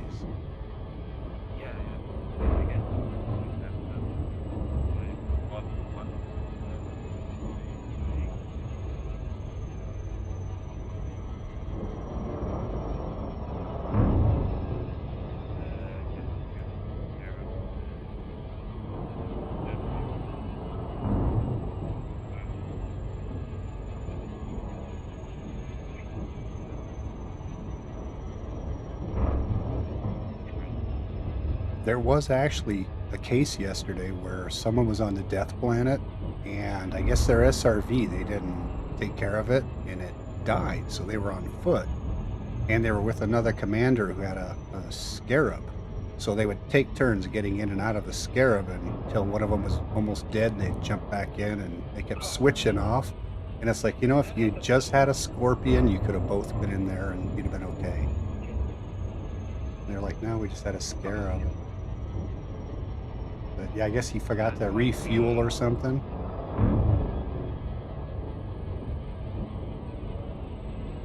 Yeah, either didn't know how, or he didn't synth, or he didn't fuel it up in time.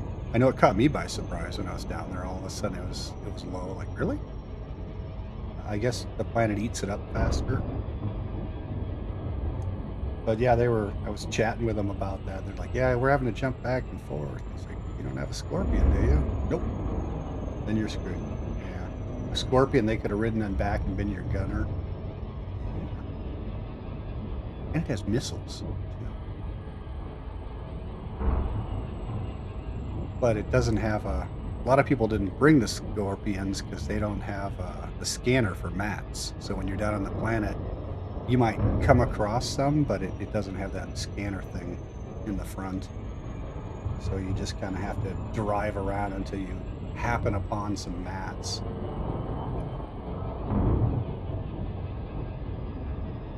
And they're not as fast, and the jump jets kind of suck. But they are more stable. A lot of people like them just because they drive better, because they're heavy and slow. Yeah.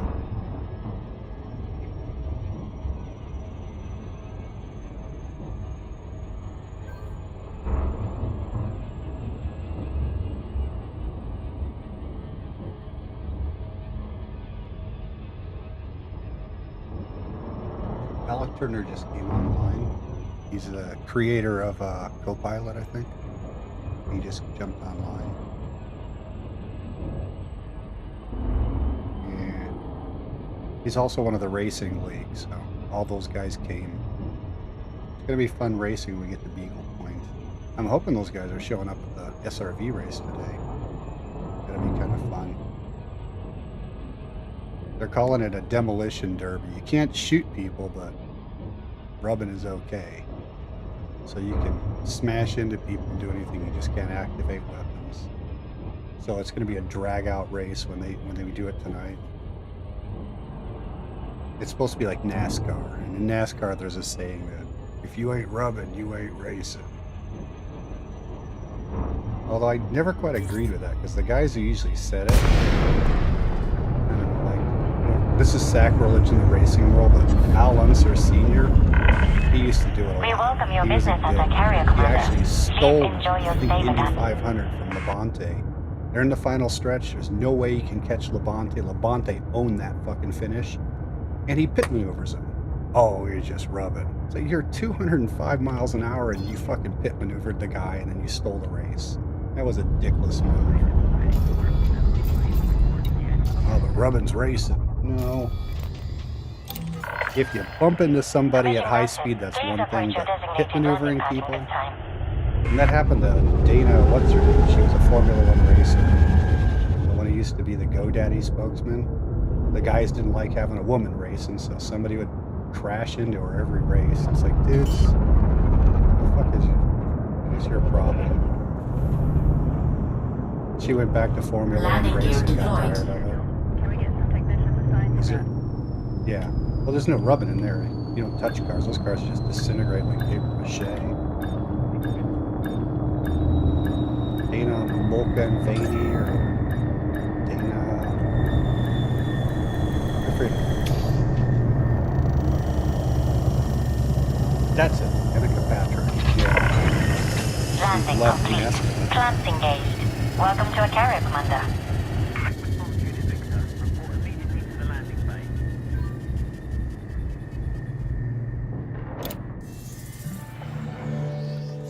I thought that's where she came from.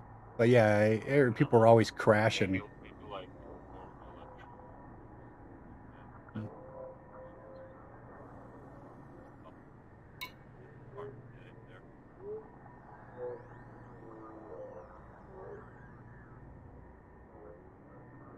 But yeah, I disapprove of them intentionally making contact. If you bump into people in the heat of the moment, that's one thing, but some of those guys, they take it too far. Dirty drivers. And then they act all proud. They basically steal the race and act like they're the man. It's like, no, you just pit maneuvered a guy. Because at 200 miles an hour, it's like you're riding on a oil slick, you know.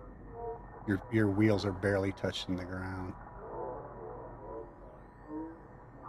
It's not like Formula One, you have a lot of downforce. Those cars just stick to the road no matter what. But in NASCAR, no. Just a tiny little flick of the wheel and your shit's it's like you're hydroplaning. You're barely on the road. It takes a gentle touch. Yep. Unless you're at, I think it's Indy that has the 30-degree bank turns. And you get into that, and that's actually where you do the passing, is in the corners, because you're stuck to the wall, and you can do your maneuvering better there in the turn than you can on the straightaways, because you got all that downforce holding you down. It's kind of cool. I've got VR racing program called Project Cars, so you can go and try those tracks, and it kind of enlightens it. When you're watching on TV, you don't really fully understand what they're going through, and then you go race the track. It's like, okay, I understand. I see why they do things differently on this track versus that track because of these components. And you really don't see them until you actually are in the car. It's like, oh, okay, that makes sense. So I'm back at my ship, and I have all supplies, no tariffs. I am selling ships. What am I selling? I have CITES, Vipers, Cobras, and Viper Mark IVs. Whoa.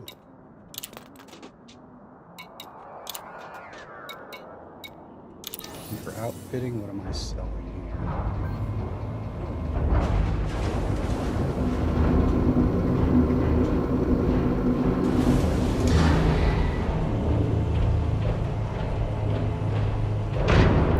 Cool. It's been nice hearing from you again, dude. See you later. And back to you in YouTube world. Is there anybody else on the channel? No, I got it all myself. Let's see. And on League of Carnage, what are we selling? All of this stuff.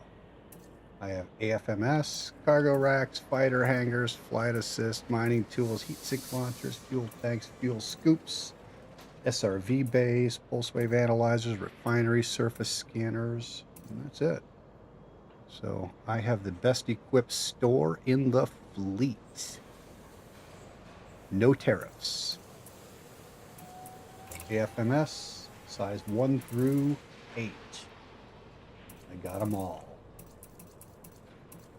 Granted, they're all D-rated. Vehicle hangars, I have 2s and 4s. And heat sink launchers, if you're going down to the planet of death. There you go, I got heat sink launchers. You might want to take some for some of the older ships. You want to just go have fun in a fighter. I have 5D and 6D fighter bays. The 5's 1 and the 6D is 2 fighters. So you can have fun. Got fuel scoops, fuel tanks, mining tools if you want to do some mining. And commodities market. I am paying double the regular price for tritium. So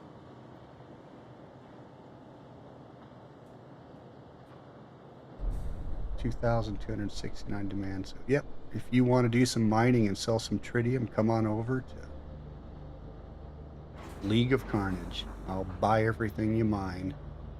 And I'm parked on top of a tritium hotspot now, in fact. So if you don't have mining equipment, I'm selling mining equipment. So that's assuming you don't already have a T11. But if you want to re-equip some other ship, I have all the mining equipment. So for those of you that didn't bring a T11 and just want something to break from exploration, come and get it. I have all services.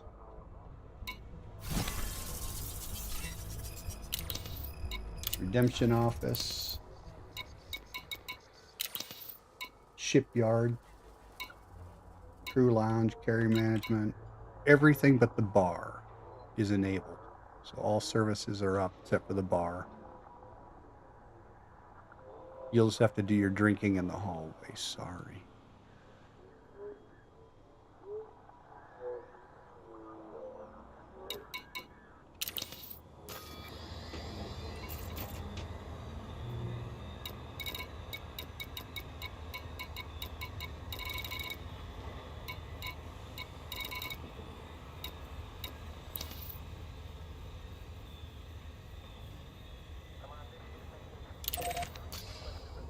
And right now, the only other carrier in the system is the Rocinante. He has many services available, and he's selling cargo containers if you need them. I don't know if he has any buy orders yet or not. But he's staying out of the waypoints, which is what you're supposed to do. If you brought your carrier, you're not supposed to be in the waypoint. They asked us not to stay out of the waypoint. So if you're on the expedition and your fleet carrier is parked in the waypoint, move that shit.